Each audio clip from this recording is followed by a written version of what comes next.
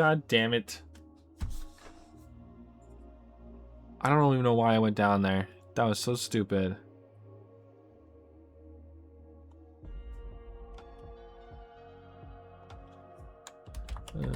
With...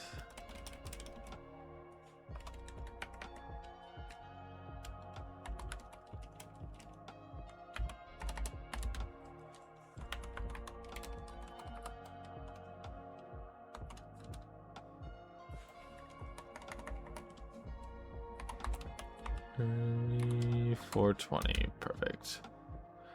You can kind of see me. I'm still bouncing around too. Sorry, I'm actually gonna mute myself right now.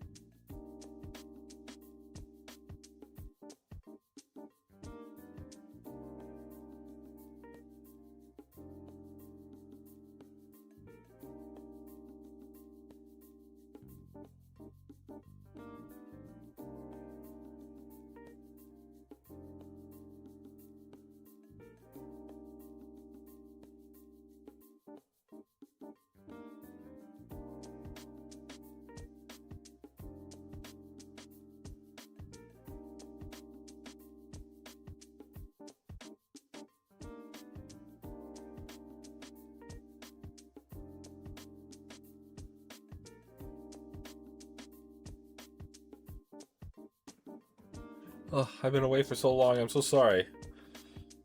Taking me a few minutes. I'm actually just popping some popcorn right now. And we'll get right back into it, baby. That's my plan anyways. That's my plan. We'll see how that goes. I think it'll go fine. I don't think it'll be an issue. So I'll be right back. I'm not gonna mute. I'm not gonna be on scan, but I'm just not gonna mute. Be right back.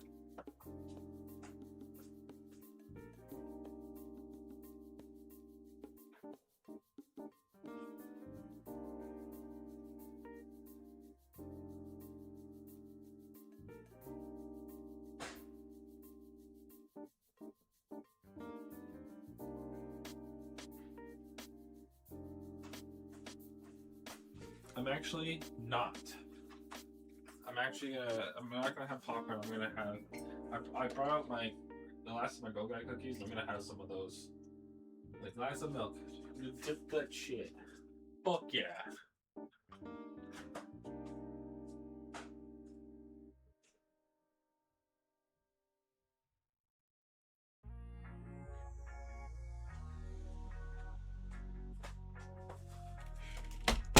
Fuck yeah. Alright. A few more things we didn't get set up.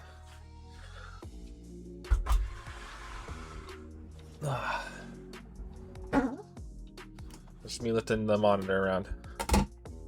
Just me moving the monitor around. Whew. God damn. Okay. Perfect. Perfect. Then we move the keyboard forward. The figure's off because they're getting knocked over. I don't want that. They probably won't get knocked over, but I just want to be careful. I'm also standing really close to you guys. How do you hear me right now? Probably very poorly, I would assume. I don't need these. I do need this. I pressed a button. I don't know what I pressed. Am I still streaming? God, I hope so. Ugh.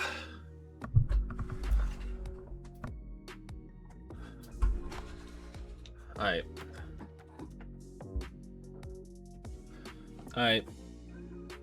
Ugh.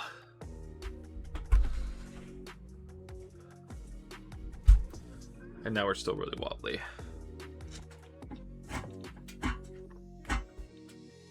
There you go. These can go up here. This can go here. I forgot something. I'm gonna go back and grab it. Sorry, it's just right behind me. It's not too far.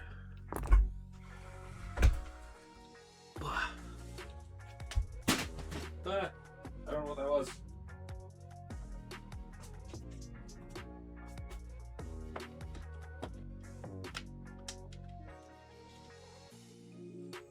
Whew.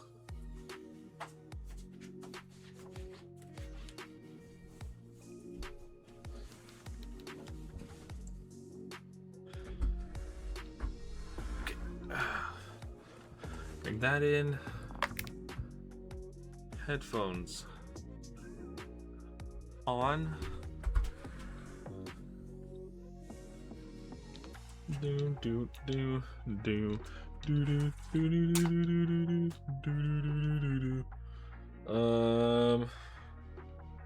You. We're working on it. God damn it. A few extra steps that go into this. Oh, it was my mouse that fell. Right? Where the hell did it fall? Oh, what's up here? Well, I have no idea what fell. It might have been a controller. It fell into a little shelf, a little metal shelf. It fell maybe like half a foot at most. Oh my god, everything's screwed up.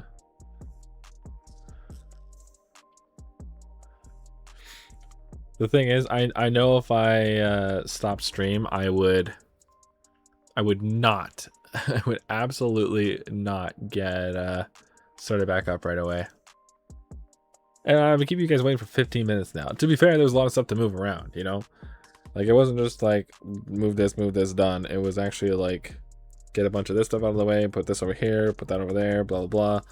There's a few different steps towards all that, you know? There you go. Plug it in. Volume down. Perfect. Perfect, perfect, perfect. Oh shit, I have this right here for me. That's great. I didn't think I did. Boom, bam.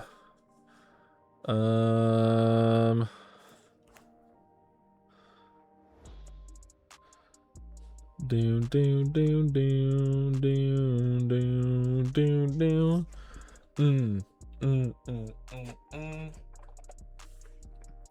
Sorry, you'll see why it's also taking me a little while to get set up. Later. Oh fuck, I don't know what happened. I pressed the wrong thing. Shit.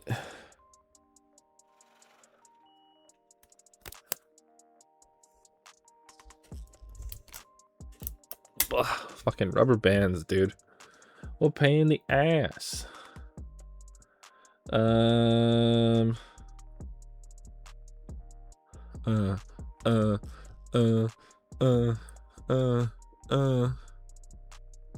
that's fucking bright. Shit.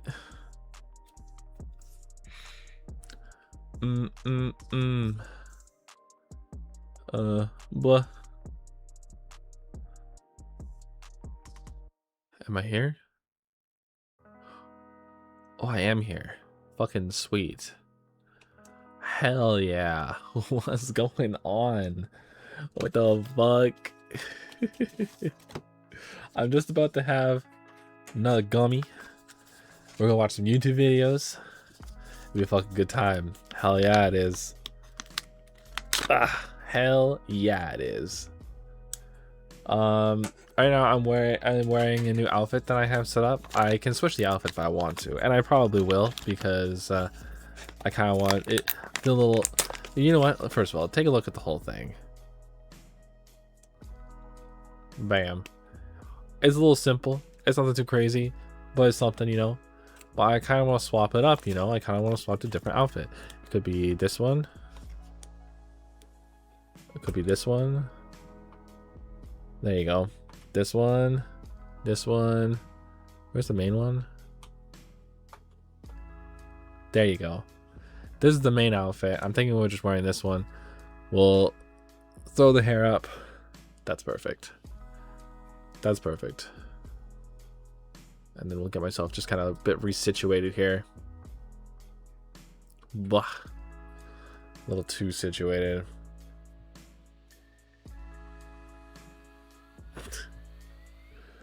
How are we moving? We moving all right? And glasses on, of course. Here, I kind of want to throw something else on too. No. No. No. No. No. Glasses. This is just alien. I don't really want to do alien. We could do elf. I don't know why we would do elf though. So whatever. We'll save it for now. I think this is fine. I think this is fine. I'm moving okay. No problems. What the fuck?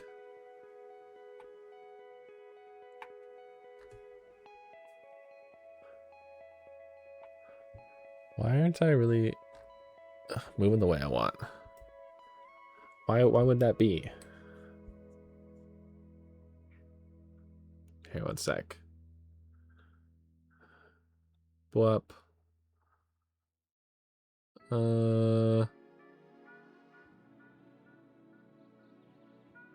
Where is the... You know, it's still set. I'm hitting the wrong buttons, that's why.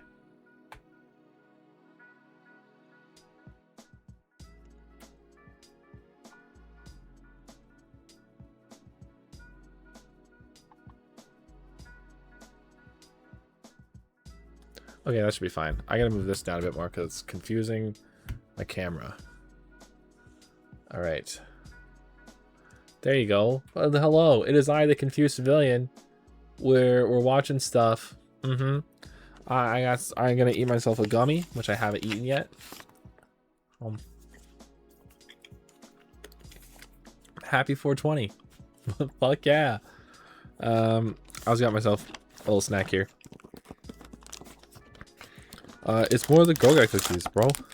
Like the Oreo ones. Those are so good. Bam.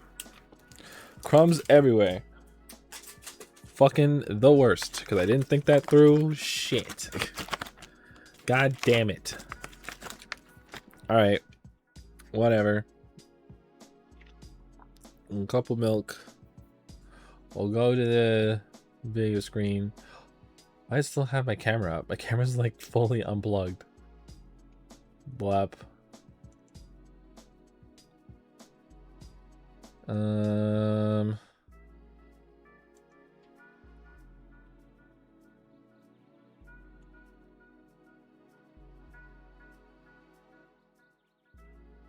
gotta take this out, that's why. Now why can't I see it?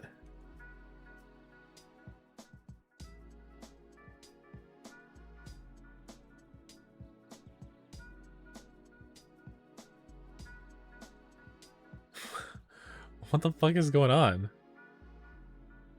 There you go. That's weird. I think it's because it literally could not capture it. That's why. Weird. And here we'll transform, reset transformation. There you go. Yeah, we'll make this big screen. Boom. Now that makes more sense.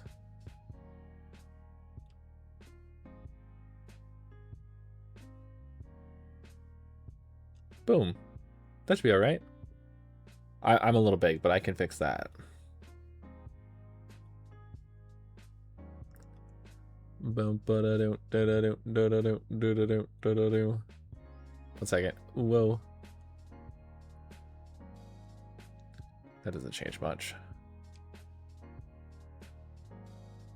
Actually, that does make it a little hard to see what I'm doing. Boom, boom, boom.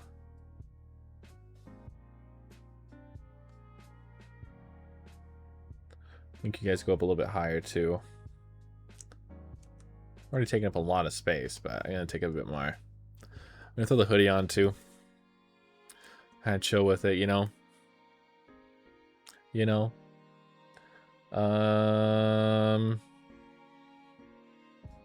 Anything else we need?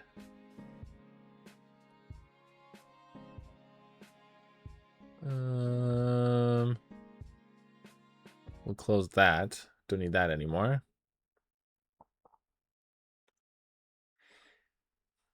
Actually, I also want to drag this down because I don't want to make any mistakes with that. Not that I think I would. Okay. Yeah, we should be all right. I'm gonna send out one notification to the Discord, letting them know the YouTube React is starting. And then we're all good.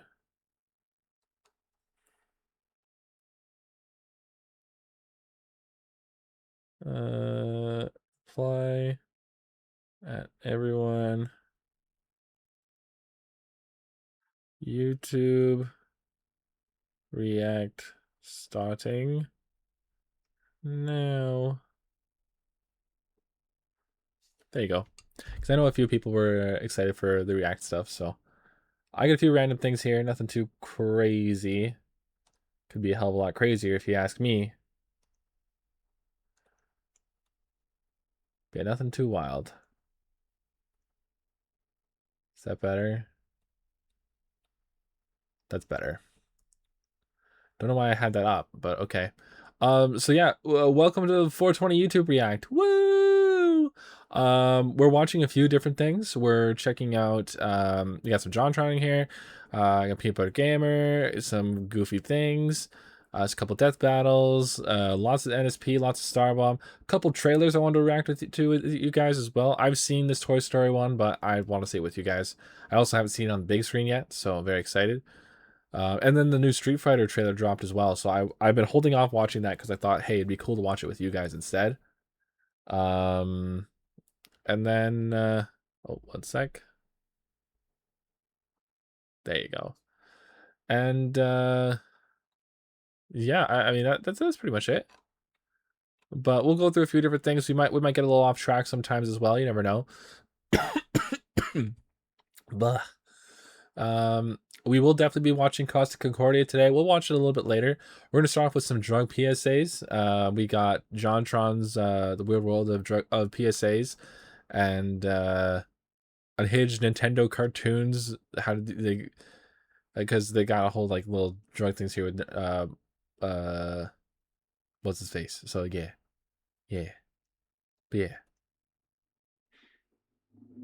Oh, we can't hear him. Oh, because I did this.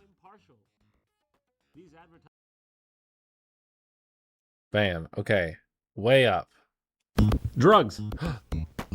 What's wrong with them? I want them. But hold on. Let's go back to the 80s and 90s. This is such a when great video, everyone dude. fucking ever was telling me not to do them. Because then maybe I'll change my mind. After all, we know how impartial these advertisements were. Marijuana, pot, grass, whatever you want to call it, is probably the most dangerous drug in the United States, and we haven't begun to find out all of the ill effects. These are just so funny. And I was just looking at some of them. And some of them are so ridiculous that I just got to give it a whirl. Let's go. Let's see. What's up? Hold on. Right off the bat, I want to eat this cookie. But also right off the bat. So, that gummy I had a couple minutes ago, that was another weed gummy. I already had one. Welcome to 420, baby. I live in Canada. And in Canada, marijuana is legal. I also have a friend that takes it medicinally that really fucking needs it. I've always been really positive and honest about my usage of marijuana. There's a whole section in my About Me section that you can check out if you're interested.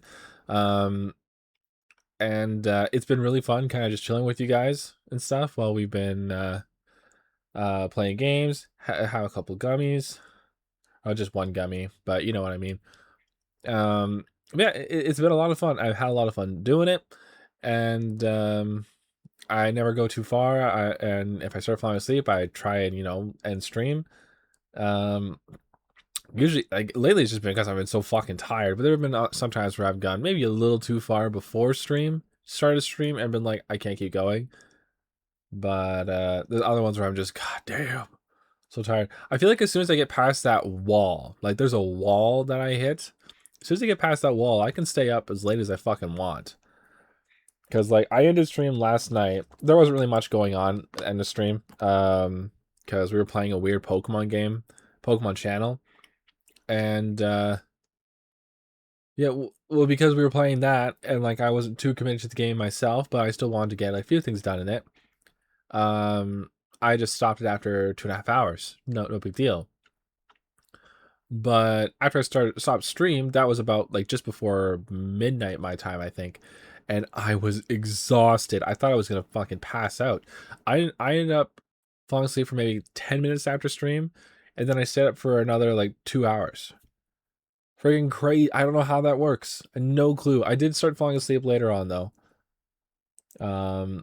But yeah, it's so fucking weird, dude. God damn. Here, I'm just gonna have another cookie. What's number one on the list here? I get angry just thinking about it makes me mad. Little kids doing drugs, it turns my stomach. Mr. T, are you bleeding? You all right? Got a Band-Aid for you? It hurts the user. It hurts his family. Okay, I'm good. Dude, the fucking chains on I just want Mr. to T check are some sense always into you. Check some crazy. sense into you kids. I'm not a kid, I'm 26. So Like, remember, goddamn. don't, or else. Okay? Okay, yeah. You make a good point. I don't like the smile. I was good up till the smile. If you're gonna hurt me, hurt me. Don't have me thinking about this 10 years later in the therapist's Dude, office. I don't know what it is with this setup for John. It just seems so casual, and I love that.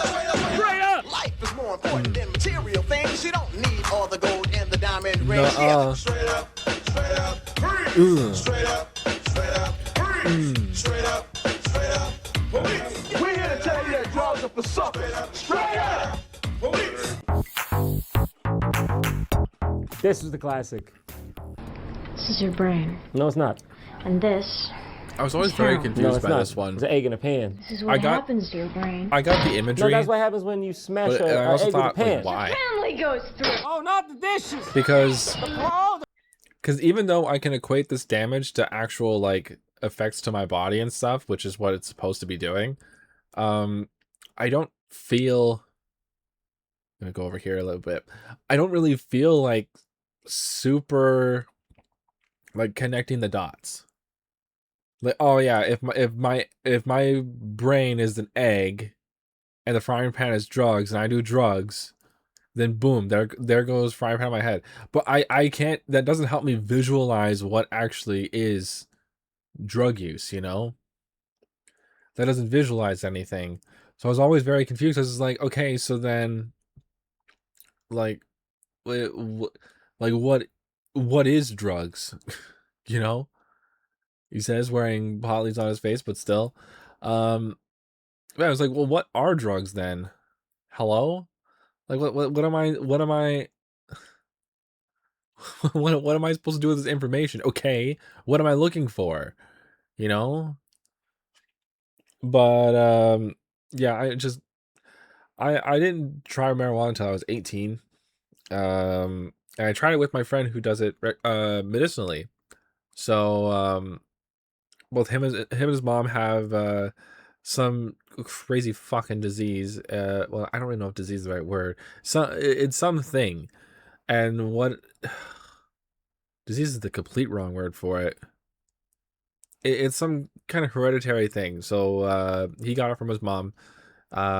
It's called Chiari, and so I don't know anything about it. It's a fucking like crazy thing, but the way my friend explained it to him was like his brain was swelling, and they took out a part of his skull in the back to help with that, and yeah, just to help with the swelling, marijuana keeps it settled down and not too crazy. Otherwise, he gets massive headaches, and his face will actually start to swell. I've seen it myself. It's scary stuff. But they grew their own stuff. Went to stay with them, and I was always interested in marijuana because I tried drinking and it was always shit. I didn't like it. I was 17 when I first tried it, but I was turning 18 in like a week. Actually, less than that, I think. I might have turned 18 during that trip. So, I don't know. But yeah, they told me all about how he works, why they take it, blah blah blah, what they make, what they do with it, and they asked me if I was interested. I said yes, and his mom made us a gigantic ass cake. Took the tiniest sliver from it, walked away, and we ate the cake. Walked to the store with his dogs. one of the dogs is a service dog. And I was walking him, and it was actually like protecting me. I was being walked by a service dog. So weird. When I realized that, it was so fucking weird. But yeah, it was a good night. We watched a bunch of movies. Stayed up super late. I don't know how. And actually, earlier in the stream with the hand cam, I showed off some Gardevoir cards. The one that has Mega Gardevoir in normal and shiny forms together. I got that card with him like during that time because we were like, dude, what the fuck do we do with our money? And we just saw some like Pokemon packs. Like, oh fuck it, whatever. Fucking whatever, it's all good. And so that was what we did. We bought those cards and we opened them, and then that's how I got that Gardevoir card. Super fucking cool. No, we're literally just starting right now, Nova. We're starting right now. We're starting with 2 videos that feature drug PSAs in them. I think they both feature the same one. Actually, maybe we'll skip that second one. We're starting with a couple of my videos, and then we're gonna jump into some of your guys's. Ah, fuck. I just dropped my cookie in my milk. And also, like, milk splashed on me, too. God damn it.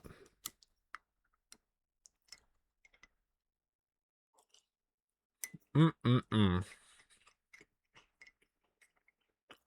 No need to worry. No need to worry.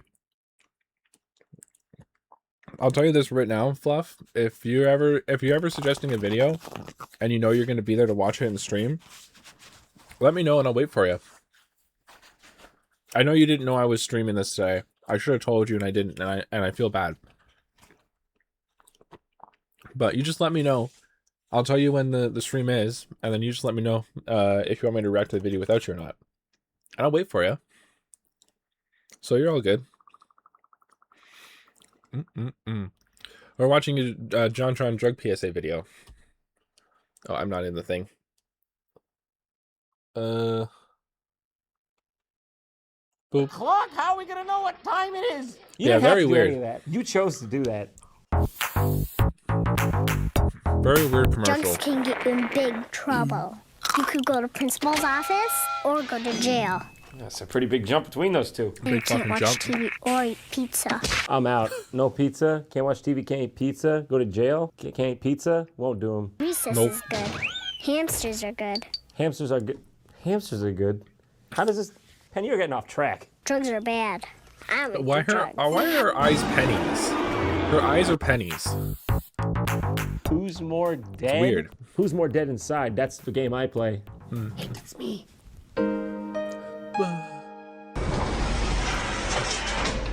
This kid died from using illegal drugs. Are you allowed to be in here? And this kid died from using prescription drugs. Who's more dead? He's gonna ask who's more dead? Which one's more dead? Damn. This is the deadest I ever seen. Just Damn. fucking walk into a graveyard. This guy died from a bullet. This guy he fell down the stairs. Which one of them is deader? You better answer this. That's not a rhetorical question. That's not a rhetorical question. You have to answer that question So, when you go into that kind of territory. That one I'm confused me mad. too. I don't think I've seen that one much. Let me introduce my man. I haven't seen that one before. And no, the way I see it, like who's more dead? Confusing. Again. I don't. What are you talking about? You're talking about drugs. Drugs are bad, right? So they're both dead. Well, what are you talking about? But one's with prescription drugs and one's with illegal drugs. But they're both dead because it doesn't matter if it's prescription or not. Having too much is not good for you. But then I feel like this just demonizes all drugs. Very weird. Very weird. You know them all. There's crawling on the ground man, looking through binoculars man. I know that guy. Sergeant, where's smoking a cigarette man? He's gone. Last night, Billy burned him with a match. I could never do that. Reject all tobacco. Take it from Terrence. You better tell somebody.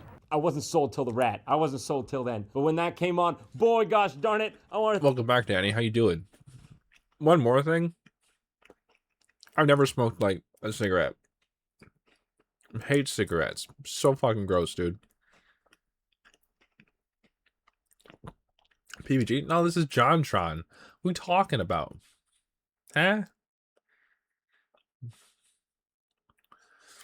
But yeah, yeah, and smoking is never... I don't understand anyone who smokes. I get when you're a kid and you don't know better, and you try smoking and you're stuck smoking. Fucking sucks. And you gotta quit. It's a pain in the ass. It's the worst. But I don't know how you start. I don't get it. Like, I understand why you don't stop, but why do you start? It would just be someone talking you into it, but like there's like no positives to it. Like, were you gonna argue that you look cool? What are the other positives besides just looking cool, which you don't, by the way? Perpetually sucking on a straw. The only people that look cool smoking are in anime, and that's it. No one else looks cool smoking. But so weird. Like, what? I don't understand how you get into that at all. It's expensive. It's not good for you. It makes you feel like shit. Why? Like, why would you do that? My mom with something when I was. I came out of the game. I was being by a fucking flashlight. They're making sure you're okay. They're making sure you're okay. They check the pupils. Did you pass out? What's going on? Stream 313. Let's go. Throw out all my marijuana leaves into the big old trash can.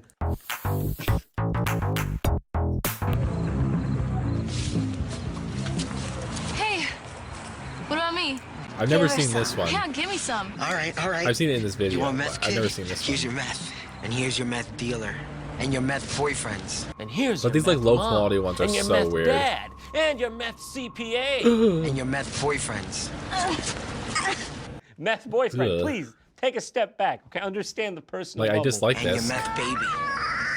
That's a massive fucking baby. I'll Oh never my get over god. meth baby.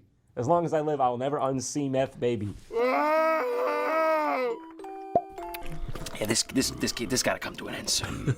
Don't forget your meth face. Yeah. I like how the meth face is more important than the meth baby. Just want to point that out. Priorities a little Yeah, that's messed up here, weird. but then again, they are on meth. It's called Smoking Dog. It can't be bad. This dog is cool as ice. Bennett, dinner! I'm smoking. That's how the dog talks. He talks like a person, just like he smokes like a person. What is going on in this? I like dogs like that. They're cute. She just gave up. She's just like defeated. He's gonna be out there smoking. He wants to kill himself. Fine. You be out there, but you stay out there, dog. Hey, I'm a dog. What's your excuse? Not all dogs. Excuse me. Hashtag not all dogs. Thanks. Some dogs these days think they can put us all into a box. Blah. Alright. Finally, the monstrosity that was Smoking Cookies is Michael gone. Jordan. McDonald's restaurants have given me this time to Oh, this one's a Why did classic. It have to be McDonald's. This one wasn't playing when I was a Gave you kid. this opportunity. It was This just is a camera older. and a background, and you're in a suit. McDonald's restaurants have given me this time to talk to you about something we both really care about. Kids. Kids and McDonald's, boys, girls, the education, children, McDonald's, Chicken McNugget. You can just about be anything you want Chicken to be. McNuggets. Listen, I love the cut. I love how I couldn't. I love this basically rambling. listen. I was already listening, Michael. I was already I'm with fixing you. myself, Don't don't worry. blow it. Don't do drugs. If you're doing it, stop it. Get some help. And definitely eat biggest Big Mac, large size, biggest one. Get a small I'm really fries, looking man. down. No harm. Just a small fries. McDonald's wants you to give yourself a chance, and so do I. And so do I. I was in Space Jam. Is it really called Ghoul? Yeah. Arguably Michael Jordan's peak. They come to my place Ghoul. for a little. Ghoul. Feel like my friends. They're good listeners. Are they ghouls? Bill here is 16. Was. Unless he's alive in there, just sleeping. One of those little Japanese sleep hotels. So join I the can't get party. myself sit right. Ghoul. Try crack.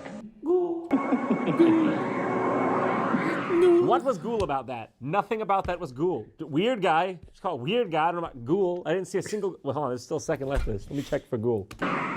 No Ghoul. No Ghoul in this. This one is false advertising. I wanted to be scared by a fucking Ghoul. Hey, you ever thought about taking drugs? Oh, I never really thought about it. I don't know what the I don't fuck. think I any of you hate these guys fucking need puppets, any dude. more drugs. Looks like you done all the drugs. They look like needed. Cabbage Patch Kids. I are. don't like Cabbage Patch Kids. But you find me when you need more. Like a mixture of Cabbage Patch don't you and wanna bite of one of Garbage these Pail. babies? Which Garbage Pail was made Just not making with fun of time. Cabbage Patch, of course, but What the fuck? ooh, Can we go back for a I second? hated that. Ugh. What exactly is the moral here? Don't buy drugs from secret monster men? A good point advertisement, thank you. I'll keep that in mind. Well, why? Why? Once again, But folks, why though? I'm out. I'm out already on this one. I can't go farther than that. I got 1/8 of a monkey turn, that's it. That's all I can handle. now Scott, I understand you just bought 15 of our surfing monkey bags. Is that Ooh. true? Yeah. Is this trying to... I feel like this makes me want to smoke That's marijuana. what weed is How much like. what did he buy, 15? That's it. That He is bought the most 15? accurate Okay, one. Let's calculate that out. The most Get out the calculator accurate. really quick. That is nothing but accurate there. $363. He saved like what's that, $10 $3 tickets to per. Disneyland? You get that much fun out of a, Well, I don't think monkey Disneyland's that much surfboard anymore. piggy bank. I think it's God way bless more. you. God bless you.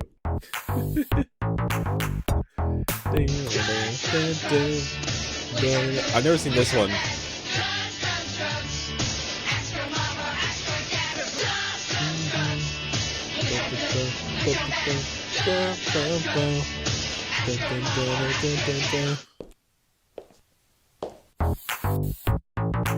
Good. Good. I didn't call myself a farter. Well, that's probably a good thing. I don't know if you want to go around doing that, calling yourself that. In my head, I was a social farter. I only farted occasionally. Why did she look like that? I'm getting uncomfortable. I don't really like this. Can we try Why is she looking at me like that? My boyfriend called me out on it. And good on him. He's taking it right where it matters. I even woke up in the morning craving a fart. Nice one, guys. Sick allegory. You slipped it right in. I can't believe how smart you were for writing that. Just change farting to smoking, and it's done. Tobacco companies lost all their that shares. doesn't help with your case Did either, it. by the way. Done it! I feel like one thing a lot of these commercials have in common is that they make, even though the message is Getting serious, fat rips. She's like, not again. even though the message, like, look at this. The message is serious, and you're Smoking, doing not these again. fucking things. What the hell is this? What the fuck is this? How is this supposed to make me not want to do drugs? This makes me wish I'm on more drugs. What the fuck is going on with this? Because I see this, and this makes light of it. It makes light of it. The last one made light of it. The one before made light of it. The ones that don't are the ones that just like, which one's more dead? But it confuses you. And I think unintentionally, the this is your brain on drugs egg cracking thing, I think that one unintentionally misinforms you about like the seriousness of drugs. I think it's a good representation of what, like, I think the message is very clear. I think it makes a lot of sense. I don't think that's the problem. I think the problem is that it doesn't equate the severity of, you know, drugs to what it does to your body. Like, this is your brain. It's an egg. This brain are drugs. And then you see on the news that this one guy was like totally fine or whatever.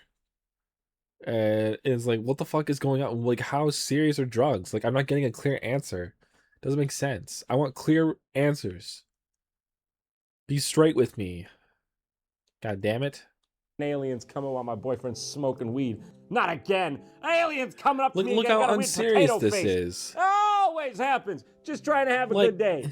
Whoa, shit, dude. That alien just stole that dude's Hey, you dick. stole his girl. That is one pimping alien. Not again. So, like...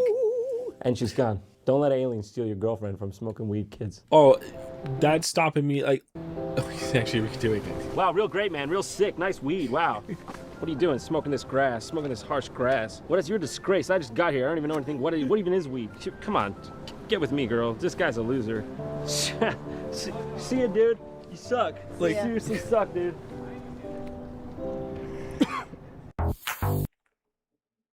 Like, what the fuck? Way to take a very serious set of circumstances and make them unserious. That's what I feel with that. I don't feel like we're taking weed seriously with the or taking drugs seriously with commercials like this. I don't think we are at all. Posted more art. Oh, you did? And I didn't see it yet? Okay, I'll switch over real quick. I'm Captain Lou Albano. Wasn't expecting that. Anyone that asks you to use drugs is not your friend. Drugs can and will kill. But Mario, you's always eating the mushrooms. Get it? Remember, don't be afraid to turn to your priest, your rabbi, your minister, your moms, your dads, your teachers, because drugs can kill. And if you do drugs, you go to hell before you die. Mario, you're scarring the kids for life here. Like you just tell me I'm gonna go to actual hell before I die? This one doesn't make light of it, but it's scary to kids, you know, and it's supposed to be. Really affected by Luigi's fatal drug addiction. But Mario, it's me, Luigi. Well, I just can't stop eating the mushrooms. You made It's such a funny show. Baldish. I'm such a very funny fucking guy.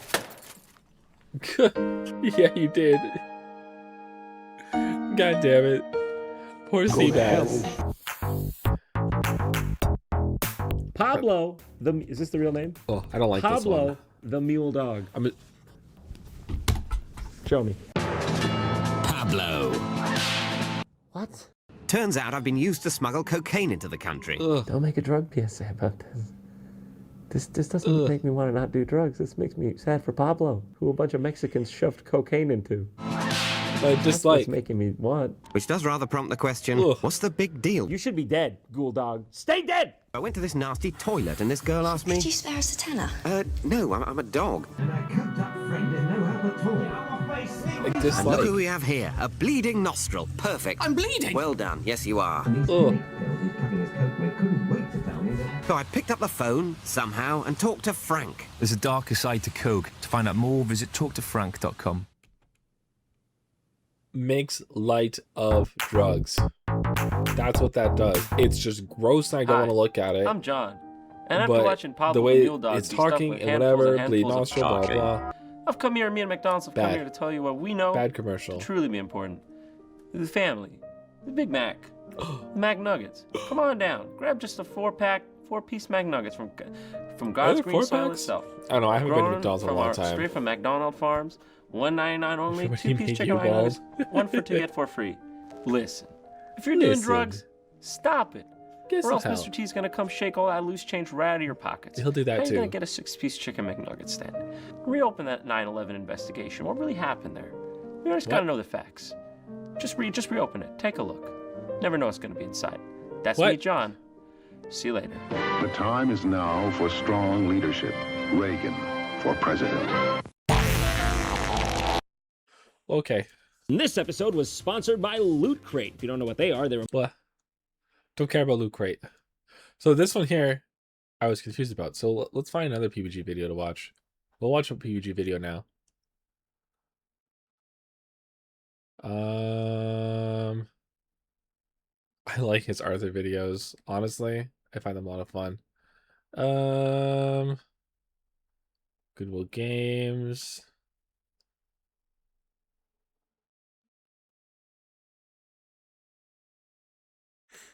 Got a few good ones we can go through.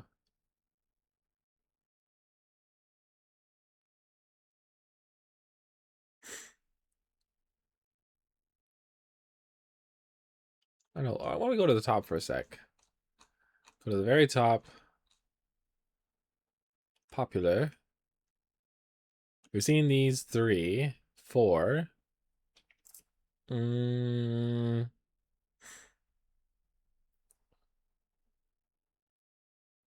You have a game recommendation for me? Hit me with it. What's going on? What are we thinking? I think I'm gonna go Zelda hacking. Ocarina of Time, baby. Oh, I've seen that one everywhere lately. Yeah. Hey everybody, I'm Peanut Butter The Gamer, Rage and game. spread the word! Shout it to the rooftops! The 4th annual Zelda month is here! It's not Zelda month. Zelda month is November. That was Ooh. pretty good. But seriously, I can't even believe that it's already the 4th Zelda month. He's so pasty. I'm getting old. Sort of. As I'm sure you all know by now, there hasn't been a new game in the main Zelda series since A Link Between Worlds, but there Whoa. has recently been a spin-off No Breath of the Zelda Wild game, yet. Hyrule Warriors. Yeah, I And know it was a Rage I will game. be playing it. But not yet. First, there are other I do like important Hyrule Warriors matters a at lot. hand, like hacking Ocarina of Time. Yes, I know, it is very vital That's a good work game. that I do here on the Peanut Butter Guy Show. What would you all do without me? So without further ado, let's ado it. Puns. How about we start off with some useful cheats? Of course, there's the basics, like having all the items, God mode, usual cheat code type stuff, but we're looking for something a bit more interesting. How about We don't walking have on subtitles. water? This seems to be a pretty common code for a lot of games, but in Ocarina of Time, it doesn't always work so great. Ooh. Sometimes Link just kind of bounces off the water, and a few different times, I can barely get him out because once he gets stuck, he moves so slowly. That's where And it in still deep takes water, forever. it's Damn. even worse. Instead of walking on the water, it just kind of flings you up into the air. But whatever, Link seems to like it. How about something that actually works? Like being able to use the Megaton Hammer as young Ooh. Link. Well, I said that it worked. I didn't say anything about it being visible. That costs extra, I guess. You gotta buy the DLC. And did you ever wonder why adult Link can't use the Deku Stick? Well, now he finally can't. He still can't. Is the game Damn. just a bit too hard for you? Well, bam! Tons of hearts! There's so many they can't even fit on the screen! And if you want a really good cheat, why not try the cheat that makes you unable to use any weapons or items? That one is a real crowd favorite. And last but certainly not least, a cheat that makes your save files unable to load. No, seriously, it erases your entire save file. Don't use that one. Oh boy, I'm really scraping the bottom of the barrel. I don't know if I could do like random like little cheats and stuff in games like that. That freaks me out too much. I've played through an emulated game a couple months ago.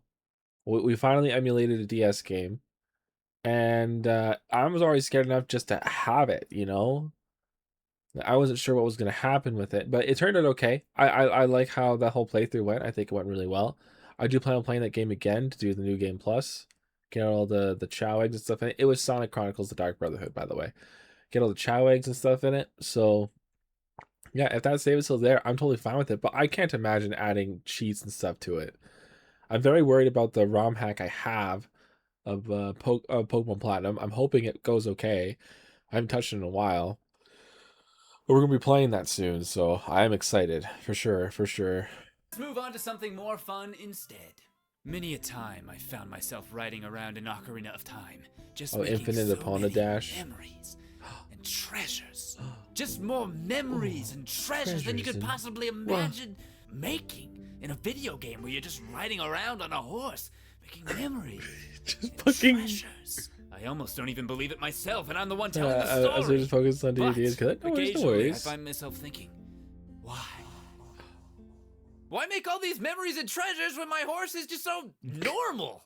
Let's fix it. There! Now Epona runs sideways. Isn't that just so much better? And if that's just not interesting enough for you, why not try this? Wow, dude, what? Holy bejeez. How do you find cheats like this? I rode and, around on her for a little bit, and that was fun. But then she just kind of disappeared and wouldn't come back. Link also rides this incredibly messed up Epona on the title screen. Now that's this amazing. is pod racing.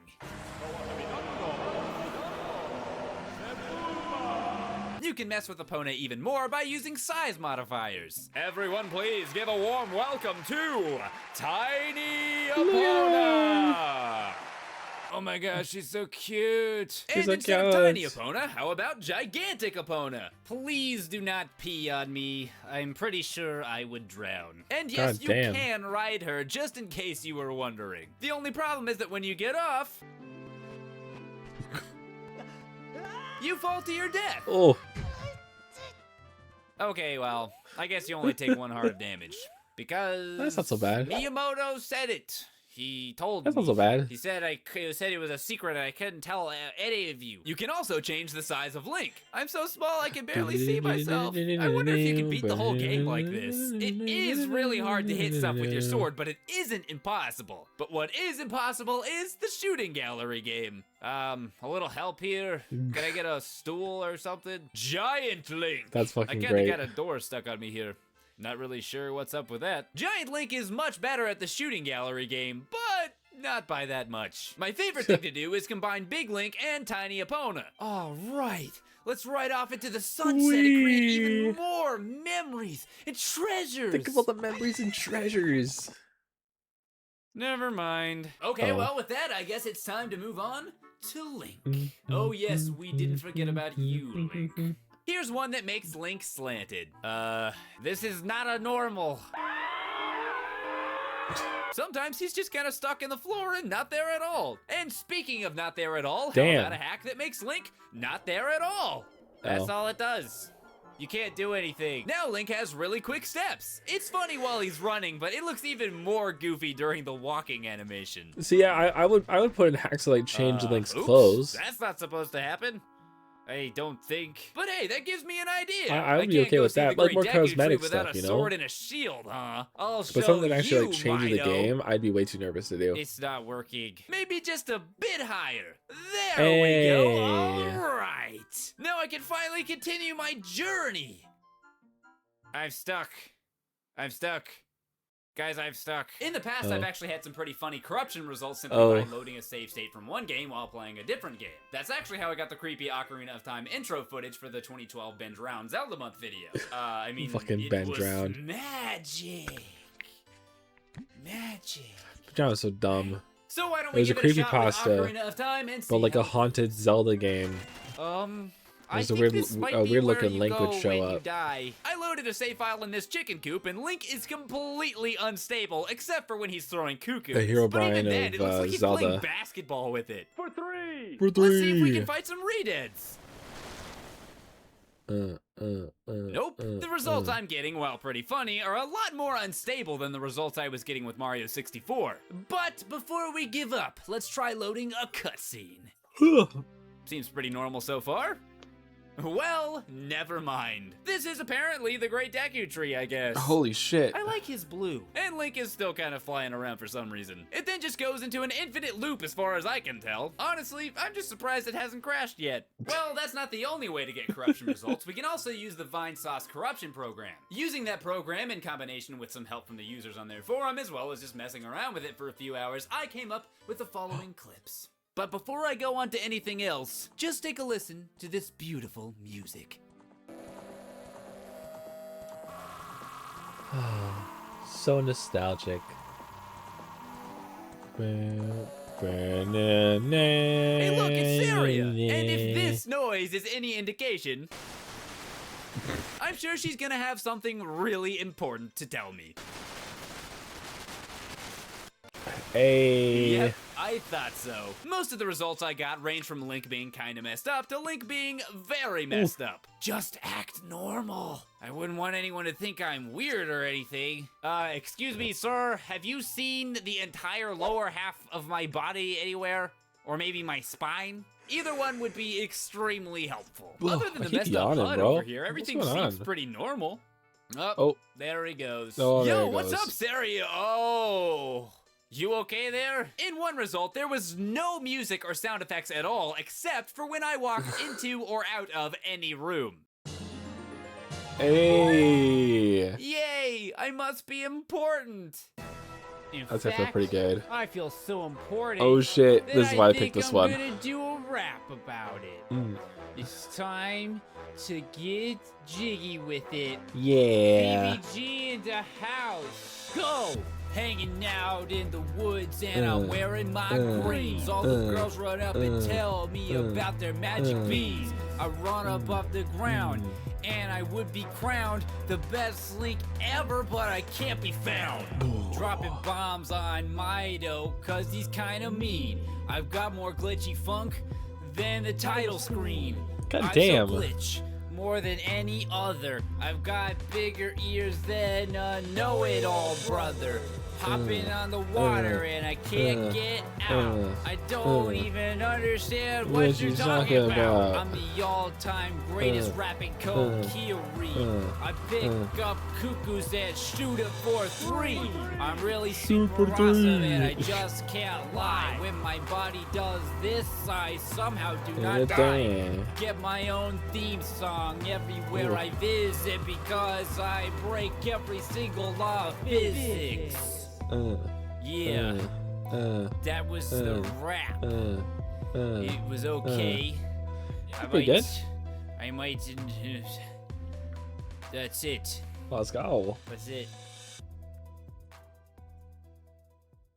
And that's about all we have time for today. After all, this is only the beginning of Zelda month, and I've got a lot more videos to do. But I actually feel like I'm only scratching the surface of what you can do with this game. I didn't even mention any of the cool patches you can add, like Minecraft Link, which actually works pretty well, or Outset Island and Ocarina of Time, both made by YouTuber Flotonic. So if this is something that interests you, I would recommend you do a little research and have some fun with it yourself. And you can get started with the links in the description. I have all my sources and things I use down there.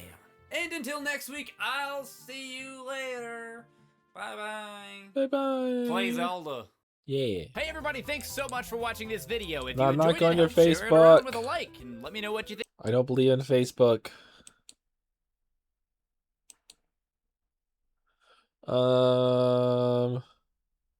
Yeah, I got a few different things here.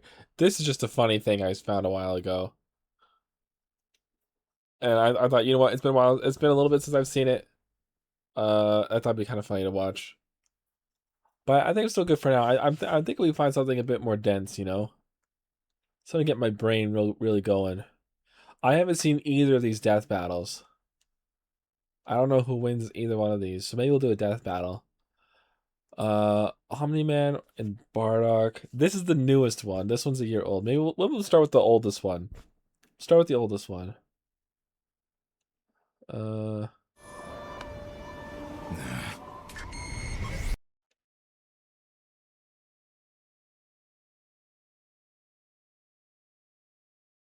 what is going on here?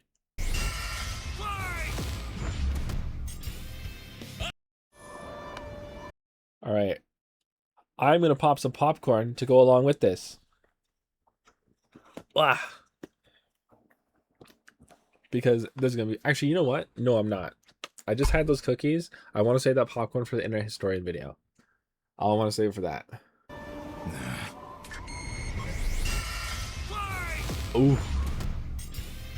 Omni-Man versus Bardock, the ostracized Viltrumite and the doomed Saiyan. He's Wiz and I'm Boomstick. And it's our job to analyze their weapons, armor, and skills to find out who would win a death battle. Omni-Man, Earth's once greatest hero.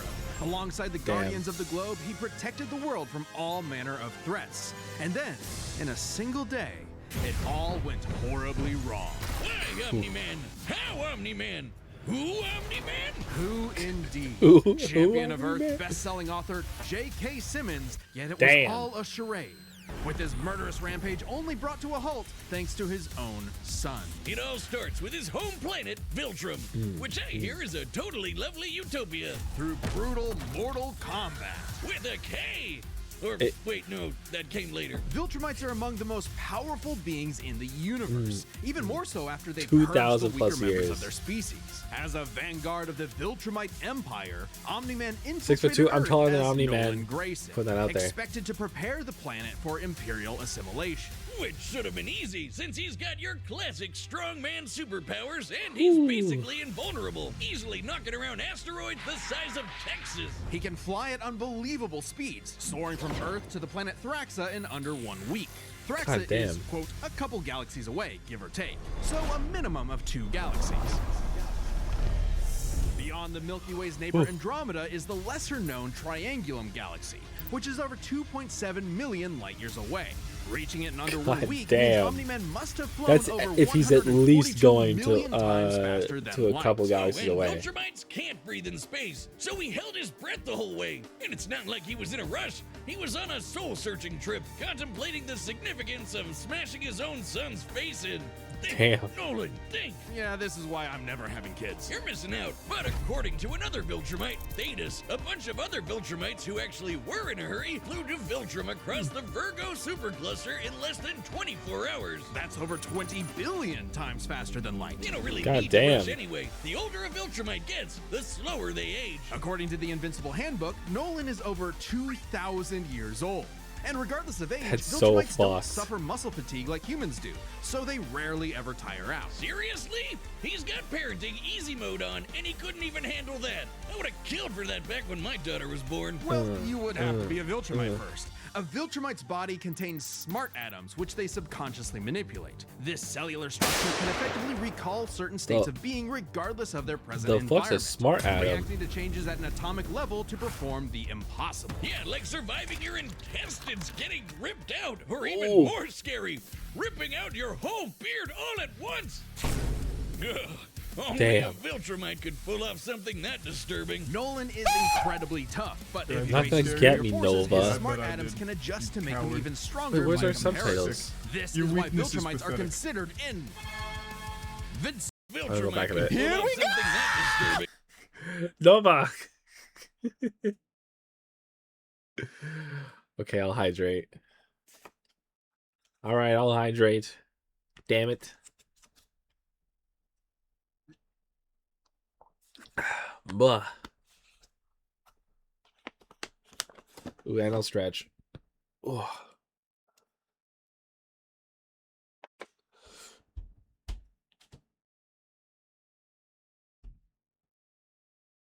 All right. Now I press play. Nolan is incredibly tough, but if he faces superior forces, his smart atoms can adjust to make him even stronger by comparison.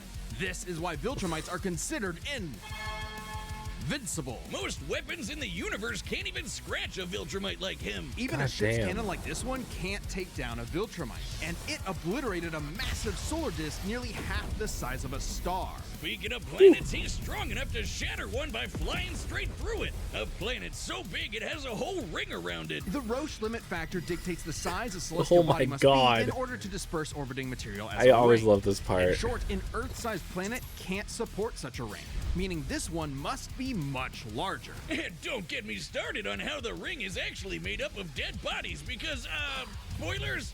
Just go read the comic. If Roche isn't doing it for you, this planet also supports 5 moons in its orbit, and even the smallest is a perfect sphere, meaning its own gravity shaped it. At minimum, a moon like that must have a diameter of 600 kilometers, Holy or 370 shit. miles. Comparing this to the planet's diameter, we can tell this world is nearly 14 times larger than Earth. Or it was before, you know, kablam. Now, Omni-Man does have his weaknesses. Monsters like Ragnar's can pierce Viltrumite flesh, and he's extremely sensitive to a specific high-pitch frequency, which can destabilize his body's equilibrium. But his real weakness turned out to be, you guessed it, fatherhood. Thanks to his son Mark, Nolan began to re-examine his perspective and his place in the universe. He settled down in a new place, got himself a new job, and even had a new kid with his new wife. Damn. Who was a bug.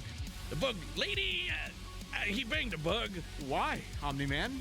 How, Omni-Man? Hey, everyone deals with parenting stress in their own way. When Nolan was lecturing to Mark about how insignificant people are, Mark wasn't the only one he was trying to convince, if you catch my drift. Oh. Nolan Grayson's real mission isn't planetary conquest or saving the innocent. It's to discover if a violent man who can break the world can also be a good father. Godspeed, Omni-Man. Damn. Damn. In the far reaches of the cosmos laid a world with a people like no See, my other, money's on born and Bardock. raised to do just one thing. The Saiyans, a proud warrior people. Like from the if planet you were Vegeta, to ruled rank by- the top 3 supers, like super like hero-esque like things, you go Kryptonian, Superman. I would say Saiyan, and then like Saiyan from Dragon Ball, and then the Viltrumites. That would be my order. I don't know if it's gonna convince me otherwise. King Vegeta. Well, narcissist punch. Exactly. Their pride blinded them to the truth of their impending doom. But perhaps one Saiyan Not the represented smartest the group. best of them, even during their waning glory days. Bardock. He's cool. He's crude. He's got a bad attitude. And if he goes apeshit, you're totally screwed. And God damn. Guess what? He's father of Goku. Oh wow, I never would have guessed. Right? Yeah. What a curveball. So what does that make Turles? Who? Ahem. Bardock was a cold-blooded killer, ruthlessly conquering planets in service to the I Saiyans' can see true the overseer, future. Lord Frieza. They didn't just conquer planets. Agile. They I wiped can out pause if every you'd living- like. I can pause if you like. Pausing is okay. That's okay.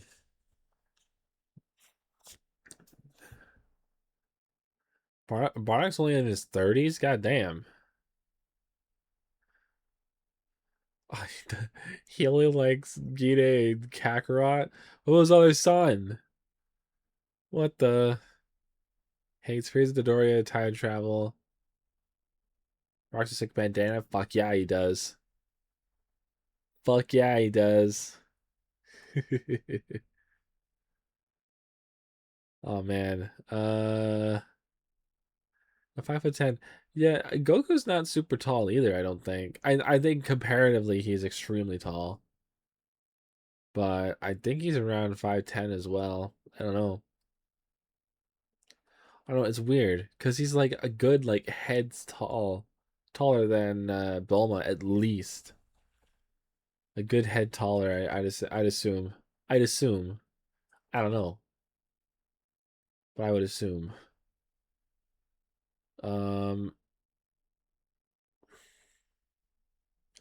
God, I probably really wants that popcorn now, but I don't want to get that popcorn now. I want to wait on that fucking popcorn. God damn it. Oh, you know what I didn't check yet, which I wanted to check? When are my boxes going to be here?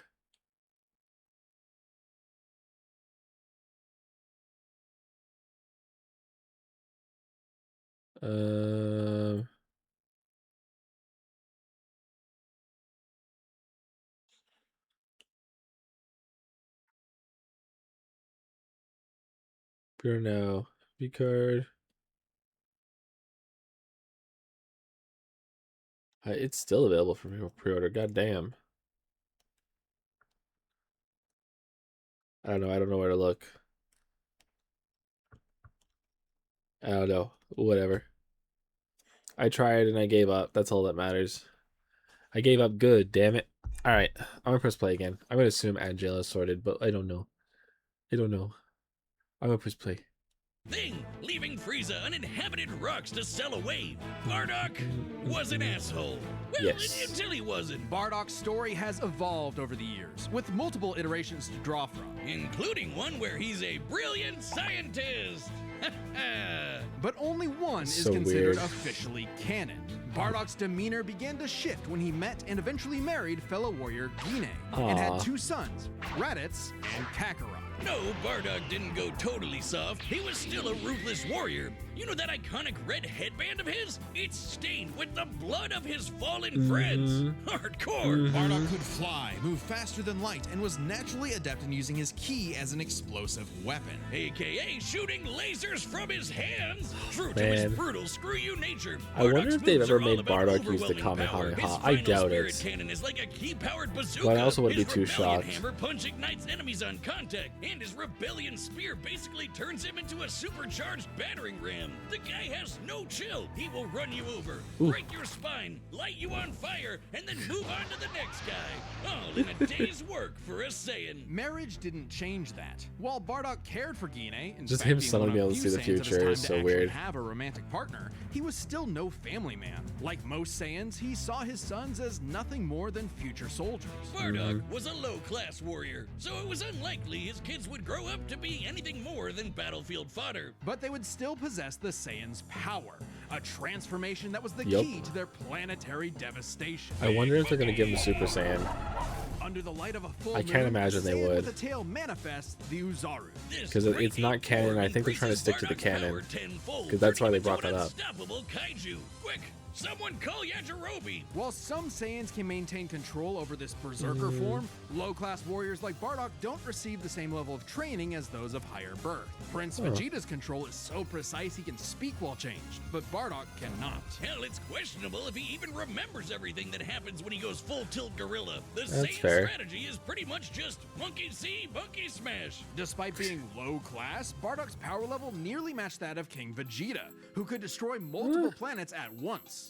At about this time, King Vegeta's power level was around 10,000. Yeah, we know power levels are Damn. kinda janky. Nobody can agree on what the number really means. Outside of his fight with Gas, Bardock doesn't really show any high-end feats in canon, but we can See, use power that's from levels to the compare him that's to from other the characters with Super similar Manga, the Dragon Ball Super Manga. It's pretty good. I do like it, but I don't know how far they're really going to go into it. I think they announced the Moro arc, but I don't know. I don't know what they're going to do. I wonder if they're just going to do seasons after Daima just got a single season, right? I wonder if they would do that. Did they just get a single season? I don't know. But if One Piece is moving to seasonal, then I would assume they would do the same with Dragon Ball again. I'd have to make that assumption. I don't think it makes sense otherwise. levels to better understand his potential. Like when his son fought Prince Vegeta. What's the scouter say about his power level? It's over 8,000. Yep. Yeah, the dub changed it to fit Vegeta's lip flaps, but we only cover the cold hard truth, damn it. According to this, That's why they movie changed it. pamphlet, I didn't know Goku's that's power why they level changed between his it. fight with Vegeta and his trip to Namek was 10,000. This lines up with that previous reading and puts him on par with Bardock. Goku's training during the trip eventually raised him to 90,000 upon arrival, but this gives us a clear window. Yeah, early in the trip, he had to dodge a bunch of incoming asteroids and blast his ship away from a star, which is Okay. impressive considering the speed involved. The planet Namek is outside Earth's quadrant of the universe, and it took his ship 6 days to make the journey. traveling a quarter of the universe's diameter would put the ship over 9.5 trillion times the speed. Is that how the ship flies? Sorry, I just. Keep up with that kind of speed to do all that other stuff. Makes sense. It is. Given That's far so weaker weird. Characters could reach the moon in a fraction of a second. Should be trivial enough for Bardock. All this speed and power. I didn't even think about how they Bardock and moved, his but that team was so assaulted weird. The planet Cereal. They went cheerio. Bardock ravaged the planet, annihilating its people, until he found two survivors, a mother and her child. Some may call it weakness, others a moment of clarity. But Bardock was suddenly reminded of his wife and recently born son. He chose to spare the two, and even pushed himself far past his limits to protect them from his own Frieza Force allies, who taunted that Frieza had dire plans for the Saiyans' future. This moment changed Bardock, making him more appreciative of his family and cautious of Frieza. When all the Saiyans were called back to Planet Vegeta for mysterious reasons, he had a hunch something was up. So before his final stand, So that happened right before he was called back. The tyrant, he sent his youngest kid away for protection. A choice that allowed his son to thrive. And hey, that's what good parents do. A choice that would have a greater significance than Bardock could ever imagine. And then Dildo Dickhead blew him all up and he died. Yep. Or did he? Bardock got killed so freaking hard he got blasted back in time. Actually, he was pulled away by these two who miscalculated and misplaced him incorrectly in the time stream. Blah, blah, blah. So is this part of canon? He survived. And when he realized what happened, Doesn't matter. He got so unbelievably pissed off, he went Super Saiyan. What? All right, this is very much an alternate universe what-if scenario, and it is jarring. But think about it. The Super Saiyan form is not achieved through training alone. It requires dedication, introspection, victory, failure, love, and loss. Frieza destroyed the Saiyans because he feared the possibility of the Super Saiyan, a Saiyan with power that could rival his own. But perhaps Bardock's transformation was more than simply a what-if. He had begun to take the very steps his son later would to achieve the form. Perhaps if Frieza had hesitated, even for a moment, his fear would have manifested before him. I mean, right then and there. Damn, pour one out they for do Bardock, have that in Dragon Ball to be FighterZ, the which is truest cool. Saiyan right at the end of it all. I know Kakarot would be proud. Yeah. Hey, shout out to God, I don't everyone really who believed in know. us during our recent crowdfunding. And I still want to say Bardock. The first ever sponsor for an independent death metal Just because I think I've seen Saiyans do bigger things, but at the same time, Omni-Man was just driving through stuff. About a fancy name. This special edition trimmer is the perfect tool for the golden era of hair grooming, where precision, luxury, and performance meet. There's limited quantities available, so you need to pick one up soon. If you're anything like me, your scruff grows all over the place way too fast. Or maybe you get that itchy scraggle Wiz has. I don't know why we're watching this. Either way, the Lawnmower 5.0 Ultra Gold comes with 2 blades for any occasion, a trimmer and a foil. And look at it, it's so slick. It's waterproof, of course, and That the is new pretty LED slick. light illuminates even Fuck, the I want to trickiest get sponsored by spots while adding a Manscaped so touch of bad. elegance to your routine. Join the So 10 million bad. men worldwide who trust Manscaped for all their grooming needs. Get the special edition Lawnmower 5.0 Manscaped, Ultra Opera and GX. while supplies last. Get Gamer 20% off subs. plus free shipping with the code DEATHBATTLE at I want them all. manscaped.com. That's 20% off plus free shipping with the code DEATHBATTLE at manscaped.com. Thanks to Manscaped Damn. for helping our fans and members support the channel. Seriously, show them some love by clicking the link below.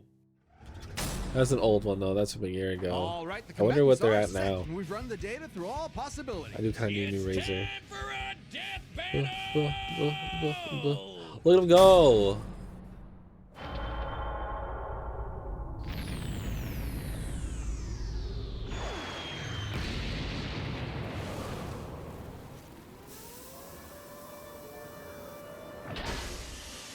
Okay, I'm so curious.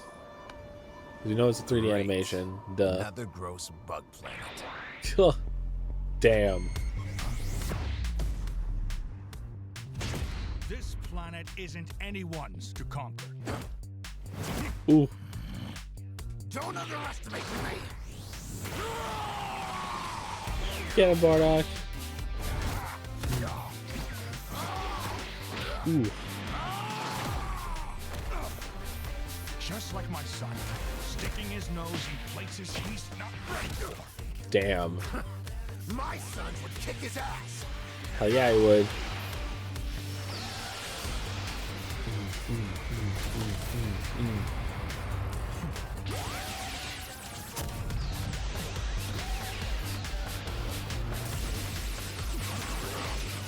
Dude, it's so fucking flashy. God damn. Ooh.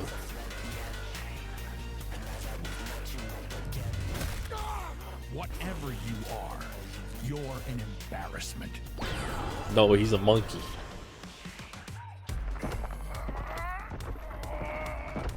Wait till you see the real power of a Saiyan. Damn. Am I supposed to be impressed?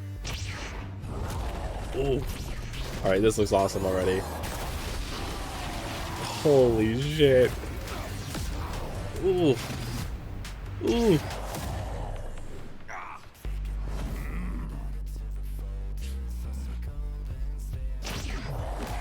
Oof. Oh, yeah, that was gonna happen. I think if they make Bardock go Super Saiyan, then he's got this. His tail just fucking came off. Shit.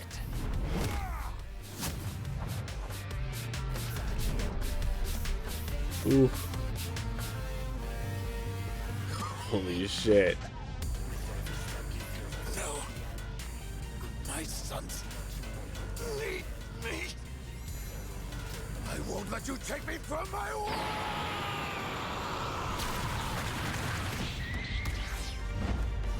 Cool. Yeah, I don't think he can take Super Saiyan Bardock. I just don't think so. Oh, but he's gonna. Fuck.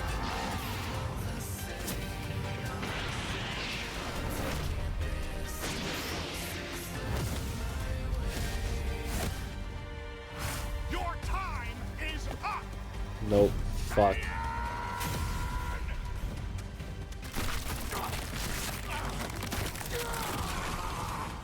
Yep. Fuck. You said Saiyan. Remember it. Fuck.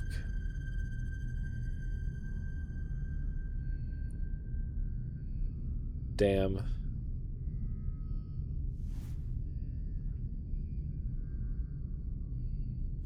Fuck. Fuck. Okay, these Gokus have got to stop picking fights with guys in capes. Pitting Saiyan against Viltrumite is fascinating. Among the many similarities, 5 specific categories stand I don't know. Starting with speed. Bardock is much faster, given his power level matched Goku dodging asteroids at 9.5 trillion times light speed, much higher than the Viltrumite's fastest speed. And on the 50 times multiplier from Super Usually Saiyan, speed it's a wins huge death difference. battles. Right, Bardock clearly has the speed advantage, but strength and durability are another story. Though it doesn't seem like it at first, Bardock scales to King Veggie, who wrecked 3 planets at once, and Omni-Man only smashed 1. But given how big that one planet was, the numbers are actually pretty similar, until we factor in the Super Saiyan boost, right? Well, there's a catch. A major plot point in Invincible involves the coalition of planets admitting that their weapons cannot hurt Viltrumites. So, when their ship's cannon obliterated this gigantic solar disk, it highlighted just how tough the Viltrumites really are. This disk completely blocked the sunlight and heat between a planet and its star. And this is Okay. no ordinary planet. Its size and density are so high that its inhabitants are as strong as Viltrumites just due to living in its natural gravity. To fully block the light to such a planet and remain in consistent orbit, the disk would need to be positioned at its L1 point, the spot that creates an uninterrupted view between sun and satellite, and the disk itself must be about half the diameter of the star in question.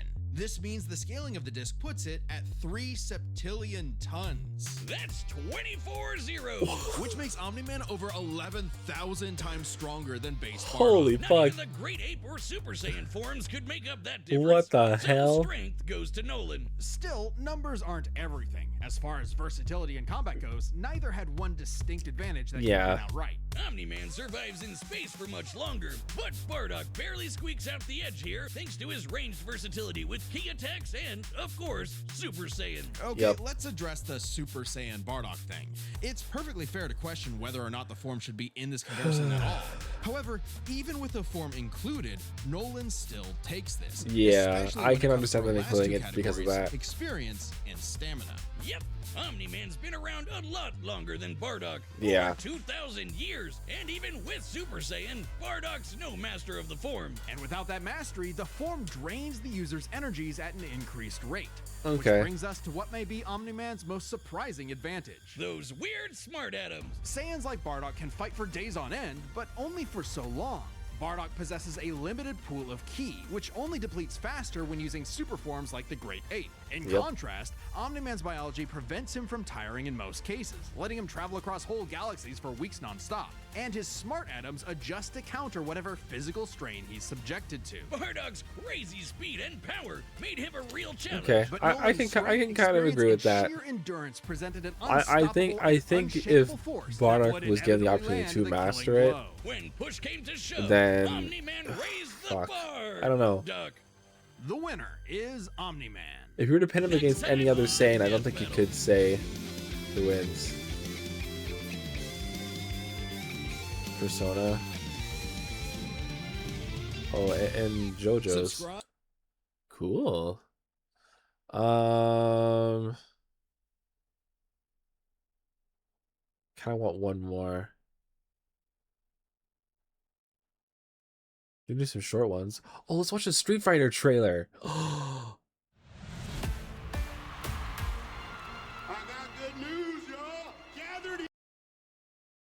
Ugh, why is it starting so blech? I got good news, y'all. Gathered here are the world's best fighters. Ooh. I won't deny it. I'm a street fighter. But only one of which will be crowned the world champion of street fighting. Ooh. You win. Perfect. Perfect. You're not a warrior anymore, you're a sideshow. What's up, MTV? I'm Ken Masters. Hey. This is your shot at redemption. Ooh. Were you gonna show? Oh my god. What the f- now is not one of combat. Ooh. Maybe it's Ken's turn to be champion.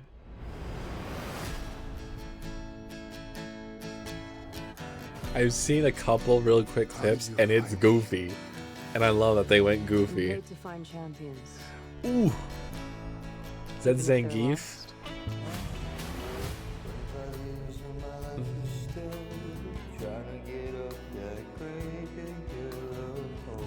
Damn.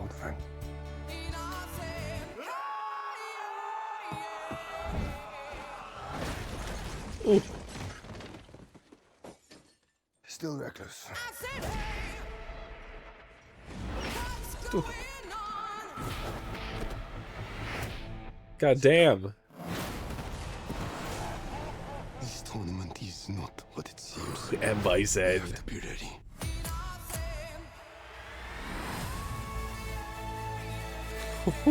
What the? Oh shit. Everyone keeps going on about your thighs. Go. I don't see what the big deal is. Bitch, please. Holy shit. Ooh. Oh, this looks so great.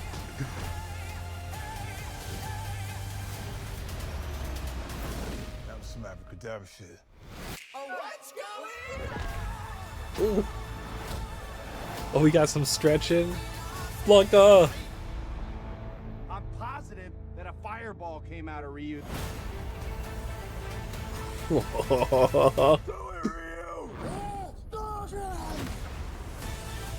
God damn. Bro, what? Bro, what? Oh, that's so cool. Oh, that's so cool. That looks super cool. Oh my god. It looks like it's gonna be really focused on Ken. I wasn't expecting that. I wasn't expecting the focus on Ken. That's pretty cool. I'm fine with that. And it looks like they're trying to turn it into some kind of like buddy thing as well, with like a buddy comedy between Ryu and Ken, and I'm cool with that too. God damn, that's so funny. I love that. I love that so much. Oh my god. Oh, we'll watch the Toy Story one next too. Do you, Forky, to Kira and Beverly to be your beloved bride? Yeehaw! I now pronounce you A husband. video next? Yeah, we can watch a video next. Knife. Oh, poison's a maid of honor. Bonnie, there's a package for you. Oh, thank you. Hi there, I'm Lilypad. Let's play. Yeah. Extinction! Not again!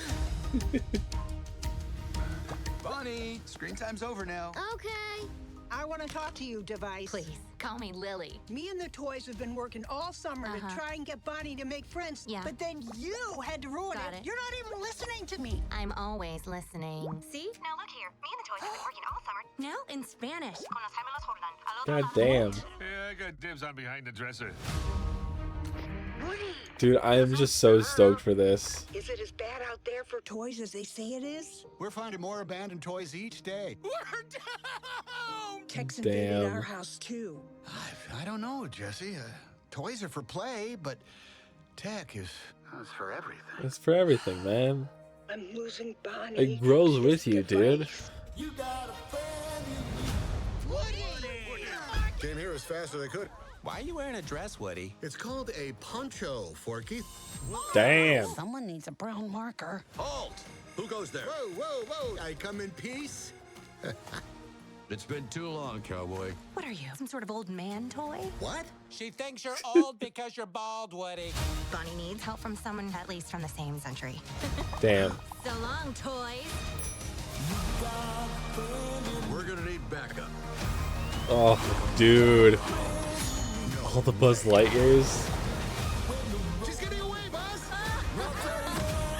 Because I think the Buzz we know is like the first Buzz Lightyear toy, so we're seeing like the newest version of him. Bonnie still needs That'd be us. so cool. Come on, Bullseye! Buzz, you stay here. I'm going with them. You don't think I can do it? No! Nice poncho. It's good to see them fighting again. It sure is. Yeah. Dude, June 19th? That's so... Oops. That's so fucking soon. Do you, Forky, to Kira and... God damn. What the... Okay, that works. News, y'all! Gathered here! I don't know why it's still playing a thing.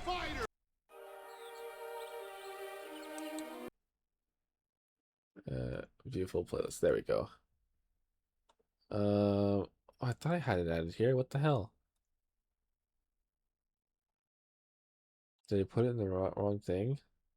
I have the Dead by Daylight song here. Must have put it in this one. Yeah, there it is.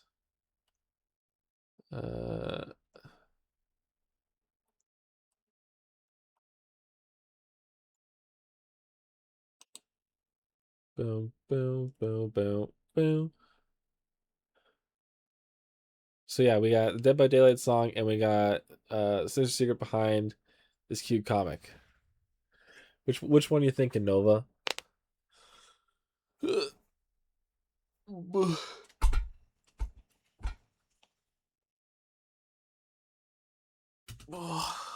God damn. Oh, sorry, I'm like really stretching, and it feels so nice. Ooh. Have Parker when I watch the other one. All right.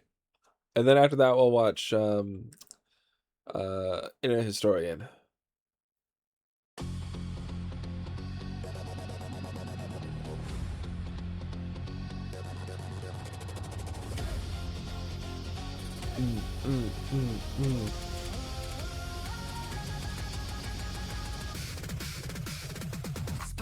like heaven till it burns your eyes. Two-way reflection, killer in disguise. Love it through the drama, creeping up behind. Scream out from the pleasure, I'ma make you mine. Ooh, damn! Oh my god!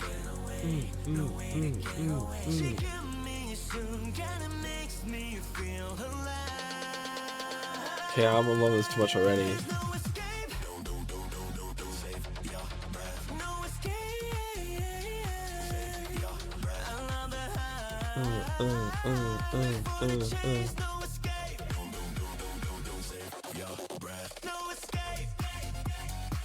Is this for Dead by Daylight? Damn, she looks so good.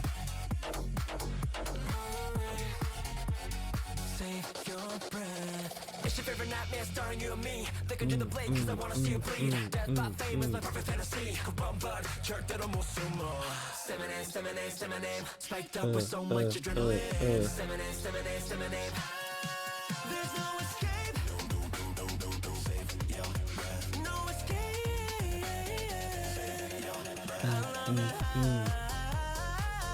For the chase, no escape. All the hooks everywhere.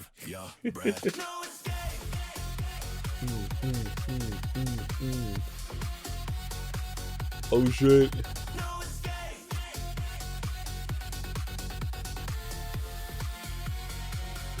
God damn. That was pretty fucking good. That was pretty fucking good. I can agree to that. I can agree to that. Alright. Yeah, now's a good time for some popcorn. God damn.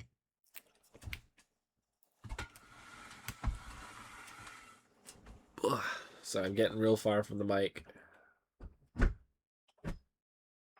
I hope this one's not gross. I hope. Because if you're telling me, oh yeah, go get some popcorn, that'll be a good idea with this video. Like, if that's the thing going on here, I'll be a little upset. I'll be a little upset. I can say that. I can say that. I think I'd be a little upset. Anyways, I'll be right back.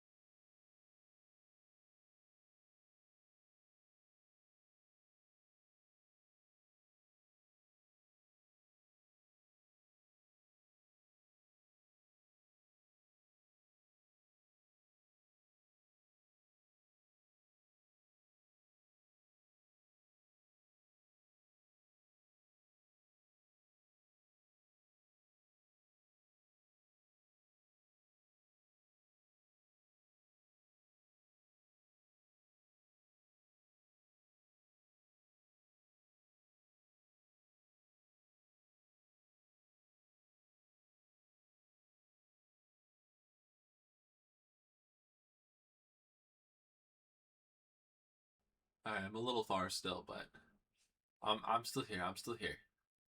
Get some popcorn. It's gotta pop first, though. It's not really reading me too well. Oh,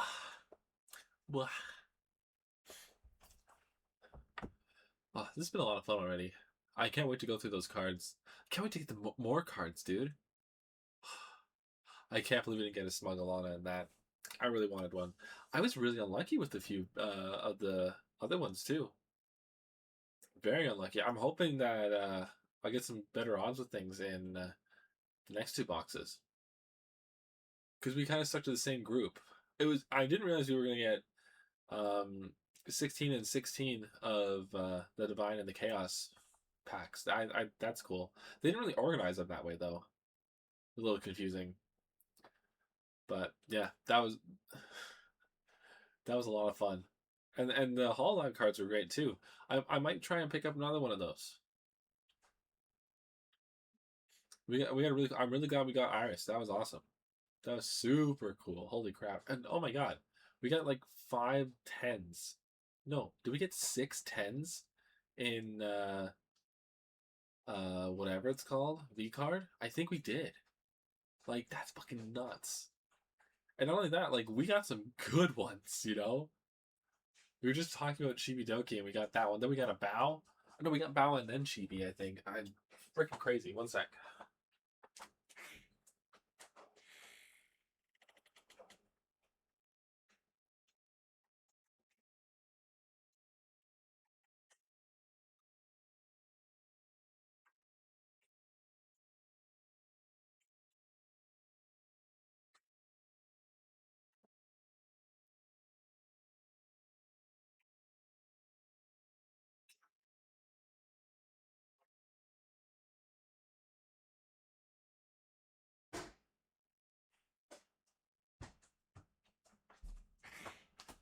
by 1 sec, I meant about 22 seconds. So I'm back now though. I'm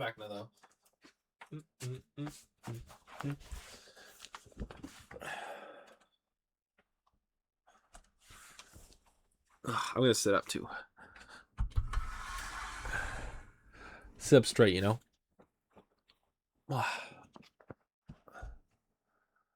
Whew.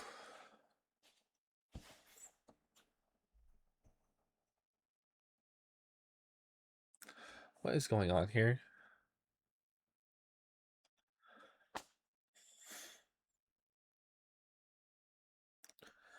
There, probably.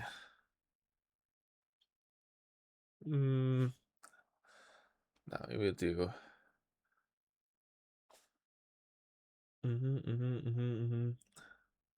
There we go. That's better. Whew. Oh, you know what? I had to put my headphones on. That's important. I should open up the thing of popcorn too. Bup, bup, bup, bup, bup. Dude, eating popcorn when it's freaking warm? Fuck.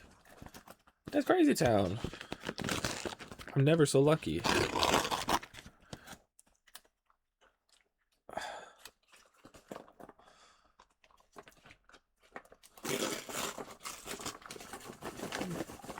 I opened this very poorly. I'm embarrassed.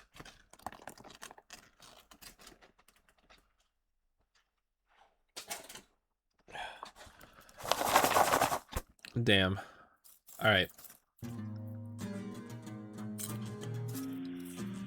Hello, Campfire friends. This is Grief speaking, and the today sinister secret I'm behind this cute covering comic, another Campfire webtoon Friends called Explained, Part Campfire 1. Friends. It might be the newest comic I've ever covered, as it just came out back in October. But since its release, I've gotten a flood of requests to cover it. At first glance, Campfire Friends is fairly unassuming. A young father is disappointed about how his life turned out, and soon finds himself inside of his favorite children's show, full of cute cartoon critters in a picture-perfect world. This might seem like a feel-good slice of life, but something is very, very wrong here. If you're a fan of Everything is Fine, then I think this is a must-read. It has that same mystery element that keeps you reading to find out what the hell is going on. There's a lot to get to, so let's not waste any more time and just get right into the comic. This is Campfire Friends Explained, Part 1. Fair person to torment to what? Episode 1. Hello, Campfire Friends. Why? An exhausted and disgruntled looking man named Chesu is 5 cups of coffee in. He's writing a project for work with no end in sight. As he groans about his suffering, the office door creaks open and his young son, Junu Yu, comes walking in with a dinosaur toy, hoping his father will play with him. The kid passive-aggressively talks to his dinosaur, saying, "Oh no, it's the cranky monster with bags under his eyes." Chesu tells him that he'll play with him later and to go somewhere else, but Junu Yu ignores him and accidentally knocks over his coffee, spilling it all over Chesu's keyboard. Enraged, the father yells at his son, accusing him of doing it on purpose. The kid doesn't seem too sorry, and his mother calls to him from the hallway. Chesu tells him to just please go to his mother, but instead the boy bursts into a dramatic fake cry, prompting Chesu's wife to storm in to see what happened. She then asks Chesu why he would yell at a poor little kid over an accident. As she does, Junu Yu sticks his tongue out at him, making it clear that this was all an act to get his father in trouble. The two leave the room, leaving Chesu to return to work after cleaning the coffee off his keyboard. He finally completes whatever he's working on when he notices a strange email from an anonymous sender. He clicks on it to find a single sentence. That's me. Reclaim your childhood innocence in a fantasy world. Below it is a QR code. Assuming it's an oddball attempt at spam, he deletes it. However, seconds later, he receives the same email again. Chesu decides he'll look into it tomorrow and powers off his computer. But before he makes it out of his office, his printer springs to life and begins to print something. A blank page with nothing but the QR code from the email. Before he has time to process this, the printer starts rapidly firing off dozens of copies of the code. Chesu attempts to turn the thing off with no luck until finally he yanks the power cord from the wall. This doesn't stop it. Instead, the printed pages are now covered in the QR code. Oh, Disturbed and curious, Chesu uses his phone to scan it, opening a link to a web page. He sits down on the couch and finds the page is a live stream of his favorite childhood show, Campfire Friends. We see a series of cartoon animals sitting around a fire, and Chesu is hit with a flood of nostalgia. This was his favorite show as a kid. enjoyed. Reading the comments on the stream, it's clear that he's not the only one watching, and many comment about how exhausting adult life is. They wish they could go back to when things were simpler. We see Chesu smile for the first time as he remembers the different characters, like his favorite, a turtle named Riplet. As he watches, he slowly drifts off to sleep, dropping his phone to the ground, which lights up with the ominous logo of Campfire Friends. By the way, you're probably wondering about the QR code. Well, if you scan it in real life, it'll simply translate to one sentence: you are not invited. Shining light hits Chesu's face, and he opens his tired eyes to a surreal sight. He's woken up in a hammock next to a campfire, and in the sky above, the Campfire Friends intro begins to play. He hears the narrator's voice echoing from the clouds. Good morning, Campfire Friends. It's time to come out of your tents. Here, we're officially introduced to the cast of cartoon characters: Berry Bear the lumberjack, Riplet the fishing tortoise, Larmy the fire starter, who kind of looks like a dragon, Fox the cooking fox, Kiwi the farming sloth, and Chestnut, who sells anything and everything. Finally, the narrator introduces another character, Chesu the assistant manager. At this point, Chesu assumes he's having a vivid dream as the characters all surround him and welcome him to Campfire Town. He just lays back down on the hammock and says he's going back to sleep. However, even after a few moments, he opens his eyes to find the characters all still staring at him, and Berry Bear asking him what his name is. Chesu introduces himself, and the narrator comes in after, saying, "Hi, Chesu," as if he's right in the middle of an episode. Chesu looks up and asks where the voice is coming from, but it seems the cartoons have no idea what he's talking about. Larmy declares they must throw a big welcoming party for him around the campfire and cook up some lamb skewers. Maybe some yummy food will turn Chesu's frown upside down. First off, Chesu will need a place to sleep, so Berry Bear offers to help him set up a tent. However, when they open his supplies, they find the steaks are missing. The bear says he'll need to buy some from Chestnut, and in the meantime, Chesu has a seat and takes in the peace and beauty of this world. It's like he's really in a cartoon. As he takes in the scenery, he spots his favorite character, Riplet, sneaking off somewhere nearby. Out of curiosity, Chesu follows the tortoise and finds him entering a cave by the beach. On top of the rocky cave, a large tree is grown, and oddly, there are people's clothes hung out on a line as if to dry. This is an interesting detail to note for later. At the mouth of the cave, Chesu hears the sounds of an ordinary lamb crying out in pain. He looks over to see the poor creature bound and crying. It's kind of a jarring image after seeing all these cute cartoon characters. Chesu suggests that they let it go, but Riplet says it's fine, this sheep is different from us. We can see it choking miserably in a pool of saliva and making horrible noises. As Riplet says, it's different because it doesn't have a personality. It's just livestock. The lamb then begins thrashing around violently, and Chesu looks closer to see that the animal is actually spelling something in the sand. His eyes go wide when he realizes what the lamb is spelling: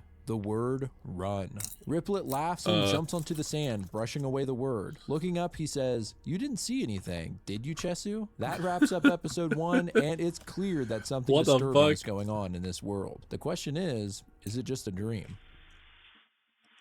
Episode 2, Chesu's Welcoming Party. Back at the camp, Berry Bear is calling for Chesu, and Riplet insists that he go back to the others. Fox suddenly enters the cave as well and starts fidgeting, but Riplet tells him it's okay, they'll get to work after Chesu leaves. Fox plops down a large sack, and Chesu is more than put off by their behavior. He looks again at the suffering lamb, and we get a shot of its pupil up close, where it resembles that of a shadowy man. I'm not sure if this is Chesu's reflection or something else happening. Either way, Chesu returns to camp and finds Berry Bear has gotten his tent mostly set up. However, he could use some help with the stakes. He can't seem to hit them straight. Chesu offers to help and holds a stake steady in the ground while Berry hammers it in. The massive bear is quite frightening as he pulls the hammer into the air and slams it down with immense strength. The problem is he hits it way too hard, almost crushing Chesu's hand and bending the nail. Berry Bear apologizes, saying he doesn't know his own strength, but Chesu is a little shook, saying he's glad this is only a dream, or that could have been bad. After this little incident, Chesu decides to put the stakes in himself, and voila,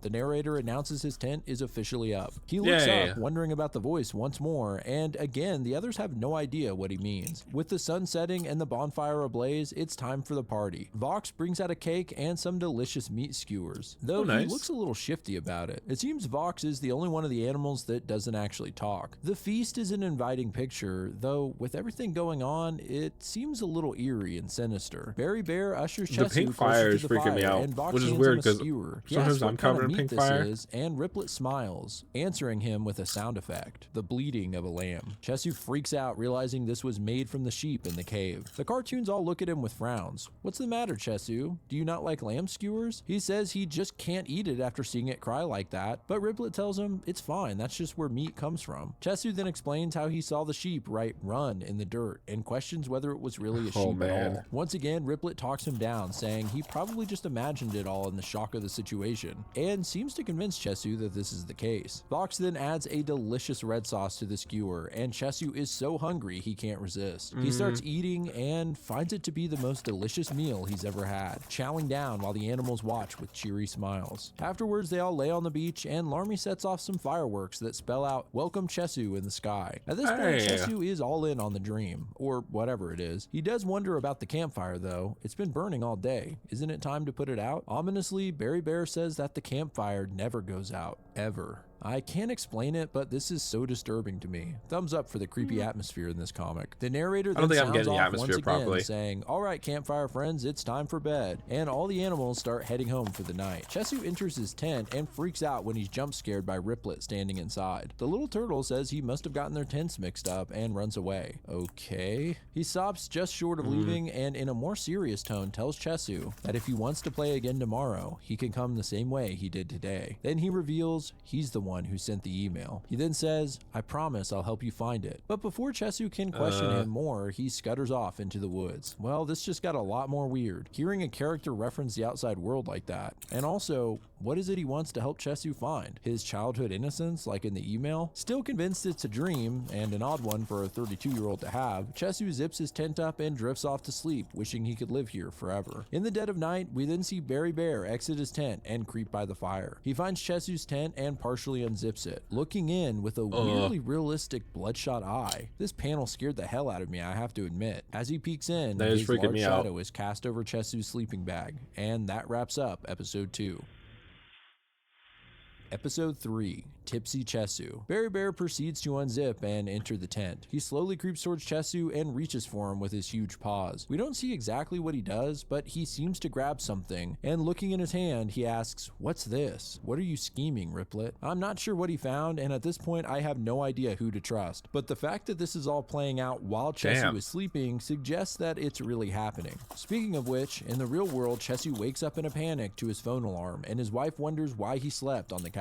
To add to his rude awakening, he finds that his head is cemented to the couch due to Junu Yu putting sticky slime in his hair overnight. He immediately yells at the kid, who runs off to his room, and with no other option, his wife pulls out some scissors to cut the slime out. Later at work, Chesu's boss is introducing a new staff member to everyone, and when they pass by Chesu's desk, they see a bald spot on his head where the slime was. His boss basically roasts him in front of the new girl, but she just says it's cute. We get a montage of the rest of the stressful day, which ends with Chesu's boss demanding he go out with him for drinks, since it's Friday. After a few too many rounds, Chesu comes bumbling home in the middle of the night and has the gall to complain about how no one is waiting to greet him. The opposite of his warm welcome from the campfire friends. Man, this guy's a real piece of work. He drunkenly walks into the bathroom and decides he'll try to fix his hair. Before he nearly cuts into his own neck, his wife finds him and snatches the scissors out of his hands. She insists he go to a barber tomorrow, but he asks if she could cut it instead. We learn her name is Miwi, and it seems she was a pretty successful hairdresser once upon a time. Chesu complains about Junu Yu putting slime in his hair in the first place, but Miwi says that the boy claims he was afraid of Chesu falling off the couch, and this was his way of securing him in place. Kinda cute, actually. Miwi says that she's also supposed to have a talk with Junu Yu's teacher tomorrow, something Chesu is wholly unaware of, and she chastises him for not knowing anything about their son. After she leaves, Chesu feels fed up with reality and wants to go back to the dream. He pulls up the QR code, and next thing we know, he wakes up in Campfire Town once again. He's immediately greeted by Riplet, who jumps into his arms. Chesu says he can't believe it worked. He thought this was all a dream. He snuggles up to Riplet, and it's clear that he's still pretty drunk, even in this world. Riplet says they should go fishing, and Chesu is right on board. At the same time, Berry Bear doesn't think it's such a good idea, noticing that something is up with Chesu. But they ignore the bear and make their way to the fishing hole. On the way, they pass Vox and Chestnut, who comment on Chesu's happy mood compared to yesterday. He pats Riplet on the head and says that he reminds him of his son. He loves Junu Yu, but honestly, he wishes he was a little more like Riplet. Yeah, if only your son was a little more like the talking turtle from a cartoon. Anyway, that face Riplet is a little... says he has to tell Chesu something. Barry Bear has been picking on him. He's always taking his stuff, and this time he really wants it back. Instead of the fishing hole, Riplet has led Chesu to Barry Bear's house and asks for a huge favor from him. Could he sneak in and get something back for him? Episode 4, Find the Flowery Chest. Riplet encourages Chesu to go inside and not come back out until he finds the item Barry took. Possibly due to being kind of drunk, Chesu doesn't question it and heads inside to help his friend. Inside, he finds dozens of barnacles hanging from the ceiling. A little weird, but whatever. He looks around and finds that the house is pretty big. We get a quick flashback to moments before when Riplet told him to find a box with flowers on it. It should be filled with all the stuff that Barry Bear took from him. Chesu starts looking through the shelves at the many stored boxes, but no luck. Finally, he looks up and spots the flower chest resting on a high shelf. Bingo. He tries in vain to reach it, but it's just too high. Meanwhile, Barry Bear is at the campsite chopping wood for the fire when Box and Chestnut show up. They mention what they saw, Chesu in the woods heading in the direction of Barry's tent. The bear asks if Riplet was with him, and it seems he's catching on to what they might be up to. Using a chair, Chesu manages to just barely grab the chest. Riplet told him the box would be locked, but don't worry about the keys, just bring him the box. However, Chesu says it would be nice to try and open it for him first. He spots a large key ring nearby and starts to grab it when suddenly a loud siren blares and a red light flashes. It turns out to be the alarm on Larmy's head, who was hiding nearby and scares the shit out of Chesu. Larmy's a little confused at the sight of Chesu. He thought he was gonna scare Barry Bear. Well, the sudden shock hits Chesu the wrong way and he pukes all over himself. Nice. Nearby, Barry Bear is stomping through the woods, making his way toward the house. Sitting on a hill as a lookout, Riplet sees Barry Bear coming his way. He panics and starts off to warn Chesu. Larmy is pretty grossed out by the vomit situation and hands Chesu a rag. He then questions him. He wasn't trying to steal from the bear, was he? Chesu just throws it back to the dragon, asking, well, what's he doing here? And Larmy says scaring people is one of his hobbies. He often hides here to scare Barry Bear, but has never managed to actually get him. He sees the flowery chest and says he's always wondered what was in there, and thinks that they should open it to find out. With the extra enthusiasm of Larmy, Chesu starts trying to open the chest. Those keys look a little weird. Through the many keys on the ring to find out which one unlocks it. Meanwhile, Riplet is running through the woods to warn Chesu of the bear's arrival. There's a kind of eerie shot of Riplet looking back to see the silhouette of the bear not far behind him. I don't trust Riplet. In the house, Chesu says they've already gone through half the keys and don't have time to keep checking. He feels like he's been here way too long. He decides it's best to just put the chest back up on the shelf, but Larmy grabs it from him and says he'll do it. He can fly, so it'll be faster. Just then, Riplet bursts through the door and tells them that Barry Bear is on his way. Chesu looks over to find that Larmy was actually just trying to open the chest still with the remaining keys. With no time, they decide to just take the box and the keys with them. Riplet looks up at the barnacles hanging from the ceiling and seems fixated. He starts counting them and then gets dizzy and falls backwards out of the house, right in front of Barry Bear, who's just arrived. He looks at the turtle and says, you look like you're in trouble. Do you need help? Riplet squirms on the ground as if he's having a seizure or something, and thanks Barry for the help, but instead of helping, the bear laughs and says, just kidding. He looks down at Riplet and with a smile says, hey, you lied to me first. Damn. Episode 5, Wee Woo Wee Woo. No, seriously, that's the episode title. In the end, Barry Bear does help Riplet up and says he was just joking. How could he not help his friend? Riplet thanks him and says that the barnacles were just making him a little dizzy. Barry picks up Riplet's fishing pole and offers it to him, but snatches it out of reach at the last second. Then asks where Chesu is. Riplet lies and says that he's definitely not in there, but Barry Bear doesn't look so sure and starts searching his house. He immediately walks over to the shelf and finds the flower chest still there. Then he glances around, clearly searching for anyone hiding. I can't believe a pink cartoon bear looking around his house is making for such an intense scene. We then see where Chesu went, as he and Larmy have squeezed into a large box. Barry Bear looks over to see that his keys are missing. Chesu looks out from the crack of the box and realizes Barry is looking for something. This is when Larmy admits he forgot to put the keys back. He holds them up absent-mindedly, making a clicking sound and alerting Barry Bear to their presence. It's an intense few panels as Chesu grabs the keys to keep them quiet, yet, but Barry isn't able to figure out where the noise came from. However, just as Chesu lets out a sigh of relief, Larmy's alarm starts sounding. Apparently, this sometimes happens when he's nervous. The shadowy bear approaches the box as Chesu tries desperately to shut the thing off. Hearing the large steps, he looks out from the crack and sees pink fur. Then the bear leans in and yanks the lid off. Surprisingly, it's empty, only full of packing peanuts. In an almost comical reveal, there are actually 3 boxes of varying sizes sitting in the room. And with cartoon logic, the bear opens the 2 wrong boxes first before finally reaching the correct one. Barry creepily calls out for Chesu like it's hide and seek, and finally he opens the box. To relieve the tension in the worst way, Larmy jumps out, yelling surprised, and for the first time, he actually shocks the bear. Chesu plays along with a forced smile. He says, "Yay, playing hide and seek with Larmy sure is fun." This is actually a pretty good cover. He asks if Barry Bear had fun too, and after a pause he says, yes, he did. Almost like he must conform to the weird children's show rules of this world. He then catches a whiff of the puke, and Chesu apologizes for the smell before quickly trying to leave. Barry stops him though and says, shouldn't you give back what's in your pocket? Caught red-handed, Chesu pulls out the keys and suggests he doesn't know how they got there. The bear doesn't look angry, but instead lets out a big sigh and says he has something to show Chesu. He pulls down the flower box and tells Chesu to go ahead and open it. A little unnerved, Chesu goes ahead and puts the last key in, opening the box, wondering what it is that Riplet wants so badly. What he is looks it? down into the Sorry, box I'm like getting and wrapped a up in shadow it. flashes over his face as his eyes widen. And that wraps up episode 5. Damn. Episode 6, It's a Fashion Show. Picking up where we left off, we finally get a look inside the box. And it's rocks. Nothing special, just rocks. Larmy is particularly disappointed at the lackluster reveal, and Chesu wonders why Riplet would want him to get this so badly. Barry Bear then bluntly tells him that Riplet is using him. He seems to know what Riplet told Chesu, that he was bullying the turtle and took his stuff. But as Chesu can see, he made it all up. He then adds that if anyone's bullying anyone, Riplet is bullying him, and he's using Chesu to do it. Barry suggests that Chesu keep his distance from the turtle. At the end of the day, he's a good friend, but he thinks Riplet is a little obsessed with Chesu. Outside, we can see Riplet fidgeting anxiously, wondering what's going on. Chesu is pretty bummed out that Riplet lied to him, and Barry Bear says they're all gonna head to Kiwi's farm later if he wants to join. Then, with a smile, he sends Chesu on his way. Riplet runs out and asks what happened to the box, and with an irritated look, Chesu informs him that it was full of rocks. Riplet says that Barry Bear must have swapped the boxes because last time it was in there.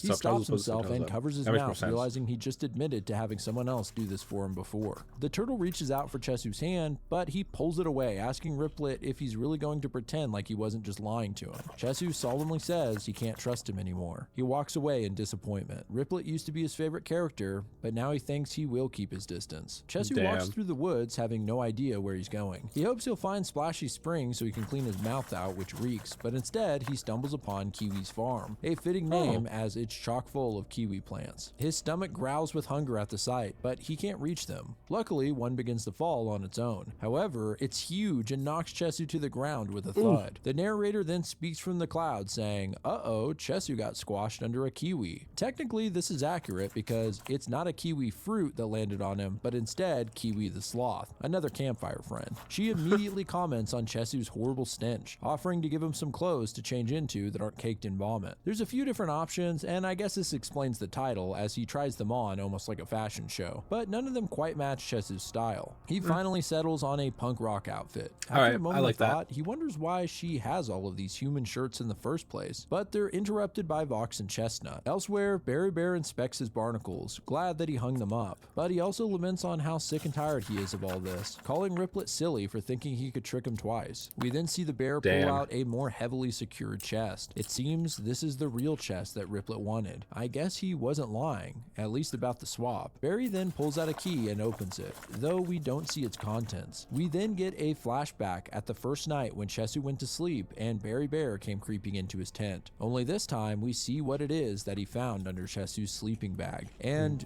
it's quite unsettling. Two small dolls of Chesu and Riplet, their small hands stitched together. The fact that he's making dolls like this is creepy enough, but there's something really off about them. They look all disturbed, like something you'd see in a Tim Burton movie. Barry Bear says he can't keep letting Riplet do this. He takes the dolls back to his house and throws them into a secret chest, which is filled with several other pairs. Whoa. So it seems that Riplet was telling the truth. Berry Bear was stealing his things, but for a good reason. Riplet is obsessed with Chesu. I also think it's worth analyzing this panel of the chest and dolls. It's all the different outfits for everybody. The other dolls are all clearly human, Every time like someone new shows Chesu, up, he gets and more obsessed. so, their clothes look awfully familiar. Yep, they're the same outfits that Chesu tried on earlier. So what happened to the other humans who wore them? Secondly, if you look at the cartoon dolls that are stitched to the humans, they're not all Riplet. They're actually different cartoon characters that don't seem to even belong to Campfire That Friends. is true. Like a clown, a gingerbread man, and a worm. And that's I just hate the all ones of we this. see. So who are the Campfire Friends really? And how many other humans have they brought to this world? More importantly,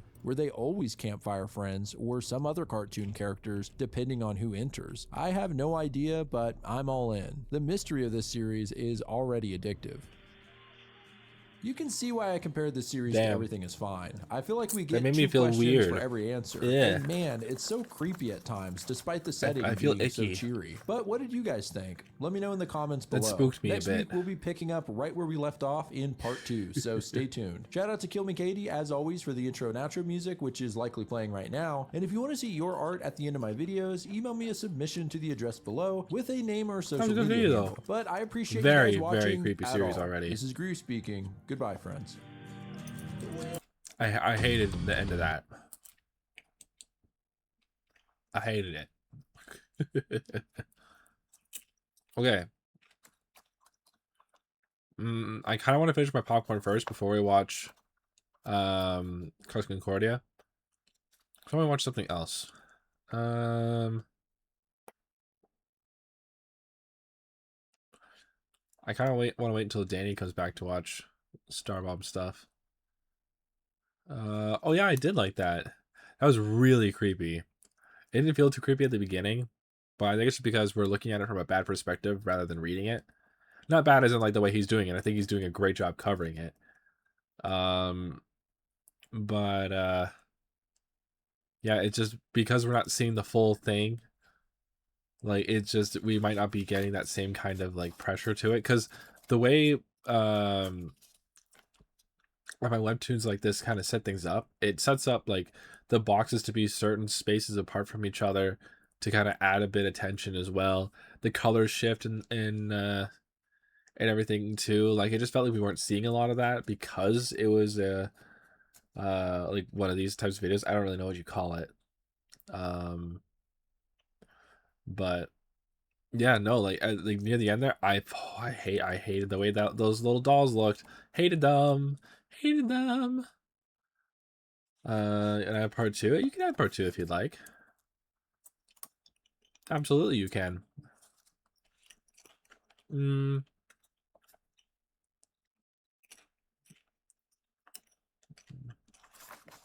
I don't remember if we watched Pokemon Platinum together. I don't remember. Let's watch Super Guy. This is funny. I'm confused, Kent. See, I've lived in Metropolis most of my life, and I can't figure out how some yokel from Smallville is suddenly getting every hot story in town. Lois, there's something important I want to tell you. Back at the store, I tucked my boner into the waistband of my pants, and now it's sitting weird. Gross. You're a sick man, Kent. What a sick man.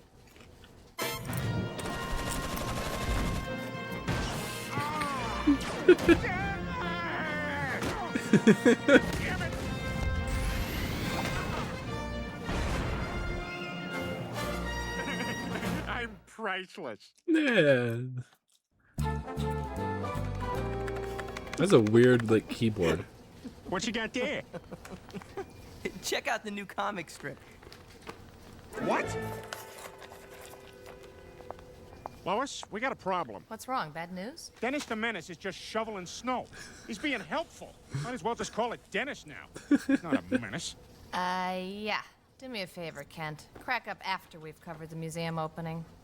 Like it somehow fits so well. Which is why the Lex Luthor Museum is such a boon to the city's populace. You know, I still don't understand what he does for a living. I want to know everyone who goes in or out. I see you. If you excuse us. Like, how does it work so well? I have a deal to offer you.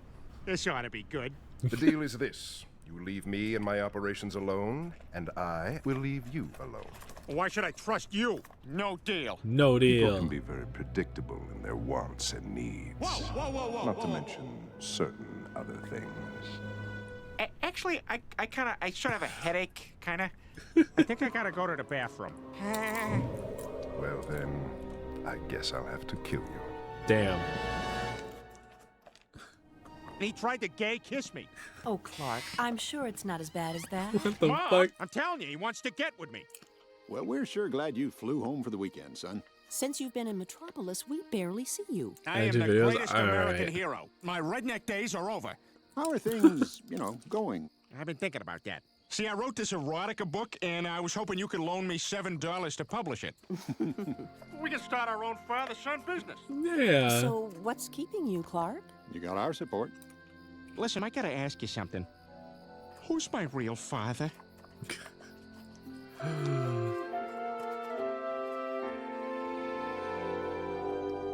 Have fun raising my bastard. Like, what the fuck? Why is this so perfect? Everything just fits so perfectly together. This is amazing.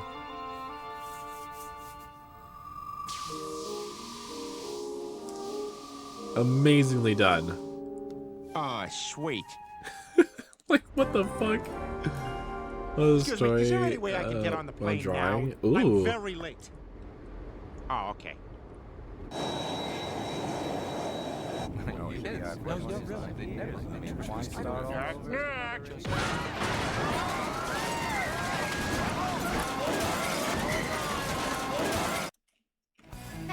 Damn. Come on, baby, come to mama. Oh, sweet, it's some kind of lab. Hey, maybe it has one of those things that goes... Because that's important for science. That is important Well, for science. what do you know? The Boy Scout brought protection. I didn't want to have to tie you up. Want to make sparks fly? You know, You're if I s- wasn't so you're gonna send me sure you were a creepypastas? lesbian, I'd God say damn you were it. coming on to me. You stupid sleaze! I'm pure electricity. My mistake. What? Who's there? Huh? Wait, what's going on? Please save me, Superman. Oh, you okay? You bleeding? What the hell? Oh my god. Having Homer's voice is so perfect for Bizarro. Out of my way, roadhog! Wow, Gilbert Gottfried. What are you doing here? I thought you were dead.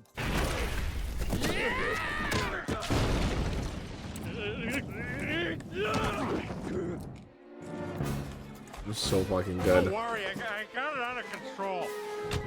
Go, crappy car, go! Go, crappy car, go! Yeah! Ooh. Are you all right? You know, you could probably just buff that out. Yeah, the insurance company will love this. You know, there's no reason to get the insurance companies involved. I kind of want to kill somebody else now. And What the now fuck? we are proud to present this classic sculpture by it's- one of the world's most noted artists, Ah, geez, not him again. It's uncanny. Rodin's Thinker. That's him! Hey, McGurk, finish your business and let's get going. It's very early. I don't understand. I don't usually wake up this early. What the?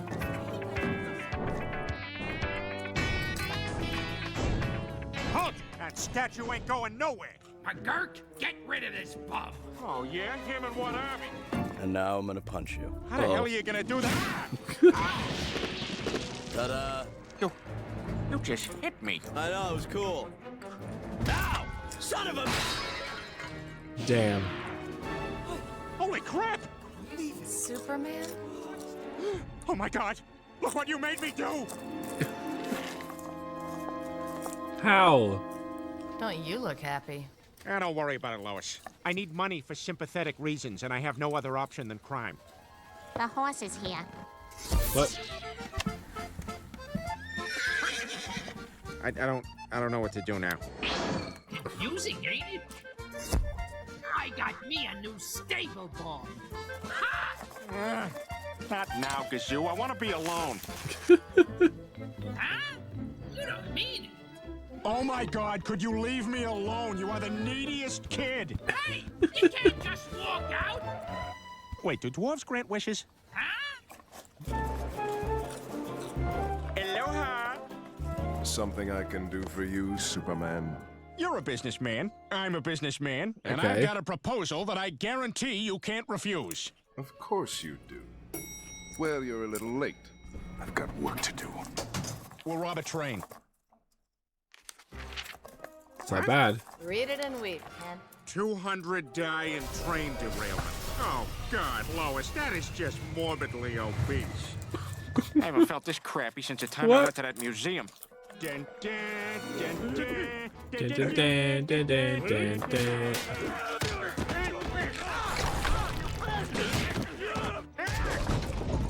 Oh my god. Ah, the bones in my nose! What are you doing? All right, just take it easy. Just take it easy, man. Everything's cool. You.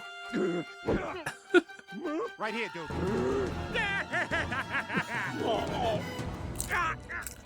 Oh, son of a whore! Give me some milk. What the fuck? Ladies and gentlemen, I give you the Lex Luthor Museum of... Oh, Jesus, hangover's killing me. Oh, God. I hate you. You're a bad man, and you made me cry. Get a security crew down here now. Yeah, What I'm the a little fuck? nervous, though. I'm not sure what to talk about. You're kind, intelligent. You shouldn't be afraid to tell a girl what's on your mind. Okay, so here's what I'm thinking. Why do women have boobs? Uh-oh. So you got something to look at while you're talking to them. I'm sorry, that came out wrong. Oh, what the fuck?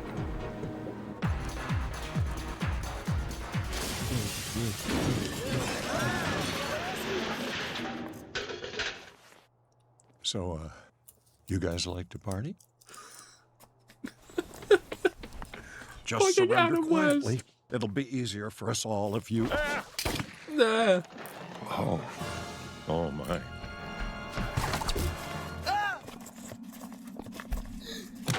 Sorry. I thought you were the district attorney. The important thing is you learned your lesson. Batman, what do you think you're doing? I gotcha. Uh-oh. What?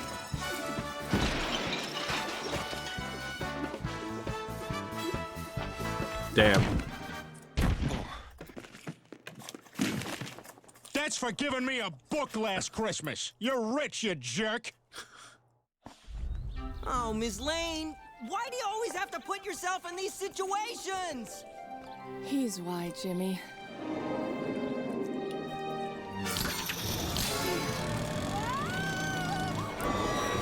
I thought the video was only supposed to be like 10 minutes, but it You feels like okay? it's forever. Don't you worry, sad little girl. You always catch me when I fall, Superman. Besides, how else am I supposed to get to know you better? Lois, I'm gay. Damn. Ooh. That spooked me. We're not watching this one. Damn. Like that is so fucking great, man. I can't believe they did that. They're trying to really, really good.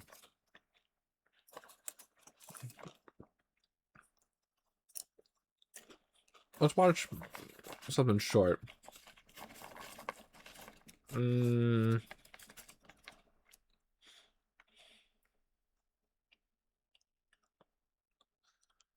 watch Jane Animation's video. I love this game. I want to play this game on stream at some point. This is Pokemon I just played Ranger. one of the best Pokemon games ever, and I'm here to tell you all about it. I'm a huge Pokemon fan. Ruby was one of the first video games I remember owning, and I've decided to devote the rest of my life and soul to the franchise. And by that, I mean I'll play the new games when they come out. Do I have to like them? Meh. Frankly, I think the past few recent ones have been kind of garbage. But that won't stop me from getting my hopes up thinking the next game will be different, even though deep down, we all know I like it Sword and won't be. Shield. But Pokemon does have a few side games you might have heard of, like Pokemon Mystery Dungeon, or Pokemon Stadium, or that weird geometric one. But there's one I know that one. franchise that I feel like doesn't get talked about nearly as much as it deserves, and that's Pokemon Ranger. I had the Dude. original Pokemon Ranger game as a kid. So, Pokemon Ranger is the fucking best because there's a mission in the first Pokemon Ranger game that will always get you the Manaphy egg for Pokemon Platinum. So, yeah, like first of all, the game is great. It's awesome. Second of all, fucking Manaphy egg. Fuck yeah, give me another one. Give me another one. Give me another one. Give me another one. Give me another one. Hell yeah. Like that is so fucking cool. Damn. Sorry, I'm just so cool. The fact that you can still do that. You need 2 DSs and the 2 games, but you can still do that. It's freaking great. That and I think there's a couple others that you can do. Maybe. I don't think so.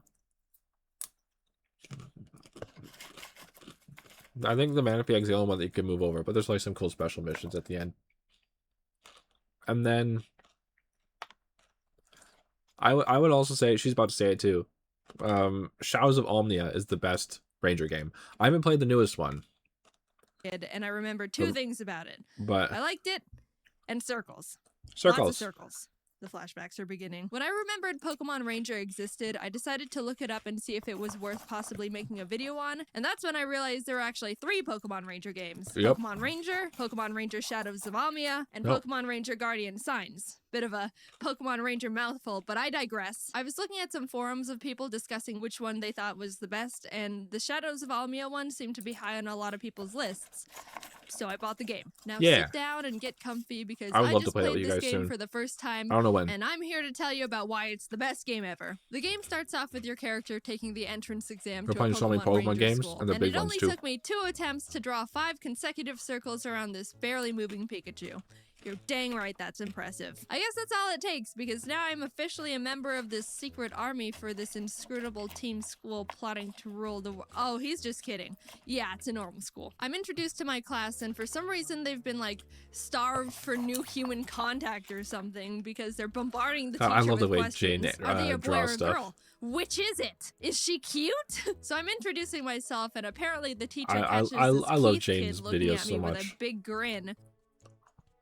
Anyway, you go sit next to Keith. Oh, okay, just plop me right next to him. Yeah, I don't mind or anything. Thanks, Teach. Anyway, you get a tour of the school from this girl with me, meeting the other teacher, Mr. Kincaid, who's apparently a stickler for making sure kids don't run in the hall, and this kid, Damn. Isaac, that Rhythmy called Mushroom Hair.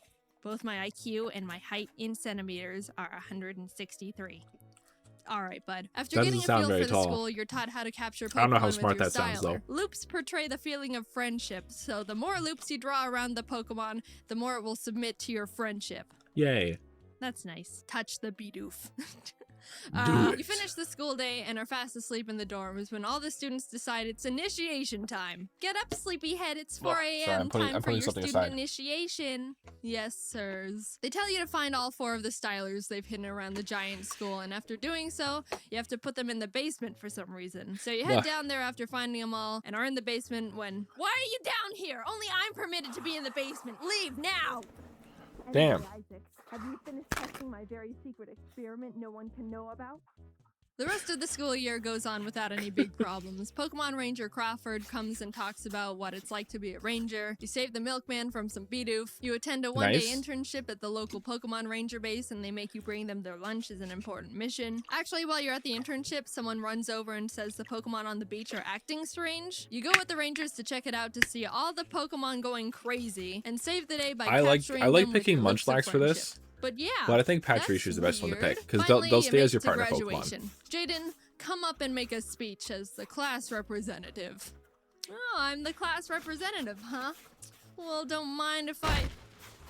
So after saving everyone from a very strange rampage of Tangrowth, you start working at the Pokemon Ranger base you turned out. Oh my There's a god, you see callback to so more many cool Pokemon in acting this game. strange down in a nearby cave, so your first mission is to investigate what's going on. In the cave, you stumble upon this weird missile-looking machine that seems to be what's hypnotizing the Pokemon in its vicinity and making them go crazy.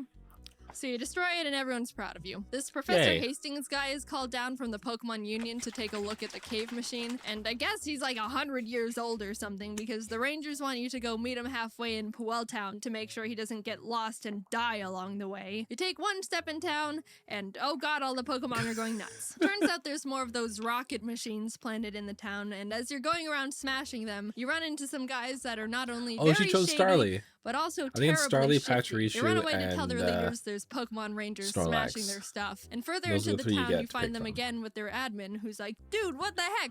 What do you have Starly's against our pretty good. Giga Remos, you vandals? Treat things with respect. And then attacks me with Rattata and a Toxicroak. Damn. Not gonna lie, their battle music kind of bangs though. Oh yeah.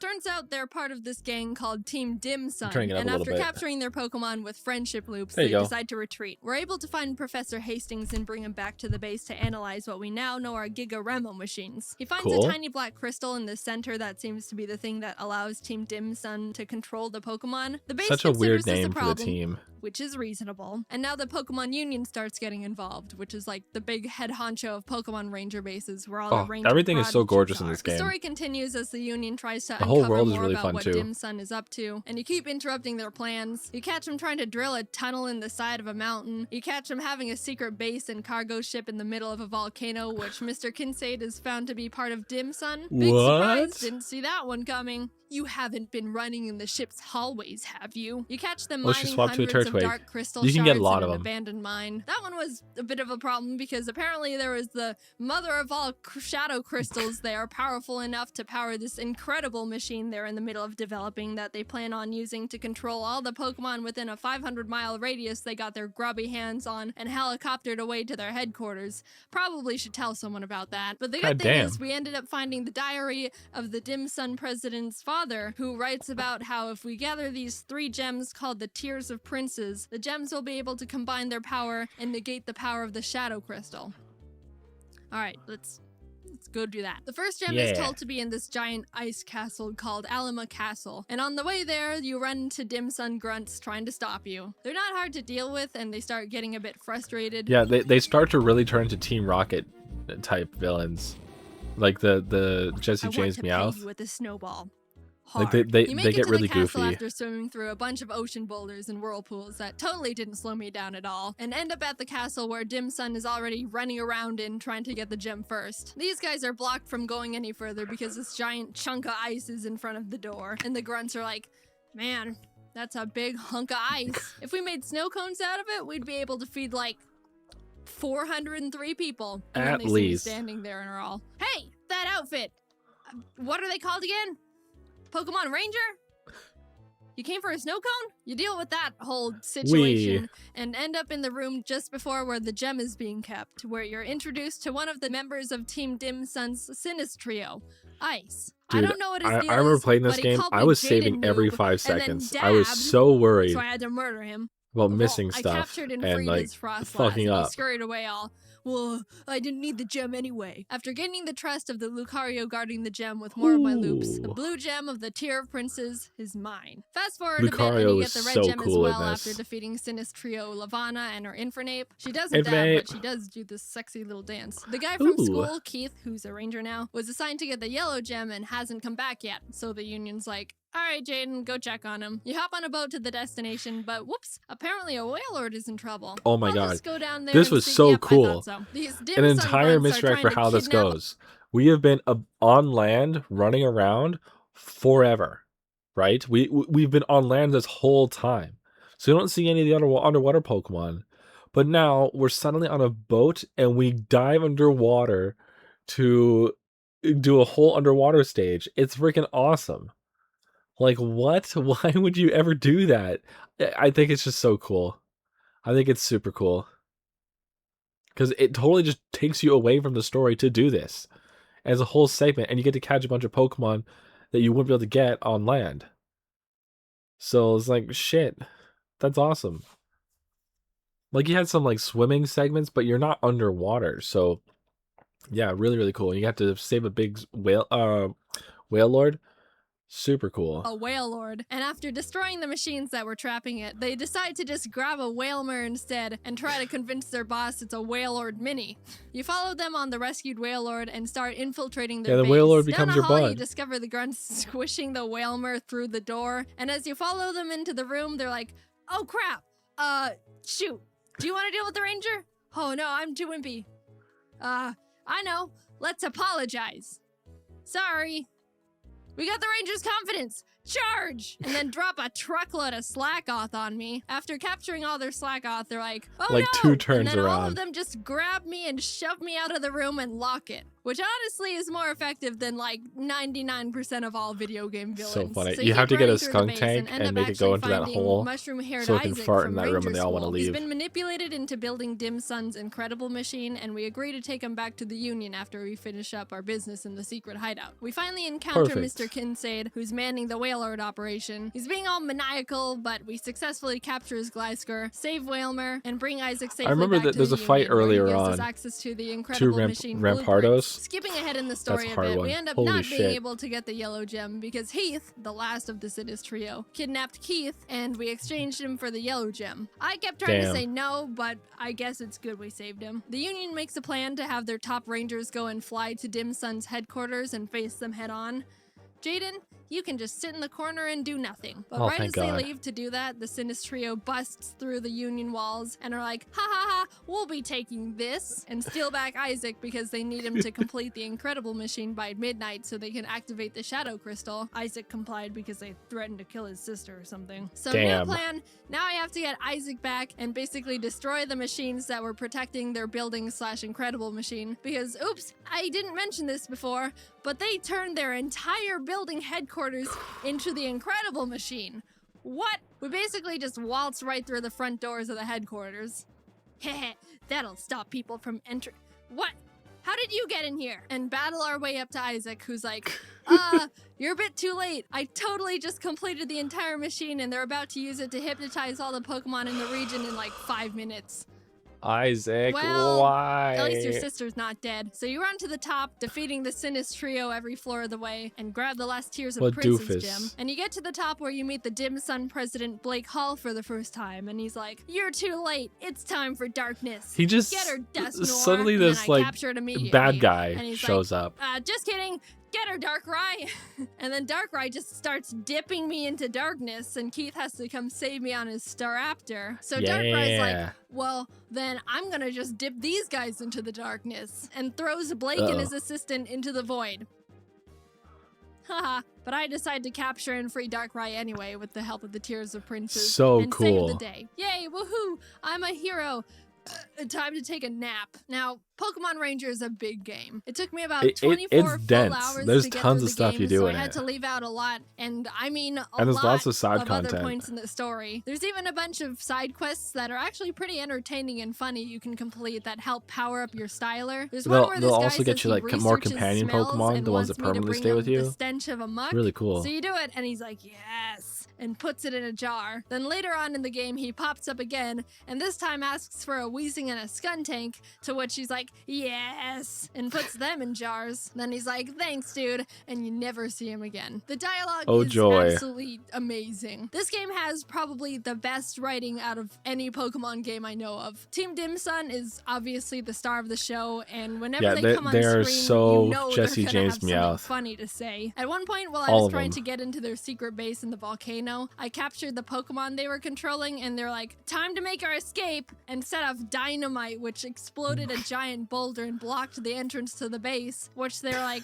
shoot, we were supposed to detonate it after we go in. So they had to wait for me to go get a Pokemon that can destroy the rock. And they're like, thanks, Ranger. We'll be grateful for this for about a second. Oh my and they run God. through the door. So you That's follow so them, and goofy. they come back like, hey, we forgot about you helping us. take this, and drop a bunch of number on me. Also, all of the music that plays when they're around Super good. is awesome. I was jamming out whenever I was running around their base. It's a bummer this game isn't super popular. I know it's got a small cult following, but it definitely deserves to be more well-known, and I really consider it Absolutely. one of the I can't top wait to play Pokemon this game. games out there, just on writing alone. It's not a hard game, but I mean, Pokemon isn't meant to be a difficult game series anymore. I can see some people getting a bit tired of the capture system since it doesn't change gonna be much really throughout the annoying game, with the mouse. but honestly, again, I think the story and dialogue far make up for the semi-repetitive capture and battle system. Now, I know They I really kinda make just fun of it talked at about the 1.2 entire where they plot, just but like, if you're that's what curious they're doing about there. playing it yourself, there's Nuddles, so much I left slack out, off. and there's still a lot to discover about the Like game, they just so throw I highly shit, they just throw recommend it. I'm everything being at you. honest when I say I didn't even cover a third of what happens in the game, and there were a lot of funny moments I really wanted to talk about that I just didn't have room for in the script. I'm just trying to convince you to play the game yourself at this point because I think it's just that funny of a game. But I'll It's a really stop. good Here's all game. my stats after completing the game. It took me about 24 hours to complete it. I captured 734 Pokemon and ran away from 106. Rookie That's a pretty numbers. good ratio. And look, I drew a total of 9,077 loops. With that amount of practice, Rookie I'm numbers. a master at drawing circles now. Thanks for watching the video on me drawing Goddamn. circles for 20 hours. Huge thanks to the team. All right. I'm gonna double check something right now, see what's going on, and I'll be right back. Depending on what's happening, we might have to pause for a bit. And if we pause, we're probably not gonna watch another video. So I want to double check because I want to watch Costa Concordia today. Hopefully. I really hope. Okay. Anyways. I will mute. Oh, here, 1 second. Okay, yeah. I'm gonna mute right now. I will be right back. Be right back.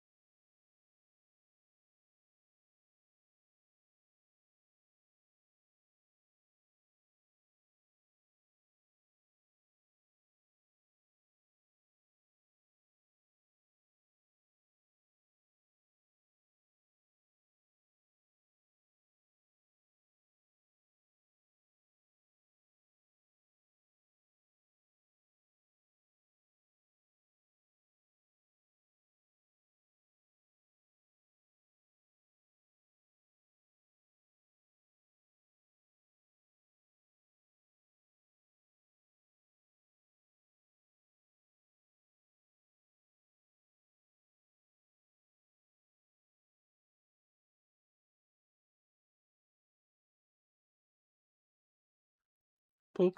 Hi, Potato. Well, goodness, sorry if I missed you. I just finished having this whole conversation with you a second ago, but I didn't realize I wasn't unmuted. I didn't know how long I'd be away. But I'm back now. No worries. And I'm thinking it's time for the Costa Concordia. I have my dinner, which I wasn't expecting to be having dinner today, so I only grabbed a little bit. I'm gonna change my outfit. There you go. I don't need the hoodie though. There.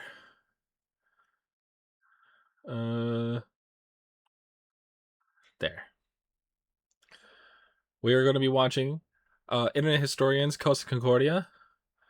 We are just like we're on the Titanic. Well, kind of. It's more Renaissance I was going for. Like Renaissance fair, that's why it's got like the thing, the corset. Yeah. Yeah. Okay. I'm going to try something here too.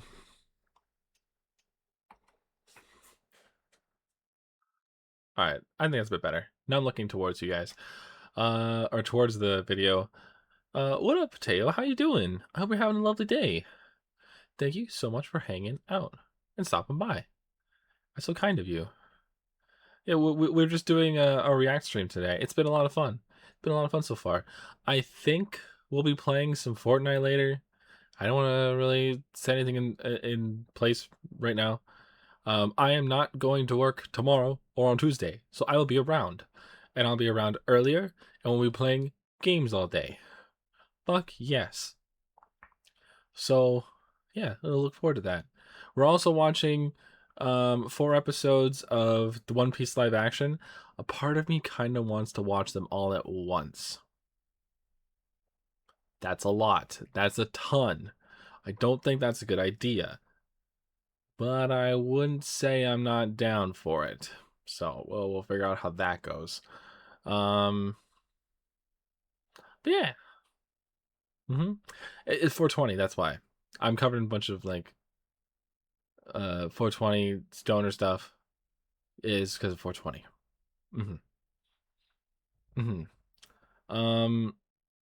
Oh, this is what I gotta do. Like, why the hell haven't I started this yet?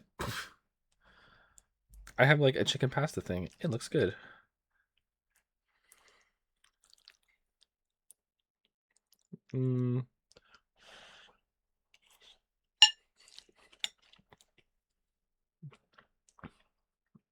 Oh, absolutely you would, Potato. If not today, then tomorrow for sure. I am terrified of a few things, but we'll go over that when we get to that point. I played a little bit recently just because of the Buzz Lightyear skin, and didn't go good. Didn't go good. Well, Costa Concordia, Internet Historian. This is like one of his biggest videos ever. People love this video. The Costa Concordia, ship of dreams. It's been 8 years. I can still smell the buffets from their 5 restaurants. The casino and 3-story theater. Sorry, I'm just messing around with a couple things. The gym, the day spa. The sheets in 1,500 luxurious cabins hadn't even been slept in. Yeah. It would be early tomorrow, Potato. $570 million to build. And you could tell. You could really tell.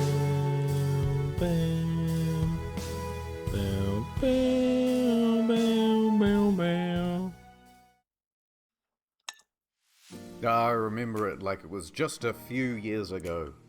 We had left Civitavecchia, a port in Rome, and we were making our way to Savona. It was day 2 of our 7-day journey. Okay.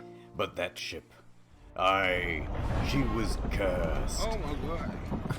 When she premiered, the traditional bottle of champagne bounced right off the side instead of smashing. A bad omen. That's not good. But I'm not the superstitious type. Nothing could go wrong on Friday the 13th of January, 2012, on the 100th year anniversary of the Titanic. How? On a ship that's also only safety rated for 2-compartment flooding. Especially not when you have a 5-star max level captain like Francisco Scatino. A man who mysteriously rose from head of security to the position of captain within just a couple of years. Nice. He knows exactly what to do in case of an emergency. For example, when he caused this emergency in 2008, when he crashed into a port in Sicily. Ooh. And in 2010, in Warnemünde, Germany, when he was steering a different ship and came Okay. into port too fast and... I've seen a lot of reacts to this. Oh, let's make this big. I've seen a lot of reacts to this video because I love this video. This is not this. There's no footage, so here's a scene from Speed 2 Cruise Control. That's what this is. This is Speed 2 Cruise Control. There's no footage of the other wreck. Caused another collision. So yeah. I've got a good feeling about this. Yeah, you so do. Let's set the scene. It's a beautiful evening. People are having fun on the slides, drinks at the bar. Antonio Magnotta is playing piano at the restaurant. Ooh. Martin the Magician is setting up for his show. And the ship is setting up for a little detour. It's called a sail-by salute. Basically, you get real close to the shore and honk the horn. The locals hate it. But the customs love it, and it's a tradition. Scatino, the captain, comes into the dining hall with a lady. Dominica Samorton. Look up here. That's the day and the time. So he's going to be talking about everything by this timer here. Remember this face. I gotta remember that a too. lot of it later. Scatino eats his dinner with her and socializes for a little while.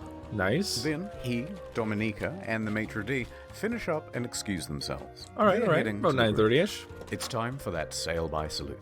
This time, they're going to get closer. That's really late. Just 1,500 feet from the island of Giglio. Ooh. And how are they going to determine this distance? Well, of course, the captain is going to eyeball it.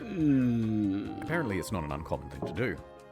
Scatino turns to the fella steering, his helmsman, Jacob Ruslibin. Ooh. First interesting tidbit. Costa Crociere has hired Jacob from Indonesia at a rock-bottom price, and he's a bit of a newbie to the job. In fact, his profession hitherto, a painter and a cleaner. It's his first time steering a massive ship, and he's very excited. At least, we think he is. It's hard to tell because he doesn't speak English or Italian very well at all. Oh my god. Off to a good start. The second in command orders the helmsman to Get ready. Oh, no worries. No worries, By Potato. these numbers, they're just the degrees on a compass. Yeah, At the same absolutely time, see tomorrow. The captain whips I'll be out here. his cell phone I'll be here. and calls former captain Mario Palombo, who lives on the Or in the island. Discord. They chat about the safe distance to Giglio's Or in the shores. Discord. It's all very casual. Anyway, Mario says that the safe distance is between 0.3 and 0.4 miles from shore. The captain is going all in.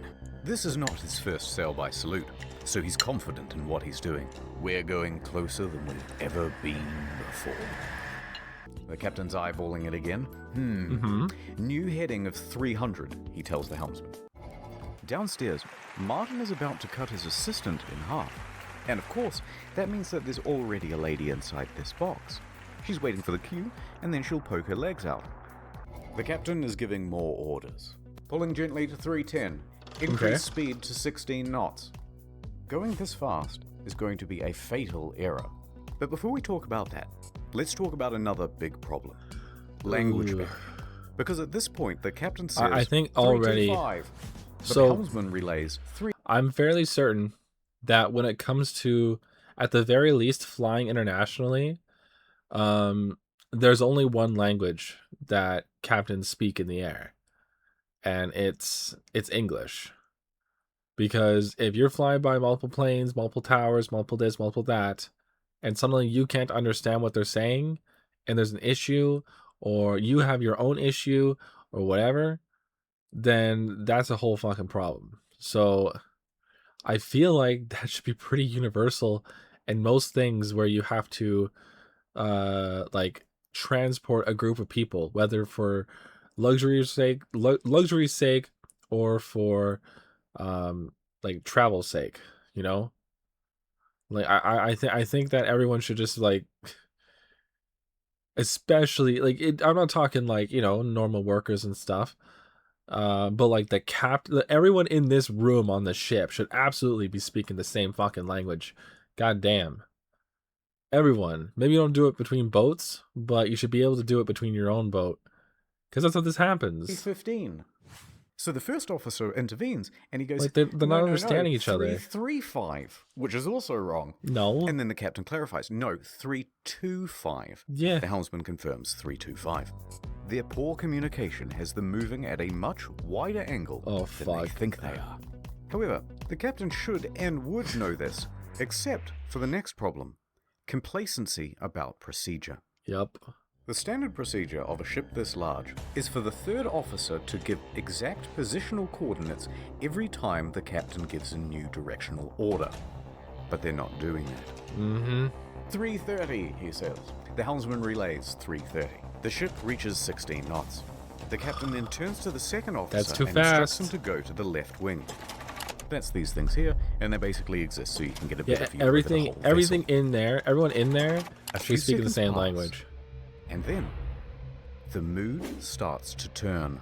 Yep. Scatino notices white foam of waves breaking against the rocks directly in front of him in the distance. That's not fucking good. The Costa Concordia, right now, is almost 700 meters closer to the rocks than it should be. Without deviation, there is going to be a direct collision. Yep. Oh, shit! Scatino immediately commands the ship to start turning away. 335. Not enough. Nope. The captain shouts, 340. Nope. The captain yells, 350. Now, you gotta Lightning remember McQueen how I it said that and steer into the accelerating to drift. 16 knots was a fatal error? Well, that's because it's made this ship incapable Oh, hey, Lappin. of Thank such you so a drastic much. turn. What they've got How are you is doing? I hope you're having a lovely Here's an day. example. Well, welcome. We're watching Internet Historian, the Costa Concordia, while I eat a little bit of food. I'm very picky, though, so I'm taking my time with it. I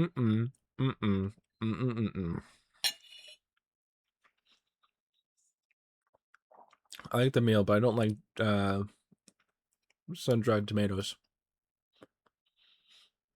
I prefer raw tomatoes. Breathing most of the day, kind of been, I guess, showing a cute person like, ooh. Can I make a guess? Is it me? It's okay that it's me. That's all right. Now, keep in mind that if you say it's not me, I will now be extremely hurt. So, just keep that in mind. I'm kidding, though. Don't worry. Don't worry. I won't take it too badly. It's all right.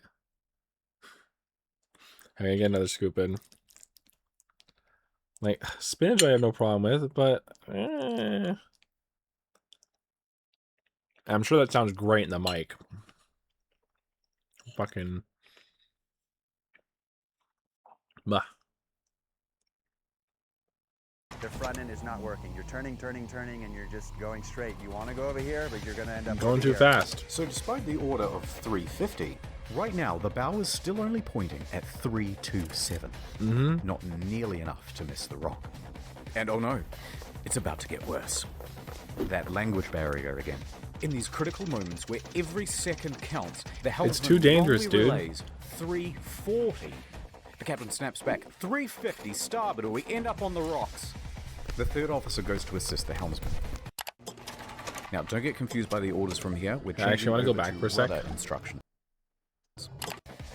Now, don't get confused. Rocks 40.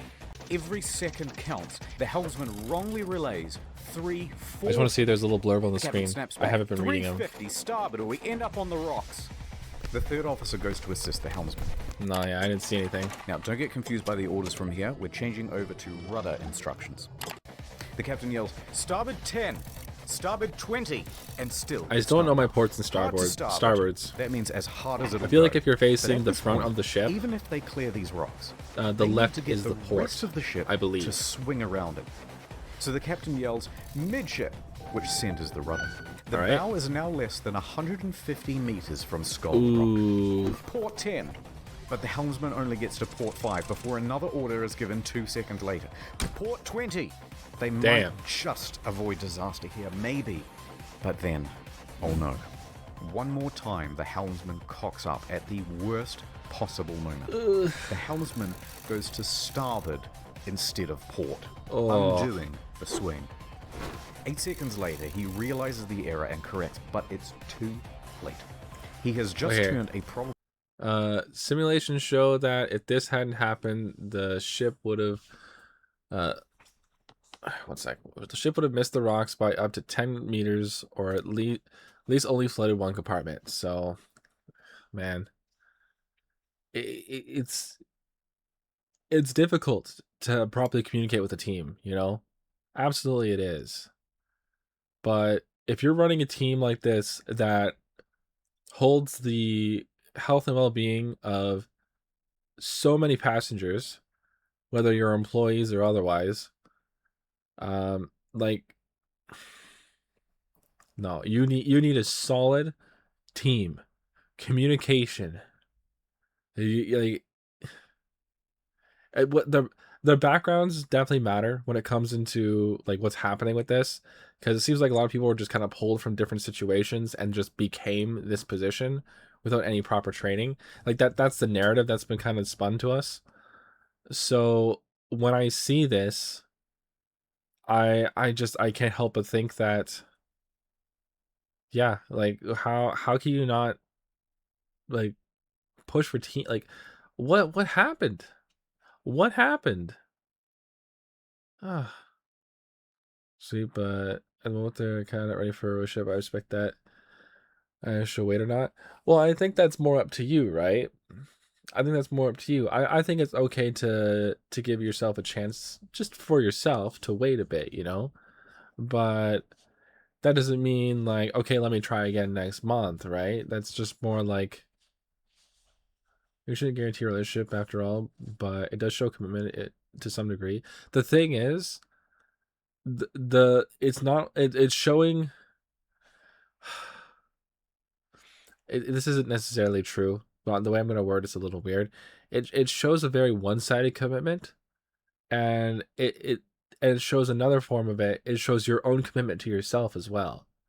You know, you commit to what you say, you commit to what you do, and you want to stick to what you say.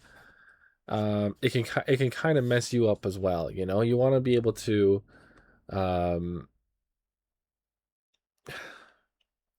you want to be able to properly just, oh my god, why can't I get the fucking words together? I don't know, but you know what? You want to be able to do good. You want to be able to end a relationship all right. You don't want to run into any issues with things, whatever. But waiting for someone, it could really suck. I waited for someone before, and then eventually my time came around, but it kept going. You know, it kind of built up your own hype for it, and sometimes waiting can be fucking brilliant, perfect, no issues at all, because the relationship you have with that person is already so strong. It could be that they just want a little more time, you know? Absolutely. But you have to be very aware of the situation as well. 'Cause if you're not, you can get led along for a bit, and that's not fun for anybody. It really isn't. Doesn't every single day think about them and stay active the gap. But I do it. Yeah, exactly right.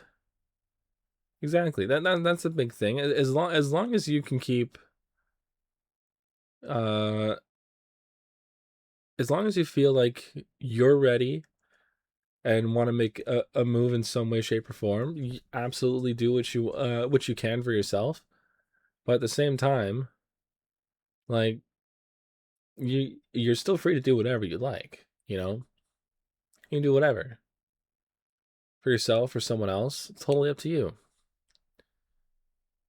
So, you know, I've said this before, when you're on an airplane and it goes over the safety instructions, when those mask things come down, the first thing they say to do is to put it on yourself first before others. You know, you can always think about other people, but you got to remember to think about yourself as well. It's very important. So you know what? Yeah. If you feel like there's value to, I don't know the right way to word this. Oh my God, value is such a bad word to use. If you're serious and think that, like, you know what, that there could be something there, I'd say waiting is no problem. But to be happy being single and shit, and I do need to be in a relationship in the end. If they say no, it's fine. I appreciate their company, but they might be happy with that too. That's the biggest thing, right? Yeah, yeah. I think that's the best way to put it. Yeah. Perfect. Amazing.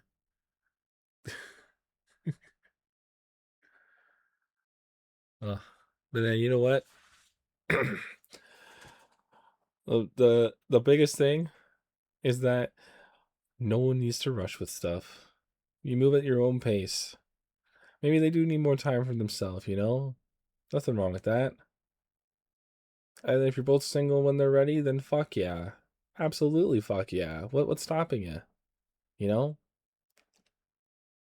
So hell yeah. You'll figure something out. Work something out. Lappin's super smart. Fuck yeah. Will near miss into a sure hit. All they can do now is hold on as the bow of the ship narrowly passes by the rocks. Hard to port. Dude, this is so The second serious officer already. yells, "We're gonna hit!" Oh yeah, this ship's gonna fucking sink. Collision.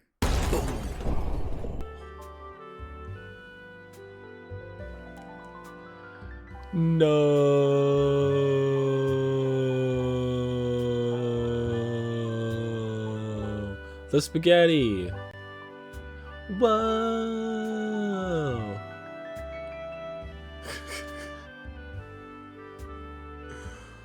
Oh my God. All these like Sims faces. Like, what the fuck?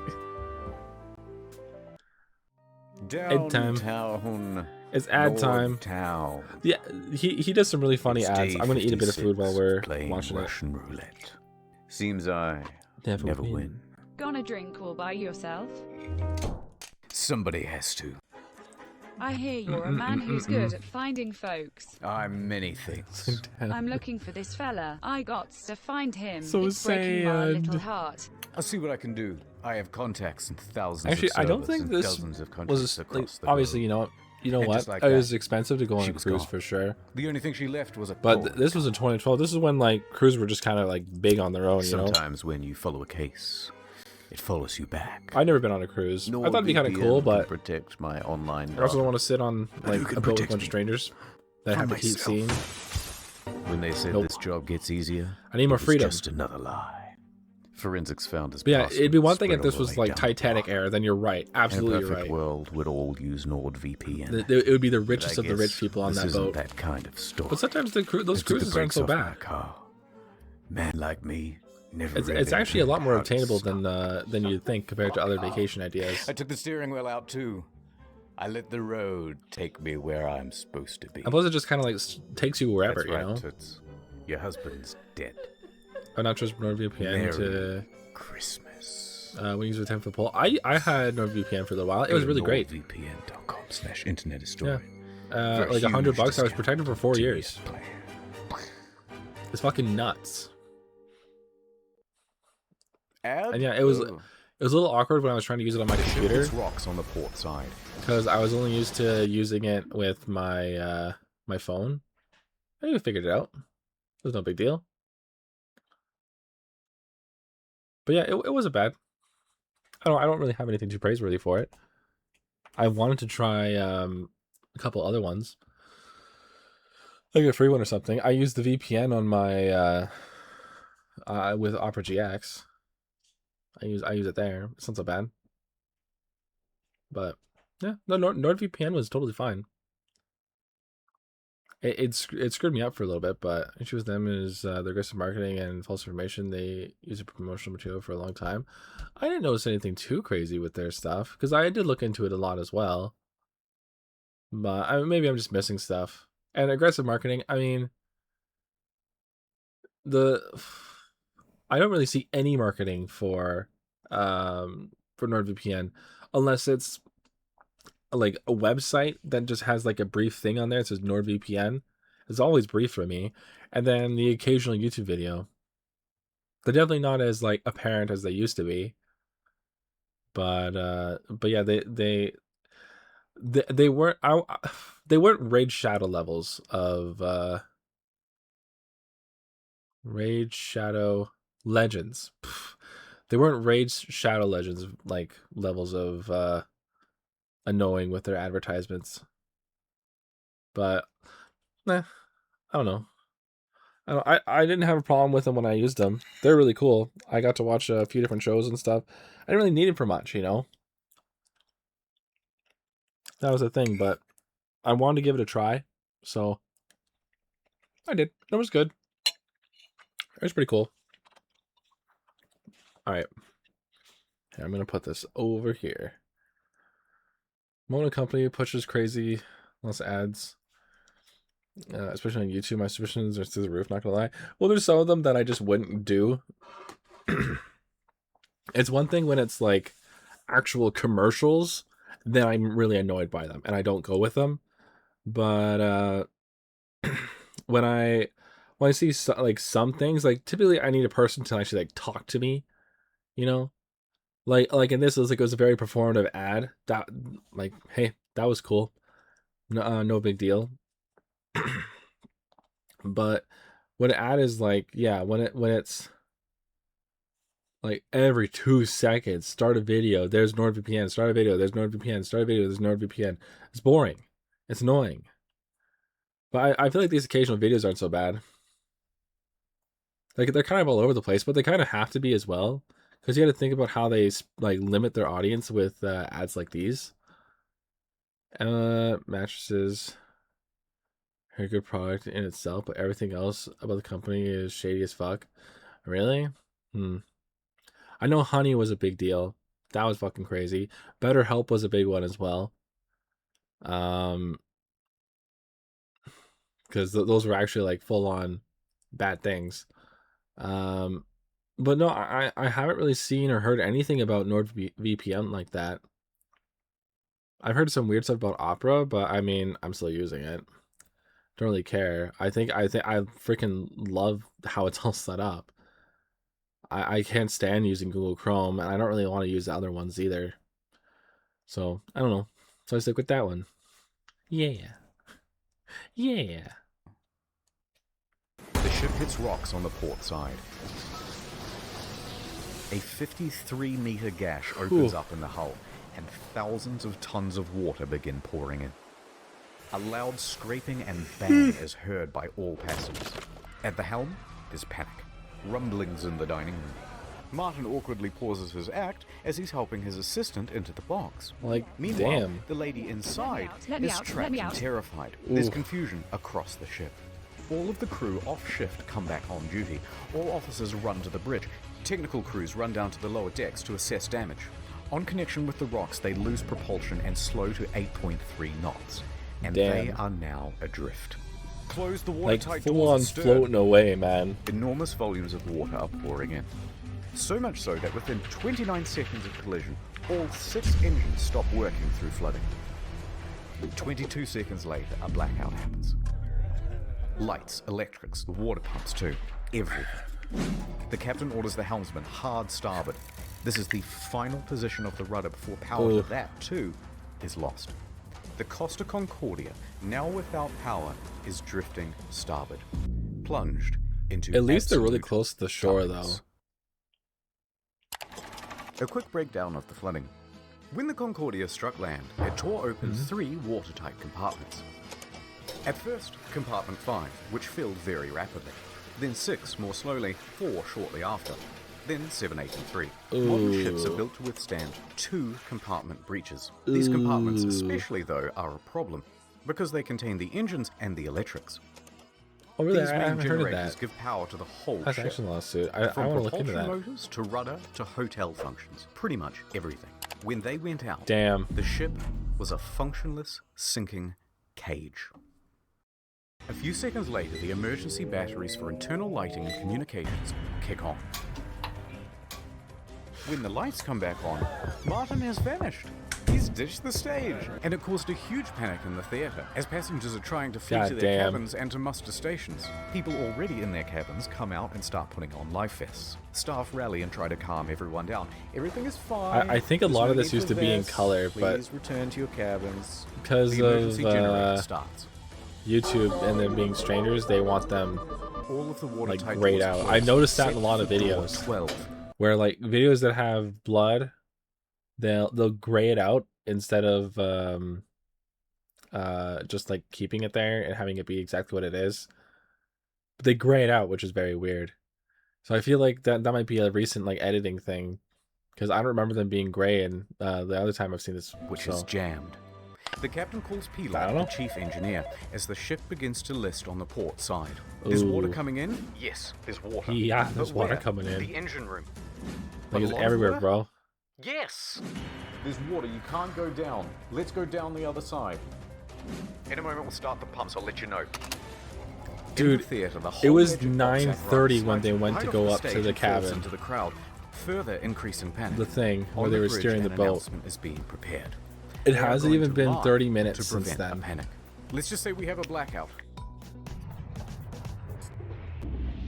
Oof. The deputy chief engineer enters the engine control room.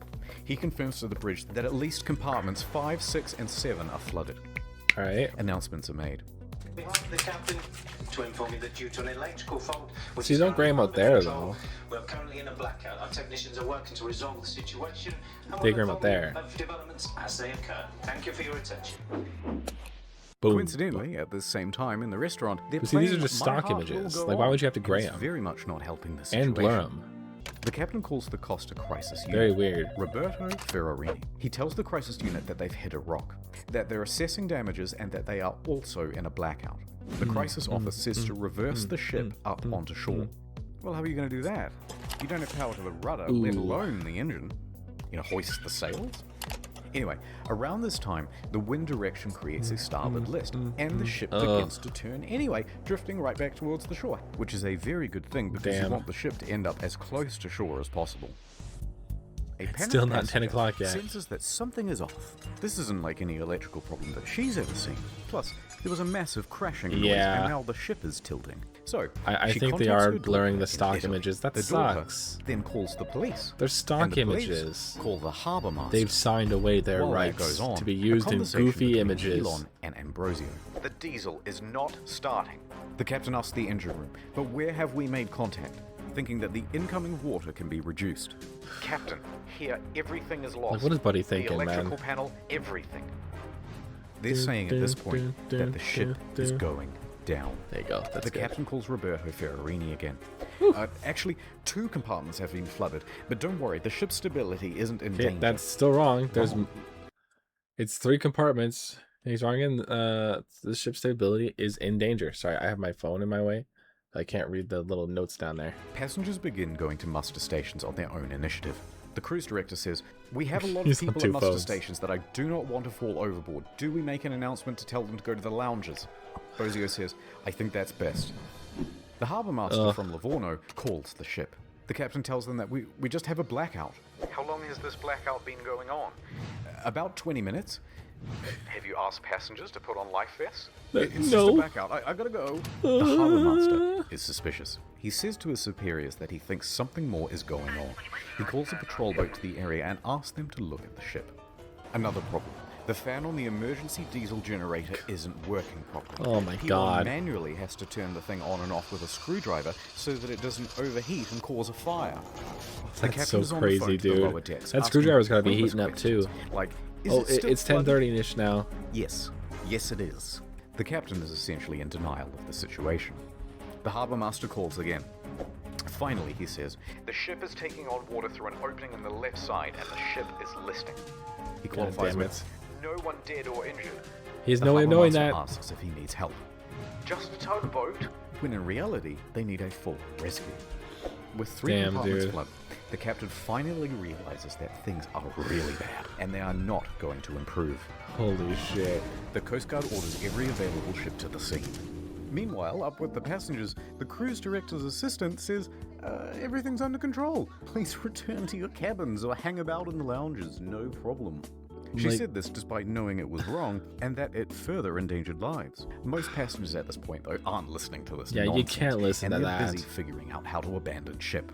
Bang, bang, bang, bang, bang, bang, bang. Local television has already picked up the story and they begin broadcasting live radio feed from the bridge. Captain, the passengers are going on board the boats. Okay. Let them go to shore. So the general emergency? Wait, let me talk to Ferrarini. We risk the emergency generators that do not have cooling.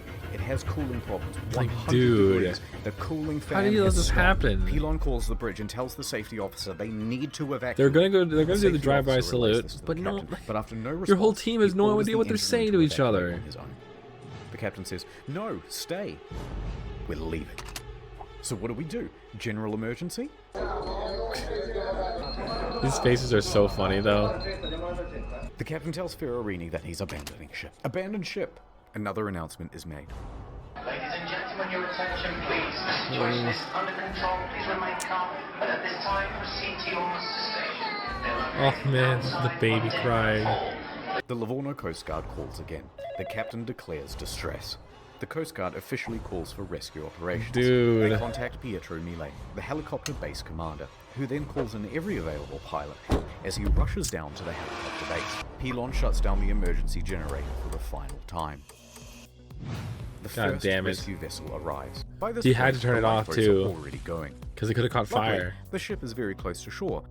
Oh, perhaps too close to shore. The ship forcefully runs aground, creating an uneven center of gravity. Oh my god. And it begins heavily listing starboard. The captain issues a general emergency on board. The announcement to abandon ship is finally called and alarms ring out. And with that comes panic. And now that they're listing, with many of the lifeboats too awkwardly positioned to enter the water, there aren't enough readily available and they have to start going back and forth to the shore, picking people up and dropping them off. The patrol boats report to the Livorno harbour master that the ship has run aground and is listing heavily. So the harbour master asks the captain about it, and the captain says, no, the ship is still floating. In fact, we're trying to maneuver it onto Why would the you shore." say that? They know he's lying. Hold on, I'm reversing it. Beep, beep, beep, beep, beep. The captain then says to bottom out the starboard anchor. So they drop out the anchors, but let out too much chain, effectively rendering them useless. The deputy mayor of Giglio, Mario Pellegrini, and tobacco shop owner Giovanni Rossi arrive at the harbour. They watch the scene unfold. As the first of the lifeboats arrive on shore, the deputy mayor takes the initiative and races to board one of the lifeboats, returning to the ship, and starts trying to find someone in charge. He gives up and starts helping passengers. Scatino tells all this everyone to document just have their leave and faces take blurred. radios, but not before changing There's out no way of it's his always been like uniform that. and into a nice suit. Bro. Priorities. Dimitri Christidis So he and changes Sylvia out of his Veronica normal leave shit. with him. The maitre d' and some more His people little captain get out of there. shit, always By be this afraid of point, the mutiny. approximately 300 people are still on the ship. Mille reaches the helicopter base. The first helicopter, a slow-moving Augusta Bell, was already rising from the tarmac. Dude, he changed out of his captain uniform into his suit. Ozio is the last crew member left on the bridge, coordinating Like, evacuation. He then leaves. He did that so he wouldn't be recognized as a captain. The bridge is Why now else would you do abandoned. that? Oh, look, And people then still on board. The ship's black box stops working. 8, 7, Apparently 6, there were 5. technical problems with it. That Okay, means people are getting from here, off. things are going to get a little foggy in detail. A while later, rescue helicopters arrive, but they're struggling to find the ship because they're expecting it to still be well above water. Yep. Passengers are scaling down the port side by ladder as lifeboats return to pick them up. This is no joke. Oh my goodness. It was no joke, mi amor. She was on the boat with the captain. You're not allowed to make a film movie. I'm allowed. Who say you are? Yeah, you're absolutely allowed to film in helicopter, that. the faster Goddamn. model, sets off. The ship stops healing and comes to a final resting Holy place. shit, that The is on Coast its Guard side. calls the captain because he's just learned that the captain has abandoned ship. The captain claims, no, There's still actually, I slipped and I 150-ish fell people on into that the boat. lifeboats. I'm a klutz. And he's But not no, there. I The might as well captain get goes back to down with shore. the ship, DeFalco dude. tells the captain to get the fuck back on board.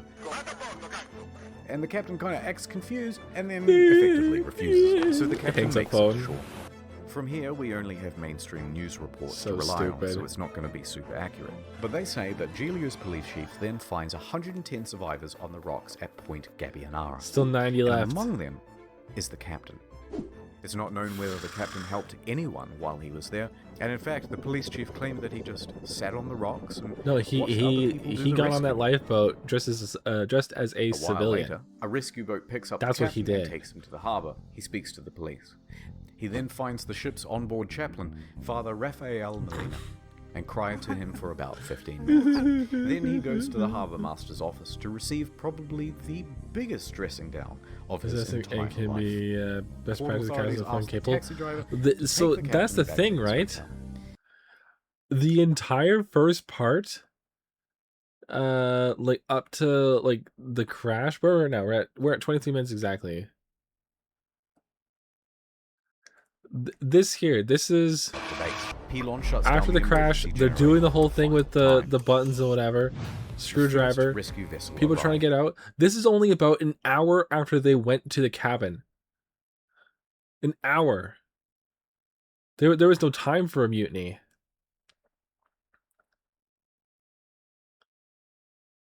Ugh, like fuck.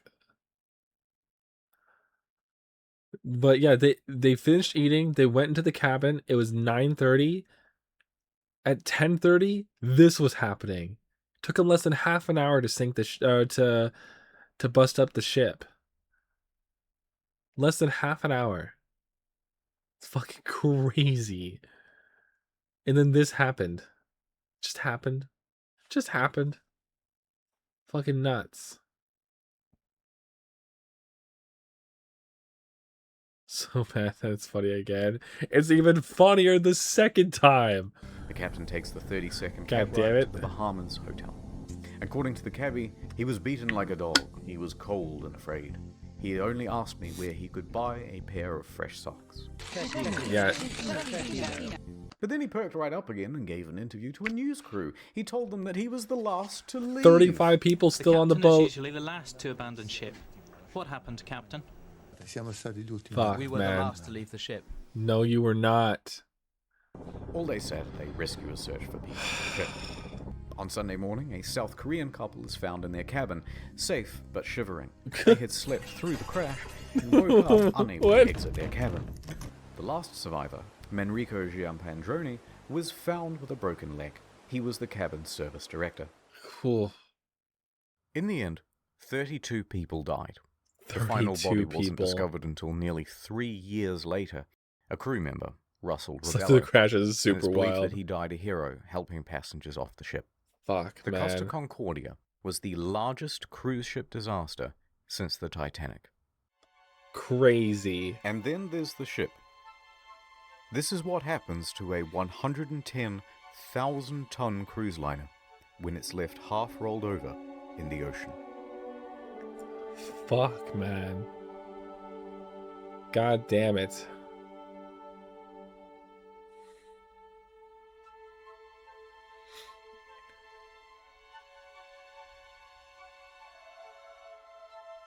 The like everything is just thrashed.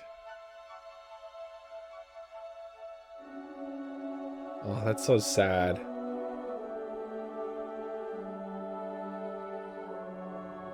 This ship sails for the first time, and then a day later, day 2 of the journey, the But this first isn't the journey, end.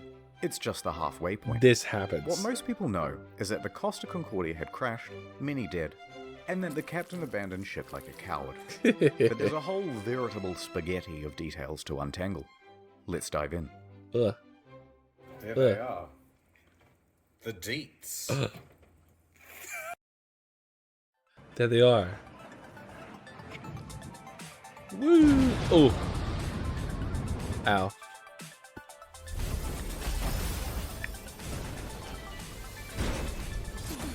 Blue box time. The Costa Hey. Concordia was more than just a floating resort. There's a mall, a casino, cha-ching, cha-ching. This iron chest was full of safes and cash registers and expensive fittings. And there were plenty of gamers prepared to sneak by authorities and try their luck. 1 second here. We are the... And beautiful in its own way. The Frygate. The what? The hot zone. Maybe? Within days, police divers reported that valuable items, once seen lying around the ship, were now missing. Yeah, you just fucking High-end take it, liquor, dude. expensive furniture, dining sets, cash from the casino, cash registers, jewelry and display cabinets, safes, Japanese woodblock prints by famous 18th century artists, as well as the iconic bell, which hung from the bridge of the ship. It was Going never full found. Wario mode. I know, right? Who steals a big Stole the big fuck-off fucking bell. Even the server admins were getting involved. 4 divers who were part of the company contracted to refloat the Concordia were spotted on CCTV sneaking How out do you to not? the ship. A patrol boat was You're not dispatched, getting and the men anything were caught back. inside the fancy suites with rucksacks full of stolen goods. The 4 men are charged with stealing and thieving and pinching. Later on, Dang. stolen as well as legitimate items found their way to Amazon and eBay. Oh, Chips from absolutely the they casino, would. Postcards and cabin access cards became highly sought after souvenirs. It even has a watermark. People Some collect that Australian guy shit. even They're made a real weird listing about for it. the ship itself, advertising it as buyer to collect. And although there were plenty of bidders, eBay pulled the plug. Yeah, there's lots of people that'll collect things from tragedies. So they'll purposely go to the way to collect things from I know you different want to types see of Scatino like go to jail, and we'll get whatever. to that. It's But kind of first, crazy. We have to talk about someone else. Domnica Samorton. That was a close one. There was speculation that she was on the bridge that evening because she was the captain's mistress. Intense media speculation reports that her presence distracted the captain. They both denied their Right. love for years and maintained that they were just friends. Damn indeed. Although she did later admit to the media that she found him handsome. Oh yeah, And how looking good. Luigi, I just want to touch you all over your manly chest. Want to bury my face in your breast. Luigi, you're so freaking sexy. And you got me in a trance, so Bowser doesn't stand a chance. Go save the day. God damn. Right in the middle of the video, Danny. Don't make me mute them. I will. I will. And Danny, after this, I plan on watching some more Starbomb and Ninja Sex Party videos. So if you haven't checked out more of those songs, we could you'll like it. Put it out there. We got a bit of time left. Like there's about like 20 minutes left in this movie. This video. So yeah, we still got a bit of time here. But I will mute those sound alerts. Don't think I won't. And how could you not? You so precious when you smile. But she says there was no romantic link between them. Some people would like to believe, they want to know I have something with him. It's more interesting. It's like, you know, some... My late night Spicy sex in the sessions on the story. Miss Concordia. Smorton What? also loved the spotlight, however, Everyone, oh no! and took several interviews. Damn. But as the pressure mounted upon her, she began making ominous threats to Scatino, saying he must confess, and that you have but 1 week to come clean. But things from here get weird. Spicy. Samorton is a bit of a wild card.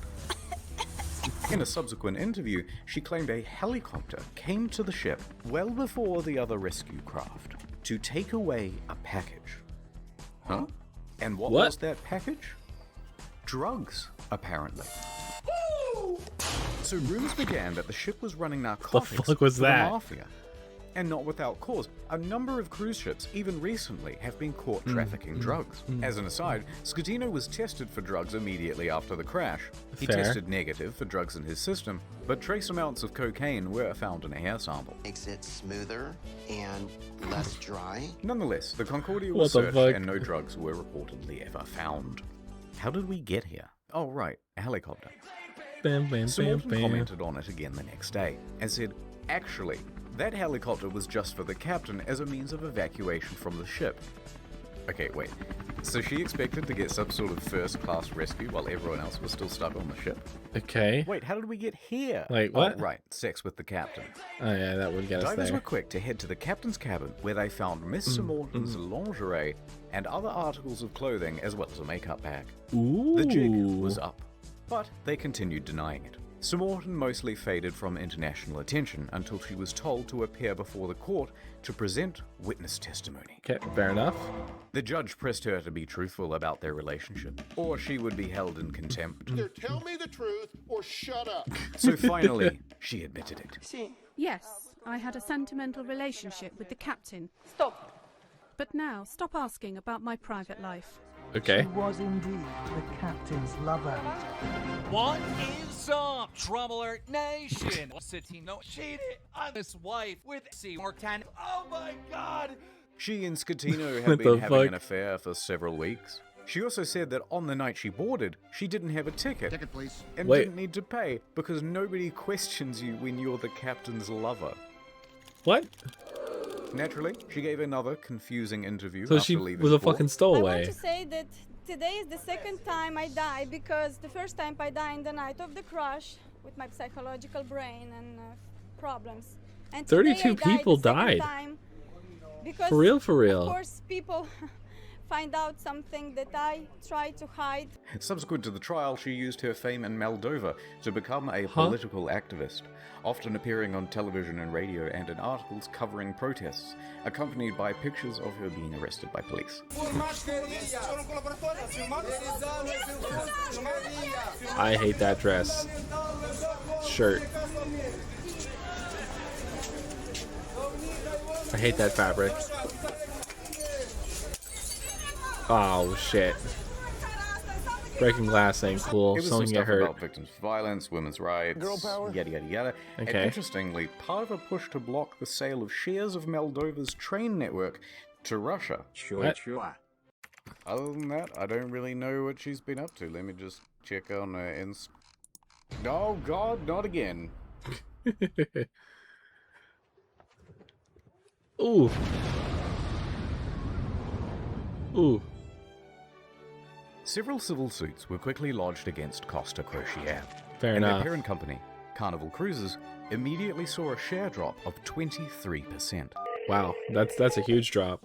Holy shit. Passengers sought compensation for their damaged mental health, lost belongings, and loved ones. Either they allowed him to divert from his course, or they didn't know where their billion-dollar ship was. Within a few days, facing Damn. financial and media pressure, the CEO attempted to join the bandwagon against the captain and the crew. That was not the ordinary. You hired that crew, dude. You approved the people that were on that boat. I'm almost certain you did. At the time, and was They all got your not seal of only approval. taking, but the ship was Claiming that the ship was not approved to deviate from the route. But that wasn't true. Approval isn't required remember this. if the ship is deviating by less than 15 miles, or Yep. that it was against company rules. Don't matter. Also untrue, because investigators found that they didn't have any rules about deviating route, and they tacitly encouraged sail-by salutes. Now, that's in so response to the weird, civil dude. Why would you suit, start Costa pulling shit out of your Crociere ass offered like that? passengers 11,000 euros each as compensation.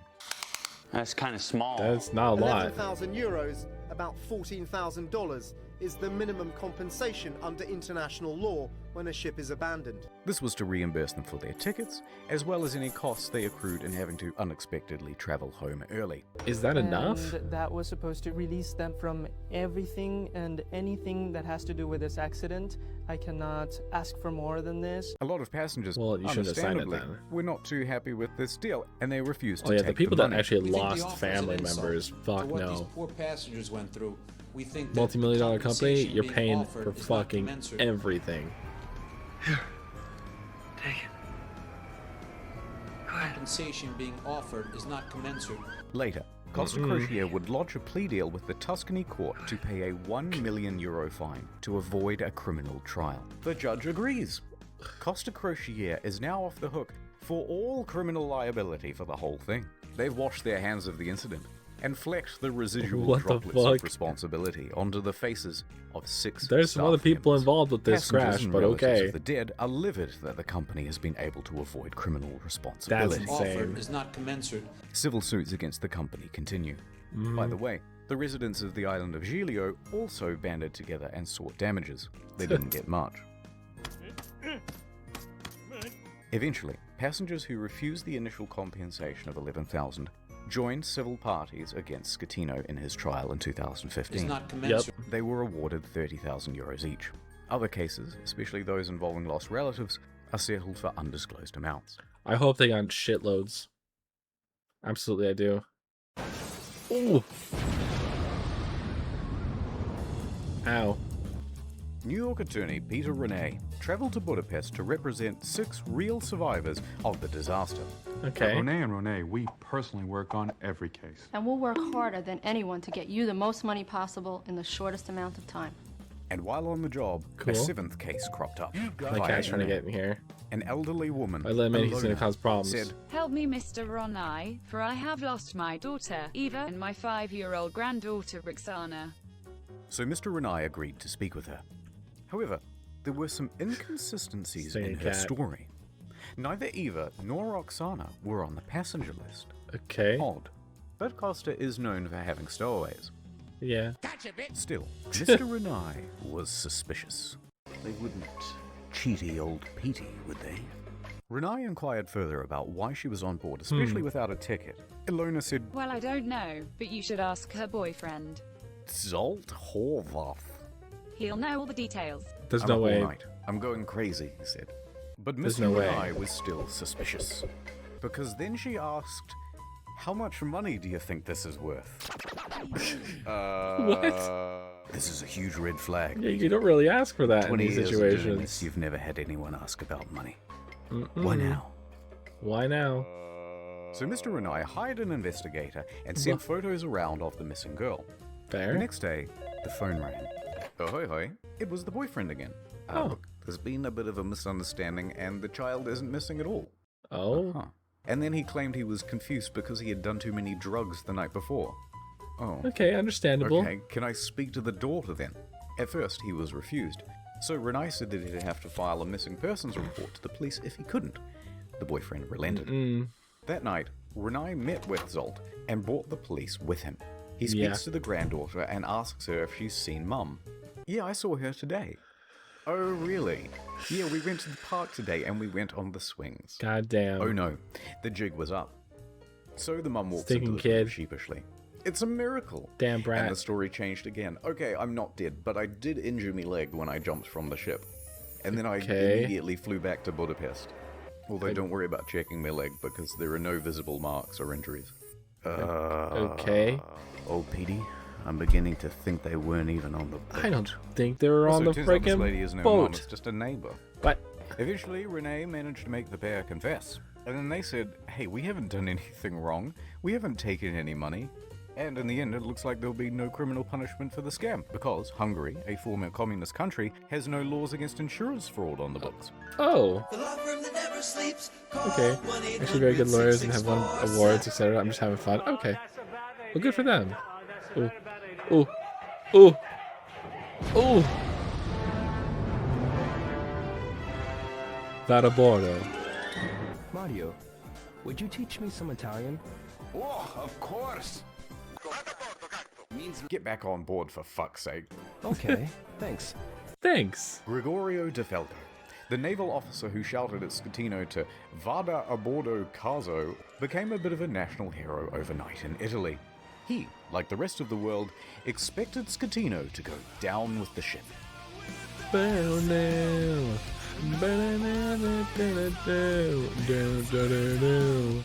And when the captain chickened out, De Falco was there to admonish him. I don't know what when he that stopped song answering is. the radio, he called him on his Oh, cell yes. phone to continue putting him on blast. Oh. When the captain first reported just a blackout, DeFalco didn't believe the story and immediately began preparing a rescue effort, which likely saved several lives. Hell yeah. His actions were applauded by most Italians who were tired of their public servants being corrupt and avoiding responsibility. Well, there you go. Accordingly, shirts sporting Vada a bordo caso were being printed by the end of the week, others setting it as their phone's ringtone.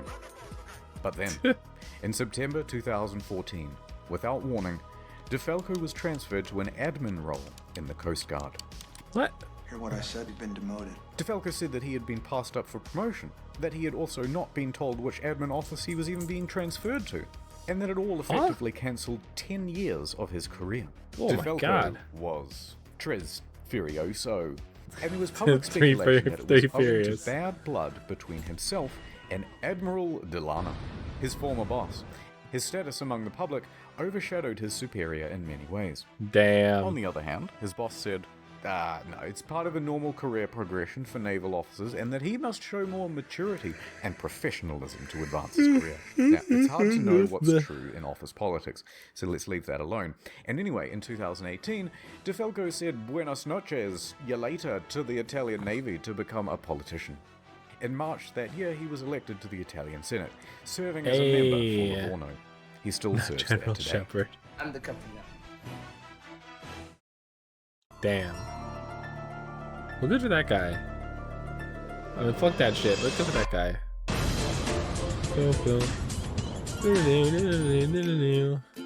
The day after the disaster, Schettino was taken into custody by police and underwent I'm falling questioning. behind.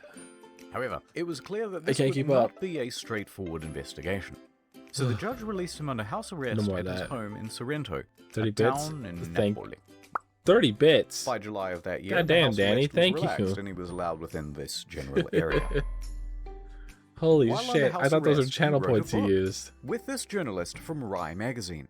I have no idea what it says, I don't speak Italian. But goddammit, he must have some kind of charisma going on, because there's been a lot of speculation in the press that he had an affair with her.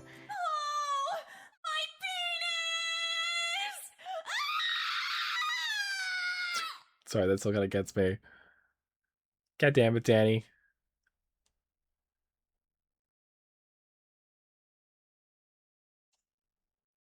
As well. You can't keep getting away with it. Hold on, I got it. Not content with abandoning his ship, this dude is determined to abandon his wife as well. God damn. So, Schettino and 5 others Fucking are facing went criminal there. charges. Straight away, everyone lodges a plea bargain with the court.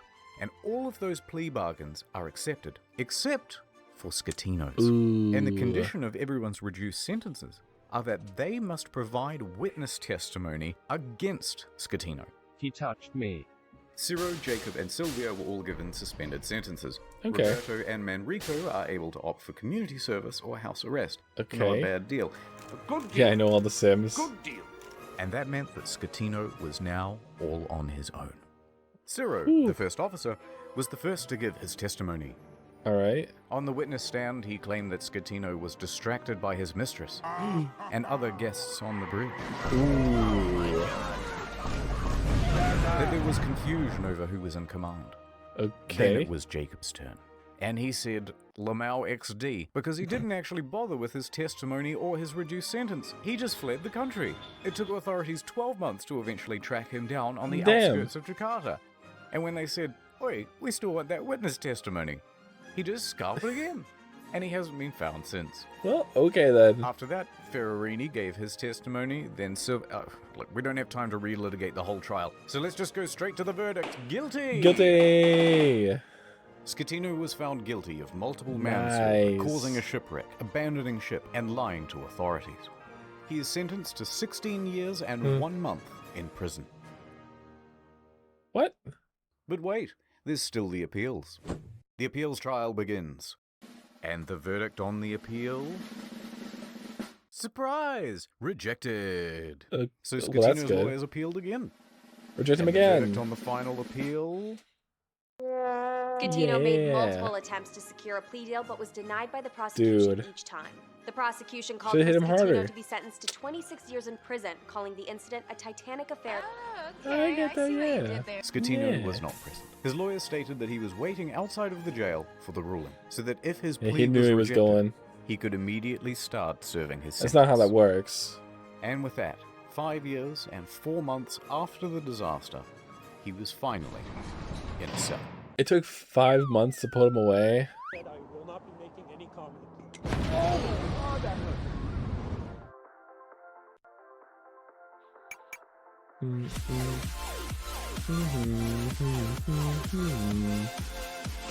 I think he's out soon. The salvage operation was enormous. It took over 2 years and cost an It took 5 years for them to arrest him. He was under house arrest for 5 years, but he was just doing whatever the fuck he wanted. Fuel from the ship's tanks. At the same time, they had to pump and then he was in jail for only 16 years. Slide around. In early Killed 32 people a platform was built because under of gross the ship negligence. to prevent it from falling further. Sponsons were then attached to the sides of the ship, and cables attached to the underwater platform. Okay. The sponsons were then dragged underwater and opened up to allow the ocean to fill them. The ship could then roll over properly. By late 2013, the ship was upright once more. Took over a year. The sponsons were then attached to the side of the ship to help keep it balanced. It now rested partially above water, and crews could walk around safely. By July 2014, the water was removed from the sponsons, and compressed air was pumped in to lift the ship. Cool. And she was ready to cruise again. Damn. This time to a port in Genoa. It was a 4-day towing journey to the docks where a 2-year process of dismantling and recycling would begin. That same weekend of the towing, Scatino was busy. He was the guest of honor at a white party on an island in the Bay of Naples. He appeared on the front page of the local fun. newspaper, I killed 32 people on a flanked by boat two due to of my gross Italy's most negligence. eligible Isn't that fun, ladies? bachelorettes. Hell yeah. What the fuck? Anyway, so these are the things that I remember from the Costa Concordia. That sweet maiden of the sea. Damn. And as for you, little fella. It's the fucking bell. Well, it's the president's name is a Quagmire. No kidding. He's somehow just so smooth. Bow, bow, bow, bow, bow. Good work, team. 6 quick things. 1. NordVPN, good product, check them out. Number 2, there's a new video on the second channel. You probably didn't see it because it was temporarily restricted. Now it's not. Enjoy. 3, if you've never seen the second channel before, give it a go. It's a different type of content. I like incognito mode. It's not just a new episode just came out. There are a couple secret channels in the field, which is my favorite. 5. And more 45-minute videos on the main channel. Back to 10 to 15 it had JonTron in minutes it. and And if more you haven't seen a JonTron, 6, a there's new Q&A JonTron video in coming a out while. next week on incognito mode.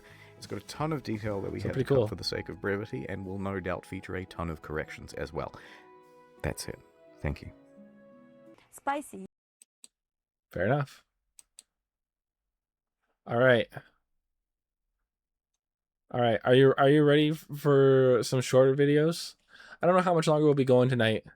I think we're gonna play Fortnite tomorrow after we watch a couple episodes of One Piece. I think that's what the plan's gonna be. So I think we're just gonna end the night early with some YouTube reacts. Yeah, we'll watch some short stuff real quick. We saw a lot of these now. You got a video? Well, Danny, we're gonna be ending pretty soon. So how long is the video? Because I want to play a bunch of real short ones and then we'll end it. Because I have some ones I was waiting to show you because I was talking about more Star Bomb stuff. A really good Street Fighter one, a really good Smash Bros one, a really good Mario Party one. 13 minutes. What is it though? You want to send it to video suggestions? Yeah, the Street Fighter music video. And then we got the Street Fighter trailer, which I've already watched. So you have to watch it without me. You're too late. Already saw it? Oh, fair enough. Oh, wait, no, you already sent it, right? That's what you mean? Code Duty Timeline. I think we'll skip that today. I gotta get in a better mood for Call of Duty stuff. Yeah, here we'll go through a few of these, all right, and then we'll call it. So I think we'll watch these 3. It's only a timeline. Yeah, so we'll probably do that another time then. But we'll do these 3 here, and then we'll play some Ninja Sex Party after. I think that'll be good. I understand.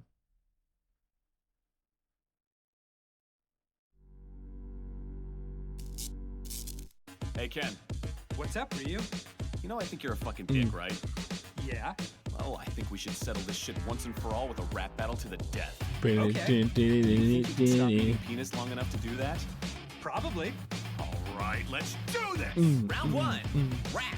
Fuck you, Ken, you're such a little fucking bitch. You're gonna break I'm gonna put subtitles on. you in a ditch. Start up the fucking beat and drop the motherfucking bass so I can shoot a load of Oh, Ken, all over your face. I'll break your glass jaw and shredding you up with some bigger weapon with his claw hand. Cammy and Toledo think you're sexy at all. They're both coming home with me. One for each of my ball. Like a bonus round. Oh, dude.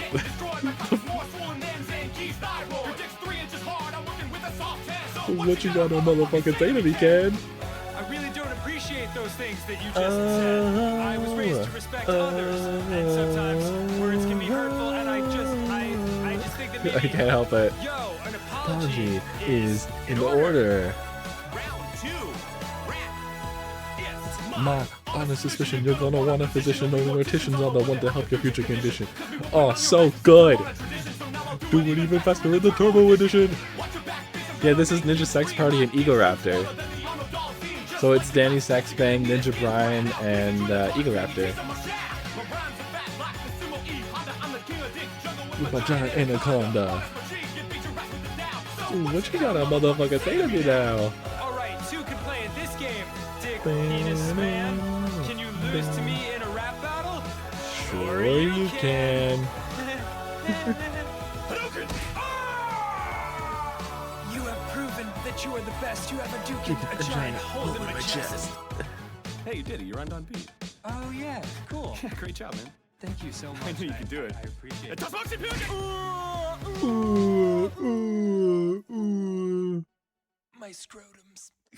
Click here to buy the album on iTunes. It's a funny bunch of songs. If you want some more cartoons, this one is from the guy who animated this new kid. He's a so motherfucking beast, and his name is that's why Fat Ninja Kid. Sex Party Oh, and shit, Star Wars like sound you watch familiar. another thing from the members of Star Bomb. Go listen to them sing. And Yeah. don't forget to click subscribe for more. There's a bunch of fucking vids that we've got to fucking store.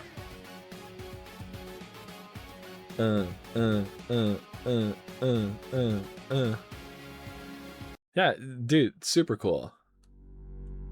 They did this a long time ago. They released some songs last year, I think. It was a beautiful Smash day, Bros. And everyone was excited. There was a picnic And the whole Nintendo crew was invited. Luigi stood up and said, Listen, everyone, I love you guys. You are my best friends in the world. You make me glad to be alive. Excuse me, hi there. I'm the announcer for a fun A new family game. called Super Smash Brothers. That sounds nice. How do we play? Well, first I'm gonna warp you into a world of hate and war, where you'll assault everyone you have ever known and loved before. I don't think I want to do that. Oh, come on, it'll be a blast. Now grab all your little friends, cause it is time for us to motherfucking Oh, so good. Take the shit out of your friends. Have a blast as you beat their ass. Smash.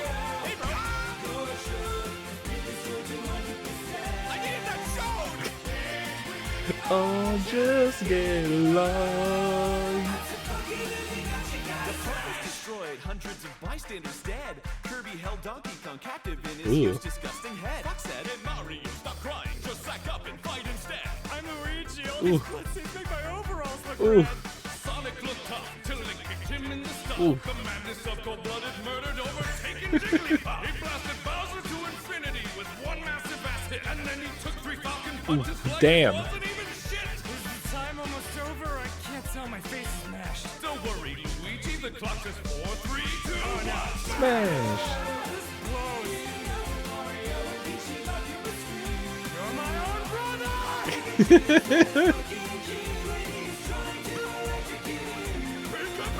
Damn. What do you want? Oh, you're Ugh. dead, bitch. So good. That's goddamn strong. Ugh. I'm being a friend.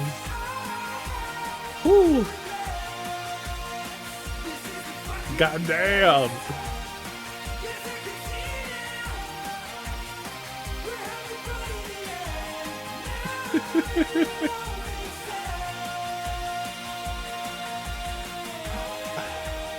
Oh, so good. Just because we smash each other doesn't mean we're not brothers. Yeah. Ah, Mario, you suck.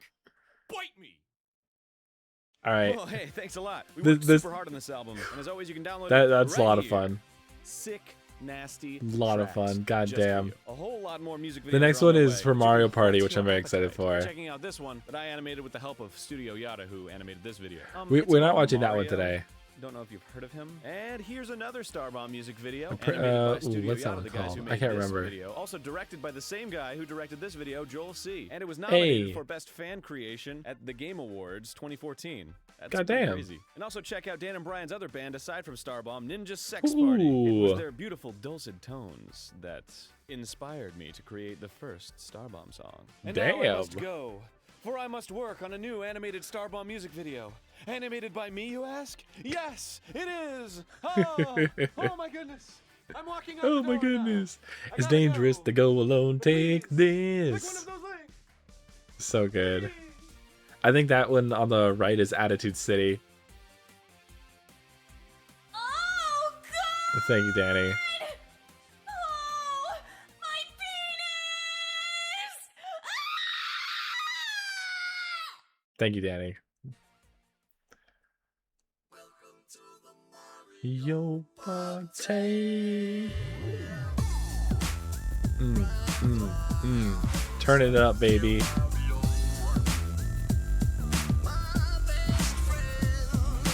One, two, three, and let's go. It's your boy M.A.O. to the I to the O. Oh. To the biggest fucking house up in the hills. You can get through the gate if you got the dollar bills. Throwing a Mario Party and your ass got invited.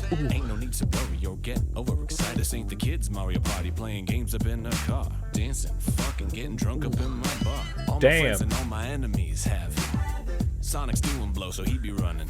Peach is looking fly all in her dress. Mega Man's having a washer dryer threesome. What a mess. It's a Mario Party, baby. Nintendo boys go crazy.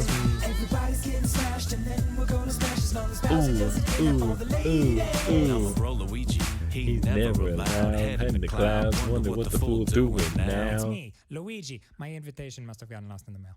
Damn, this party's harder than a club. Pikachu electrocuting players in the tub. Crash Bandicoot getting crunk on apple juice. Forget about all of your worries, cause the Goombas getting loose. Back to the old school pong paddles.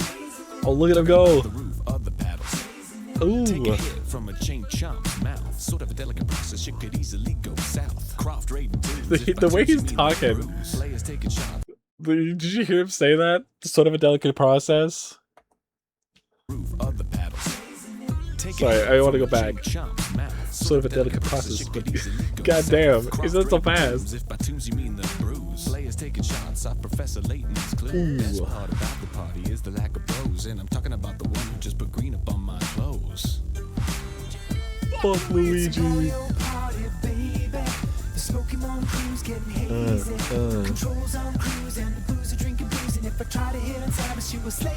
Damn. I ain't expecting any guests. Must be the 100,000 pizzas, I'm impressed. Tipping the guy 100 for 30 minutes or less. Here we go, open the door and oh fuck. Hey, bro, it's me. Luigi is here. Now the party can finally start for real. Ooh, well, I think I'll turn in for the night. Aw, It's poor getting pretty Luigi. late, almost 7:45. It's pretty late though. Throwing a party and everyone here is invited. Sonic is ready to bring all the bodies around in my pad expedited. Everyone's coming, so quit all your bumming about Luigi. God damn. This pipe 'cause I want it tonight. Holy shit, I did too much coke. Baby, you paid me.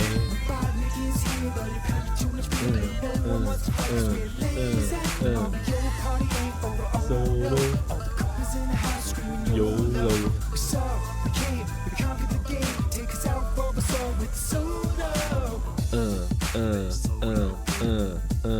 This is the coolest Bulbasaur's ever looked, and I'm a huge Bulbasaur fan. But damn. Damn.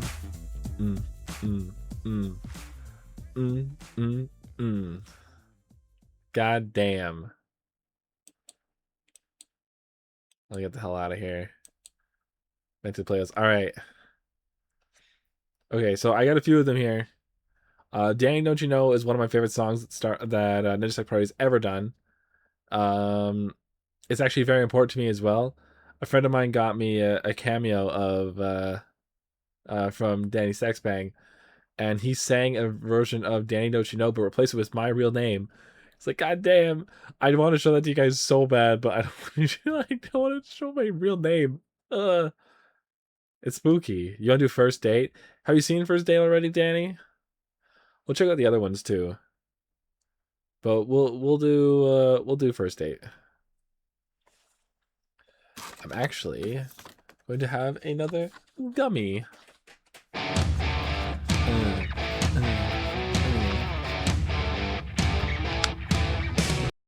What's happening here?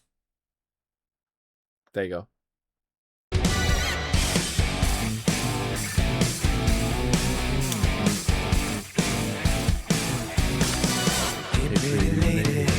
You're looking real fine. This is our first date. I'm not like other guys. I can tell that you have played it safe your whole life. So get naughty and break a couple rules tonight. So good.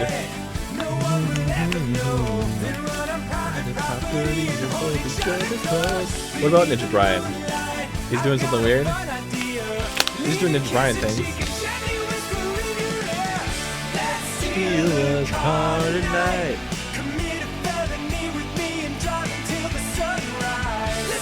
Motherfucking hard tonight. Hey, I like you. I got your flowers. Let's get some coffee. Yeah. Deep in my eyes And tell me about your family. We can hold hands, then you can watch me. Shoot cocaine into my eyes and rock a memory. Let's heal them all tonight.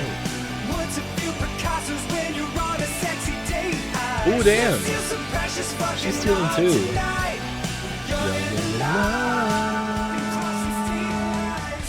I just turned it down more. We could go a little more traditional.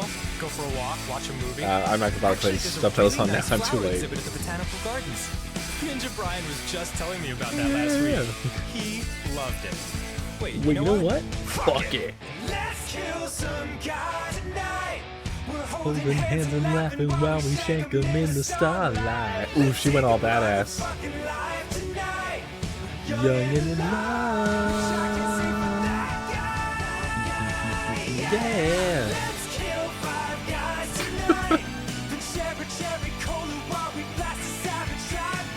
Oh my god. 10 guys tonight. You know what? First date, let's pump the brakes on the murders. I mean, yeah, I think 5's good enough. Back to your place and we craft the perfect alibi. Young and in love.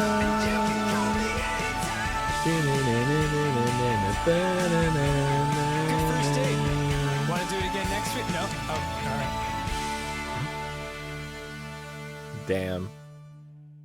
Damn. Unfortunate.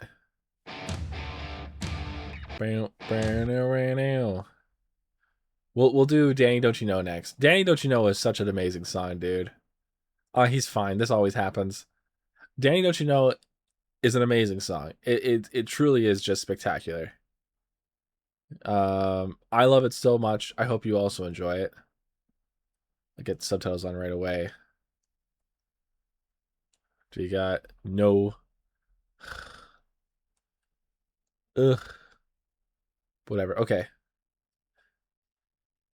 You've been listening to Danny Don't You Know for a while now? Hell yeah. It's a great song. But we'll play it right now. And yeah, oh my god. To have him replace his name in the song with my own was, oh, it's so awesome. I just listened to it again the other day. Oh, First Date? Yeah, I think I like this one, Danny. This one's really good. This is really, really good.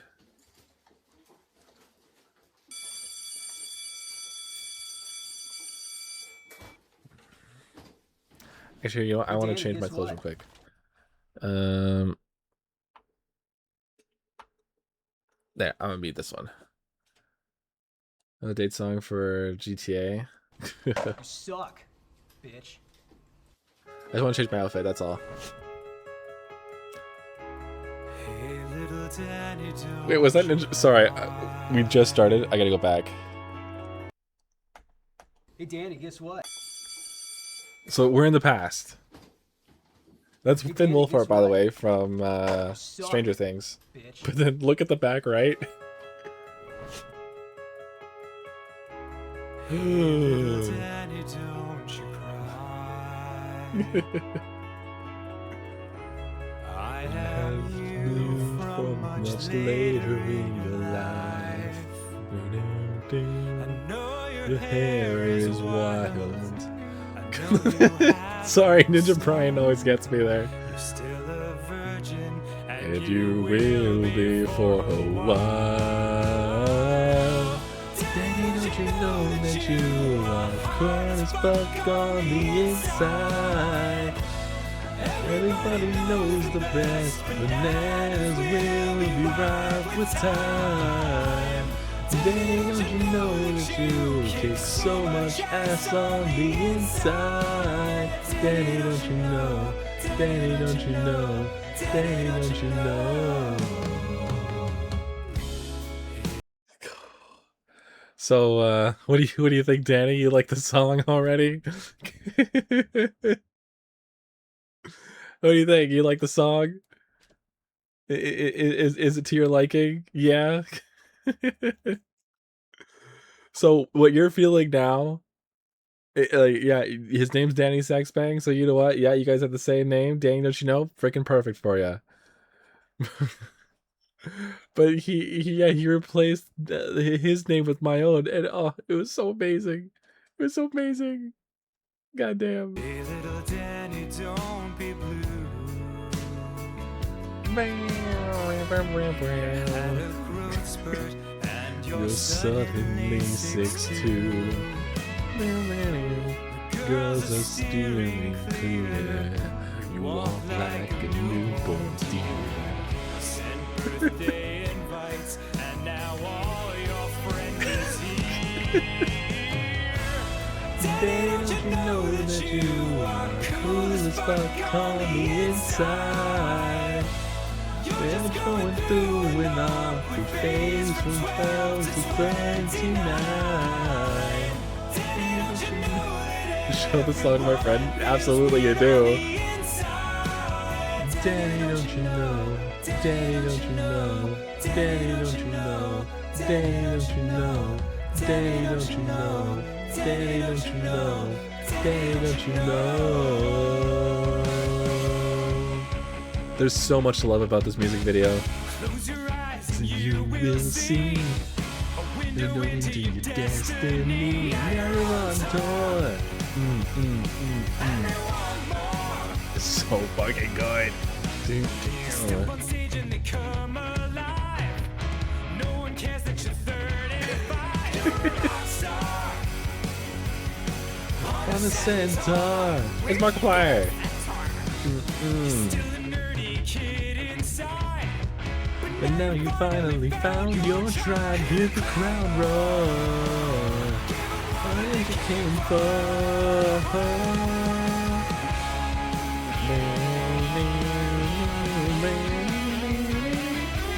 So good, dude.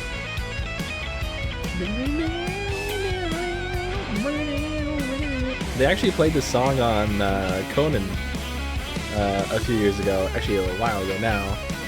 Super, super cool. But they did a TV safe version. So, yeah. N-N-Y, he's a super awesome guy. D-A-N-N-Y, he is not afraid to cry. D-A-N-N-Y, he is almost all the time. D-A-N-N-Y.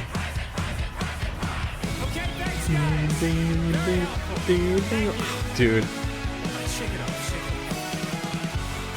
Benny, don't you know that you're alright as fuck on the inside? Now he's gonna rock the show. Come on, you are a star tonight.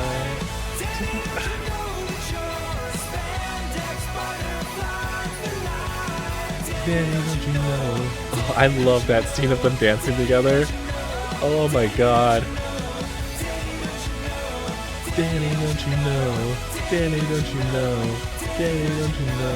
Daddy, don't you know? Daddy, don't you know? Daddy, don't you know?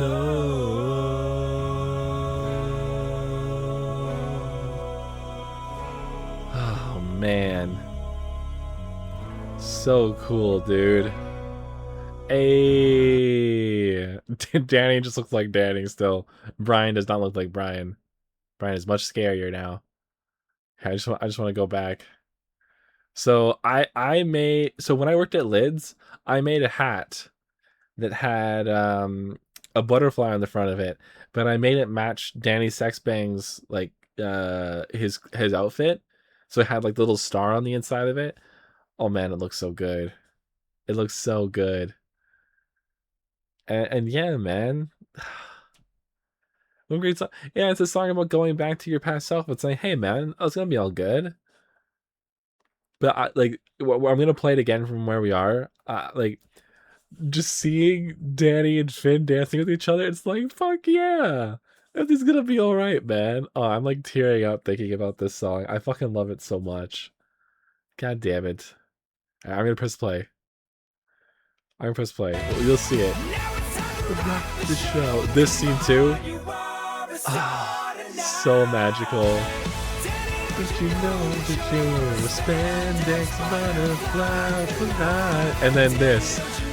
That dancing there. Oh, it's so awesome. I fucking love it. Danny, don't you know? Danny, don't you know?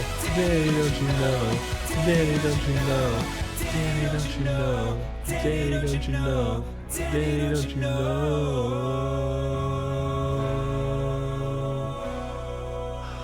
Damn. So good, dude. I love that song so much. Man. I'm very excited for the next one we're gonna watch. What do you think, Danny? I told you to check out some of their songs. You didn't.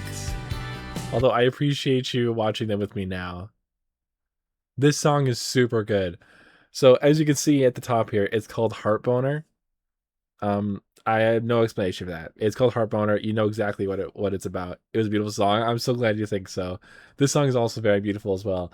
In fact, so one cool thing about this song, which I was very happy to read at the time, even though it's such a ridiculous premise, or not premise, but such a ridiculous just song in general, when this was made and put out, people kept complimenting the girl who played the princess in this, and she was so overwhelmed with how super nice to her everyone was and whatever.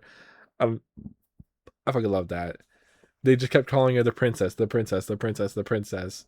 And it's kind of hard to know how people react to you when you're inside or when you're a part of a project like this, because it's so weird, right? It's such a weird thing. So it was really cool how everyone treated her and everything, right? I love that. That's so awesome. Yeah, I'm gonna press play. Again, another magical song. Magical song.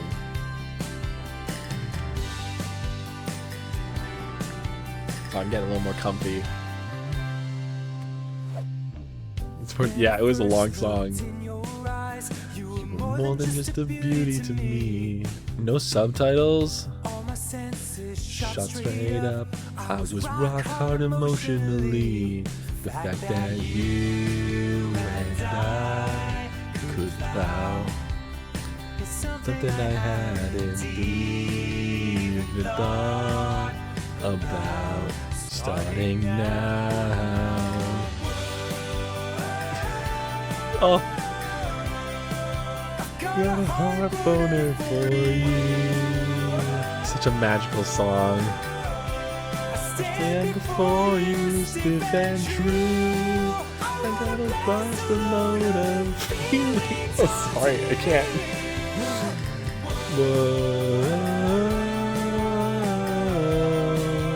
These heart burners for you. So magical. You've helped me grow into a man. My shallowness is adult Disney, basically. Slam you with my empathy, and then I'll rail you with my class. You've helped me fall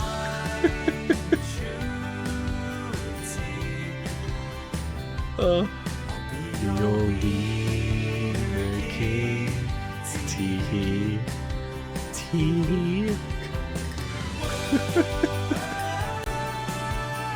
And then the Beauty and the Beast shot.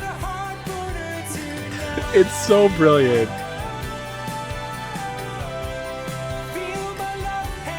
Growing tight.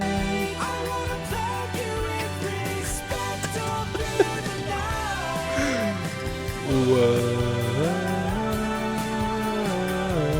Like, she's a princess.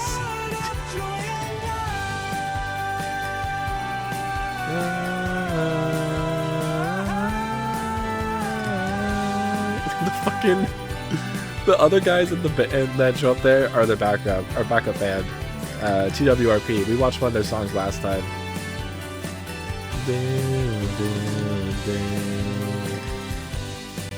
Oh, this is where things get crazy.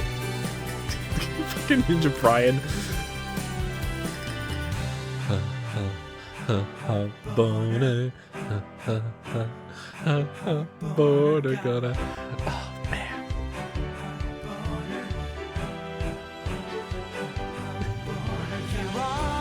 Oh, so magical. Feel the feels I feel for you.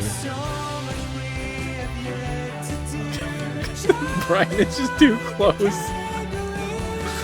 Whoa.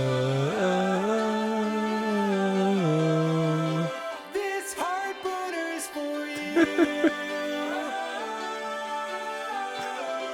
I stand before you, stick and true. So there is actually. Oh shit. There is actually a couple that use this song as their either their dance or when the wife was walking down the aisle. I can't remember. Oh, it's so good, dude.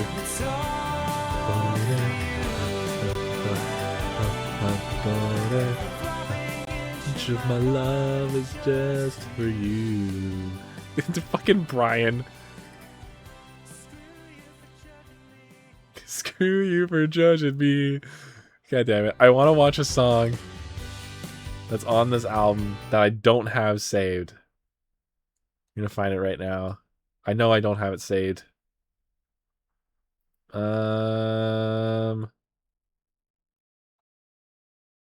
Looking for it.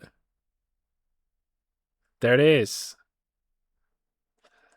This song came out on the same album as both those songs we just watched, actually.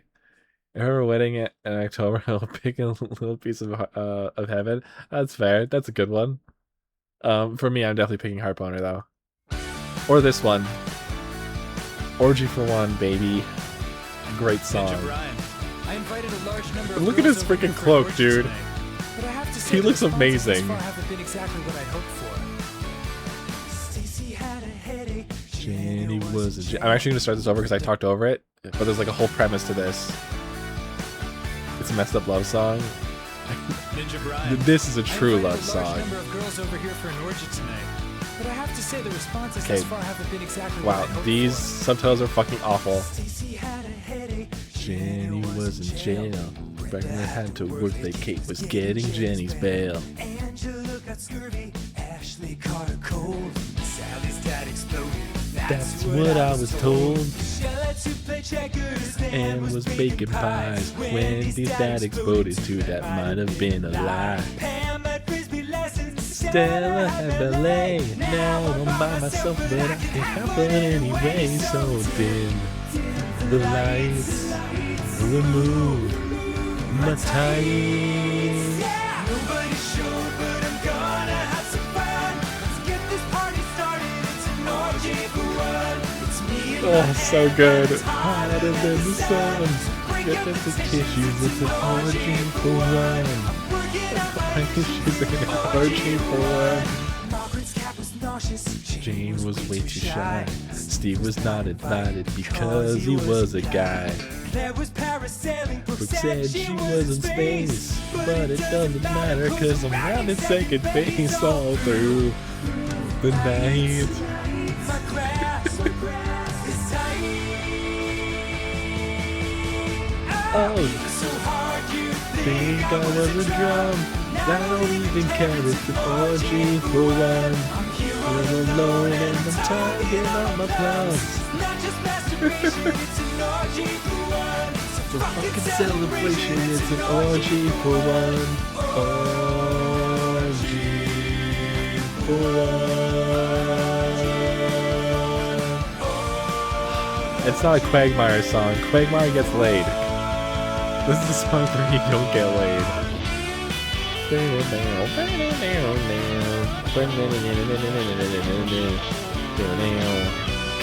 Oh my god.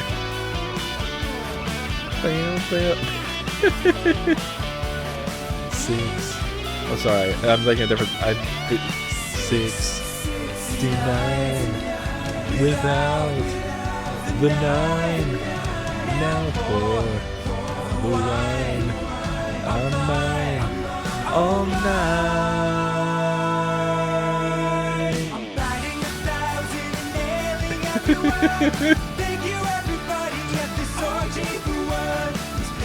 The stacks to look vaguely like a butt.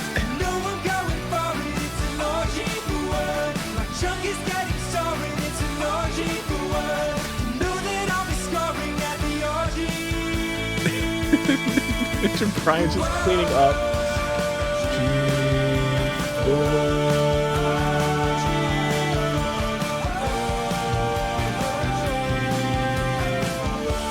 I mean, Brian wishes he was this smooth. He wishes. Yeah,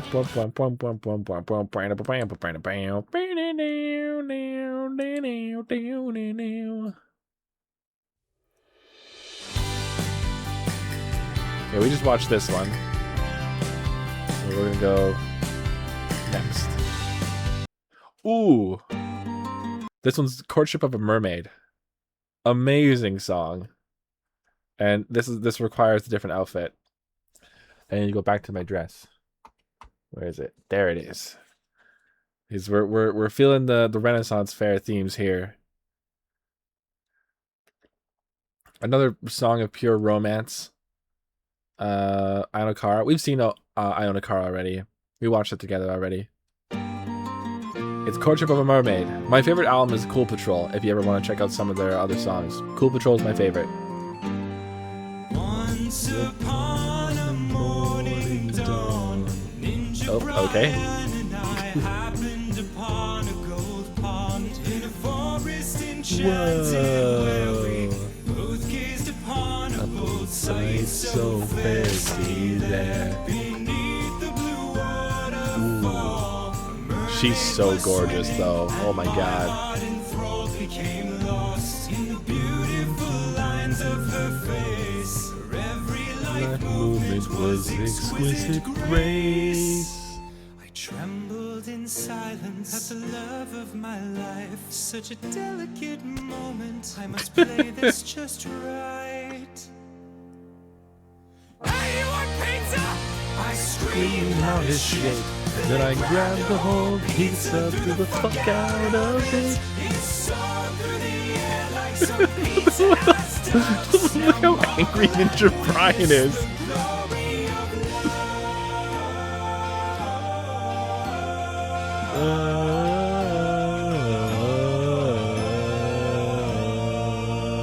Here comes the pizza!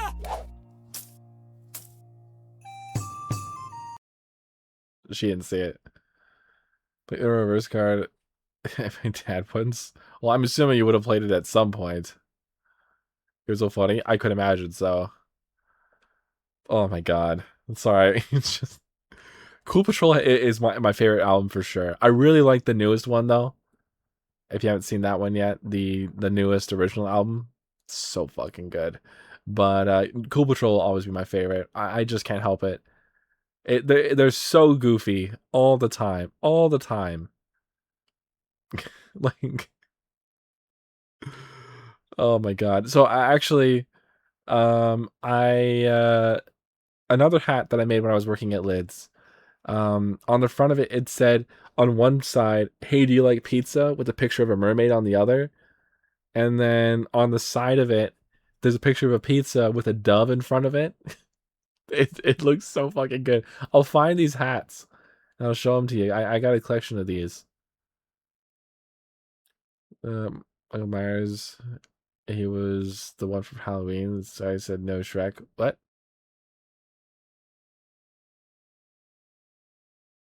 What?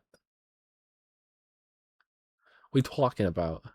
I'm pressing play. The mermaid looked off with her hair in the breeze, for she noticed not my love letter of cheese. I don't see how I may get her soul to listen. Like sunlight she shines, like crystals she glistens. I need I wasn't expecting that. an ingenious new scheme, so this angel shall open her heart to me. More pizza, Brian!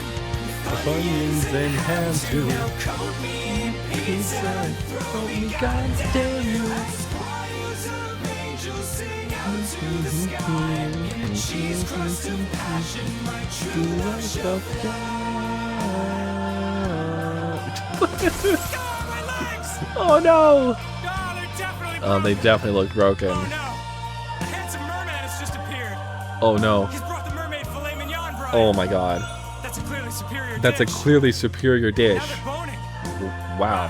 That was fast. Hold on. I'm gonna try to hop over and tell her I love her. Can one of you angels fly me to a hospital, please? No? Cool. Fuck you guys. Wait, dang, I don't understand. I'm confused by your words here.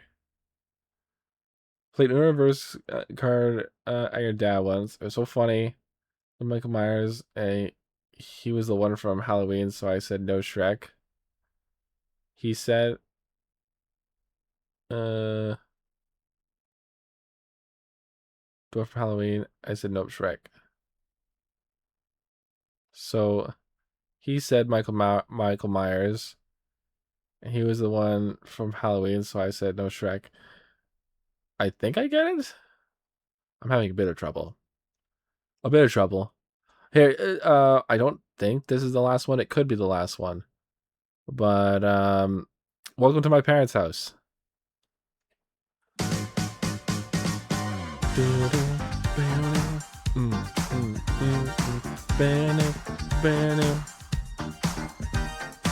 Hey there, baby. Met on the dance floor. Got your body all against me all night long. No one's on your mind. Our souls are entwined. Passionate embrace. Your eyes take me tonight. Passion, that's just the place. A place where we can be alone. Unless my mom and dad are home. Welcome to my parents' house. There's some snackies. Guess you're feeling horny now. Nasty, yeah! Girls, chill with it. It's 2026, man. People have problems. Not to get us back on track or anything. Danny, come on, man.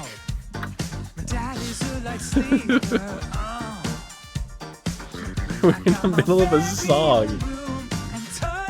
The free food. What's your favorite juice? Mango and apple and guava and apple. So many fucking fruits. Mom buys pizza rolls for me. Can you believe this shit is free? Welcome to my parents' house. Dude, the artwork of this is so good. I think it's Shutru. I think that's the name. Got your sassy rascal on you, puppy.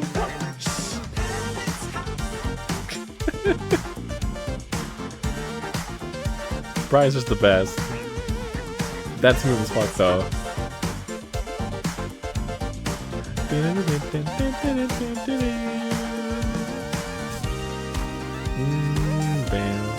gonna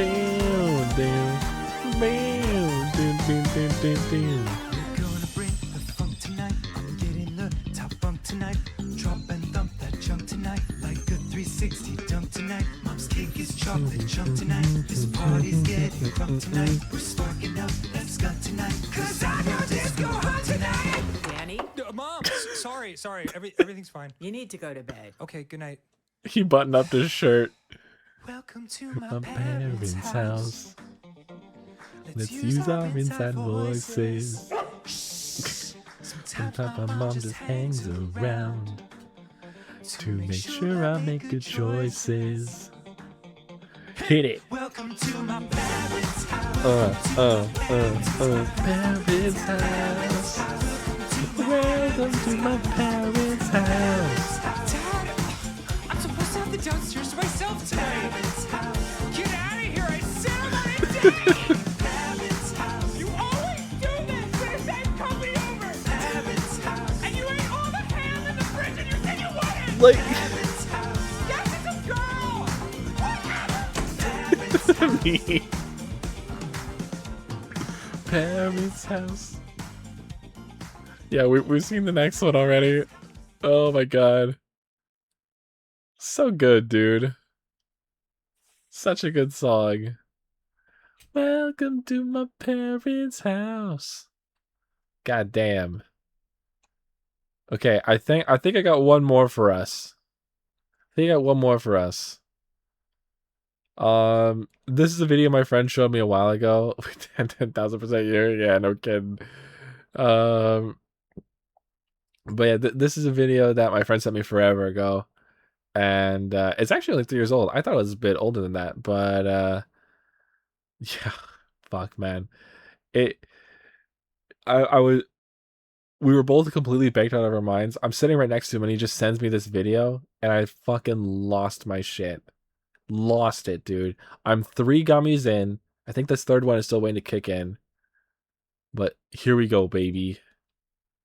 The music in the background. We might listen to music in the background after this, because so good. The glass was just in a small pocket. I guess it's just gonna be the two of us. Turn it up a bit. Seriously lucked out with good weather this weekend. Here, let me pack you a It's a real short video, so I want to make sure we hear that music in the background. Is it auto? It probably is. They're all auto-generated. That fucking sucks. The glass was just in a small pocket. That okay? I guess it's just gonna be the two of us. We seriously lucked out with good weather this weekend. Here, let me pack you a little Scooby snack. Oh damn! Little headlamp. Super sticky. I've hung out with these guys before. It's crazy to think we're just a small speck. Just the smallest speck, man. Holy shit. There was a meteor that just cut through Perseus straight into Draco's tail. Whoa. I thought it was gonna hit Earth. Oh.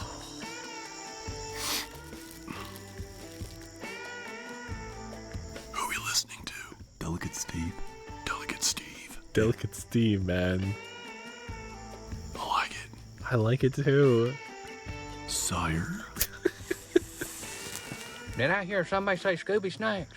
We got a live one. What the fuck? What the fuck is that?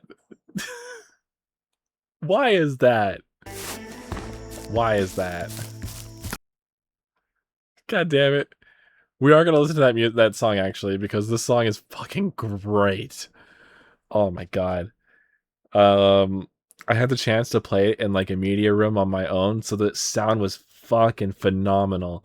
And just having this blasted while I was blasted, oh fuck. God damn. Glass is just in the small pocket. It's just gonna be the two of us. We seriously looked out with It's gets all the time. Here, let me pack you a little Scooby snack. Yeah, I've had actual conversations like this before. Purple. Super sticky. That shit's purple. God damn. It's crazy to think we're just a small speck. Smallest speck, man. Holy shit. There was a meteor that just cut through Perseus never see us straight into Draco's tail. I thought it was gonna So- hit Earth. I thought it was gonna hit Earth. So, the one thing that will always make a weed experience a lot of fun, for those of you who can't have it legally like I can, is when you're with a group of people and everyone's kind of out, but there's just a couple of you left, and you decide to light up for a little bit, just kind of chill. Because at that point, when you're with another person, you really feed off their energy, you know? I don't mean energy in some random bullshit way. I mean energy as in, like, you existing next to me awake makes me feel awake. And then vice versa. We have that same exchange back and forth, you know? And you kind of just feed off of that and just, like, really just chill with it, you know? So, yeah, weed always tastes best when it's late at night. There's a small group of you out of a big group, and you're whispering. The whispering, perfect, dude. It makes it really chill. God damn. Who are we listening to? Delicate Steve. Delicate Steve. Yeah. Yeah. I like it. Yeah, you do. Sire. Sire. Did I hear somebody say Scooby Snacks? We got a We got a live live one. one. Fucking Velma. God damn it.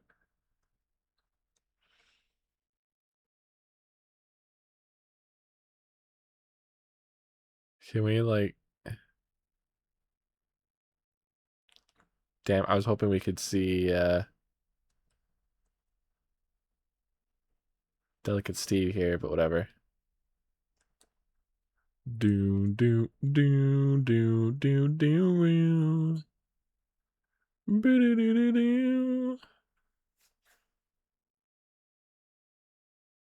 And this one, I Can Fly Away.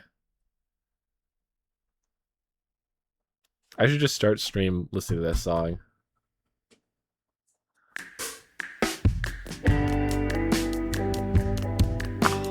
Man. I was playing this. It's just a picture of the dude. He's not doing anything, but he does this like weird little fade. And damn, dude. The lighting, it was so dark. I was just sitting in a room playing this song. It's like, here, you go ahead and do this. I'll be right back. Okay. And then I played this. Oh, that guitar. That guitar, what the fuck? Ooh. Turn it down a little bit.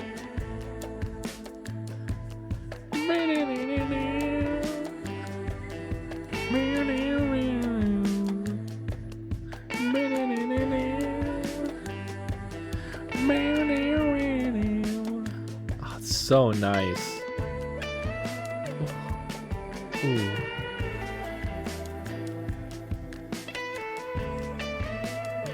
Damn, dude. Oh shit, that's so nice. I love this, dude. It's so nice.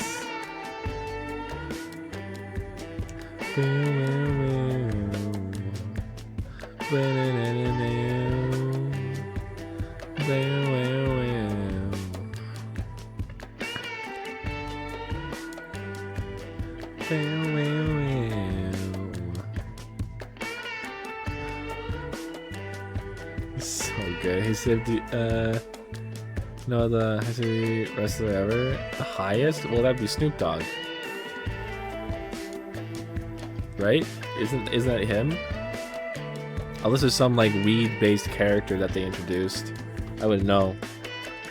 RVD? I don't know who RVD is.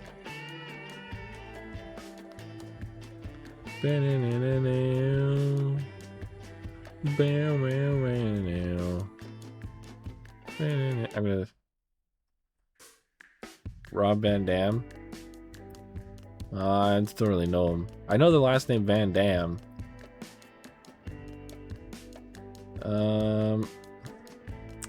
Wow. That was a fun day, dude. That was tons of fun. I really enjoyed myself. That was fucking great.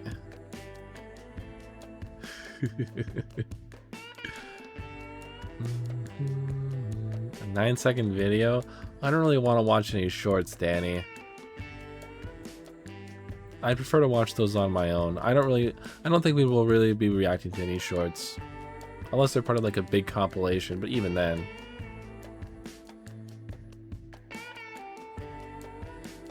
My teeth are a little chattery. It's 4:20. Is it 4:20 for you right now? I still got a few hours to go.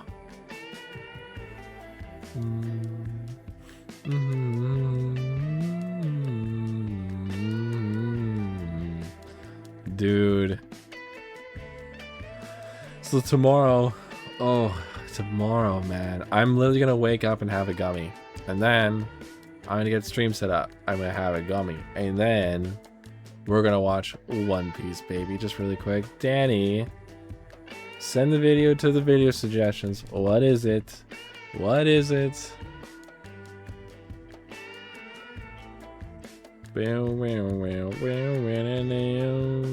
I still need to see it there first.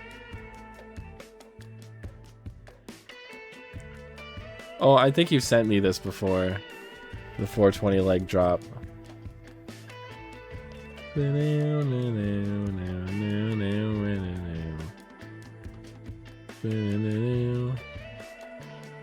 Okay, we'll try and find it.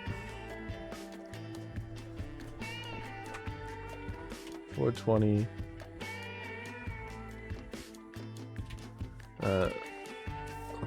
Leg drop.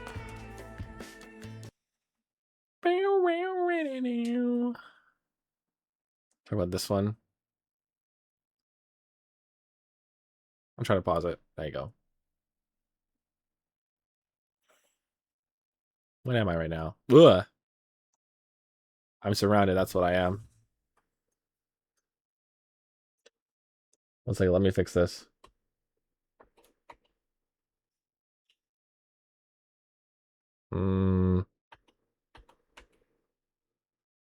Okay, there you go. I'm also dragging. I don't need to be dragging right now. Okay, there we go.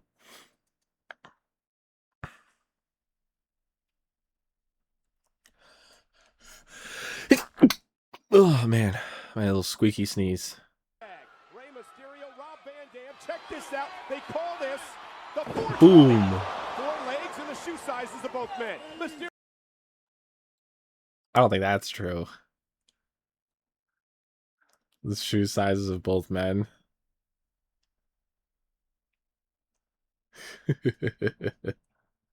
All right.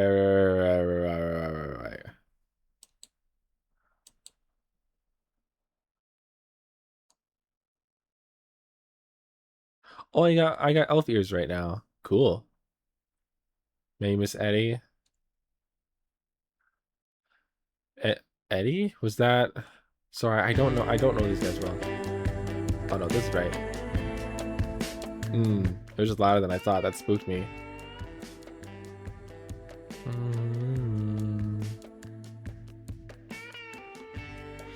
Yeah, what a great day. I'm so excited for tomorrow. We're gonna get fucking blasted tomorrow. Guy was in the ring ropes. Oh, really? Damn. I'm assuming something happened to him. Either retired or passed, but... Do you mean Eddie Brock? Wait. I think Eddie Brock is from Spider-Man. That was like 2005. Oh, man. That blows. But you know what? Danny, I hope you just have a chill night. A relaxed night. A good night, man. Tomorrow's a new day. An early stream. It's fucking 4:20, dude. It's 4:20. That'll be so good. Where the hell's my belt? Whatever.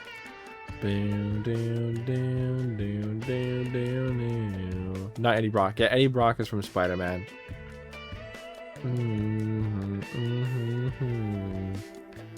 Dude, this is like... This is actually like just me right now.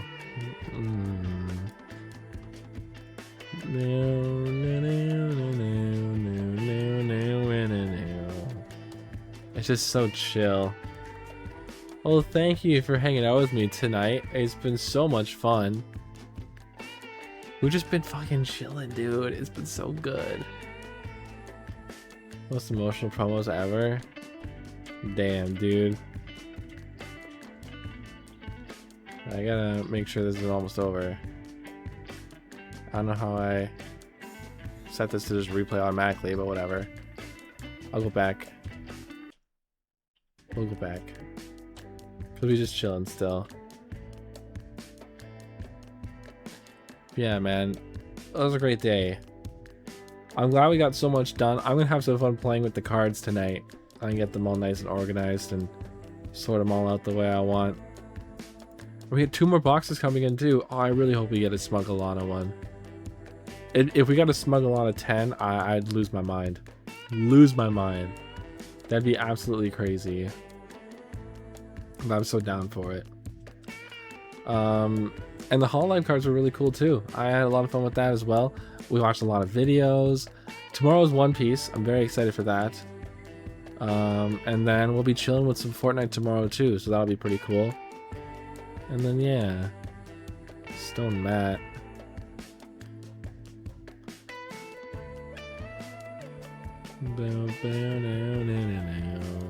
See, I don't think these pants had a belt. I don't think I had a belt.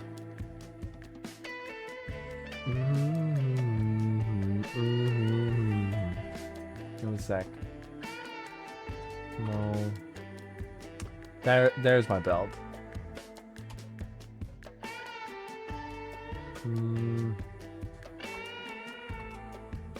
God damn it. Good enough. God damn it.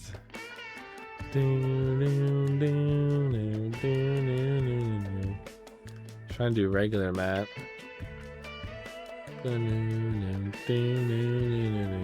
Well, you know what? I'm gonna have a chill night. I'm not gonna go to bed super early, but I'll go to bed a little earlier than I normally would. I'll set up an alarm to make sure I'm up at a good time. I think I'll get stream as prepped as possible tonight, and then that way we'll be ready for tomorrow, like right away. Jump into it, like Saturday morning cartoons level of ready. You know what I'm saying? It'll be a good time. Be a really good time. I'm very excited. We might hear more of this music, by the way. We might be hearing more of this music.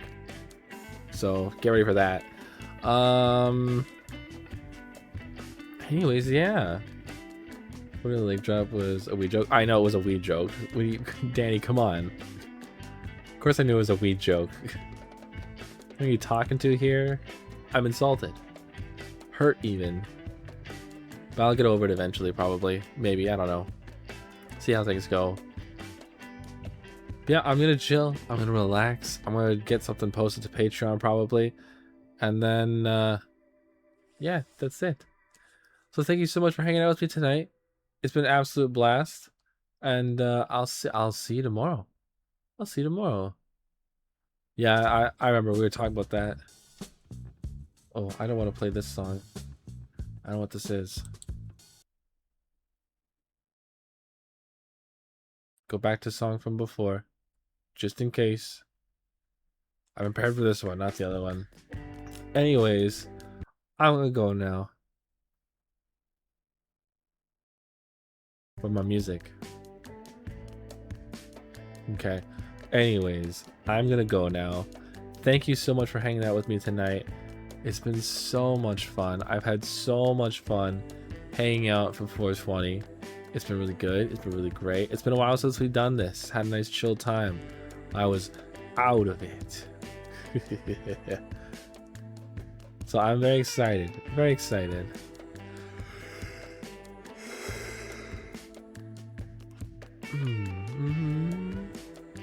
Sorry, I'm getting a little wrapped up in it again. Anyways, I'll see you tomorrow. I'll see you tomorrow. Thank you so much, and goodbye. Goodbye. Goodbye. Goodbye. Goodbye. Goodbye.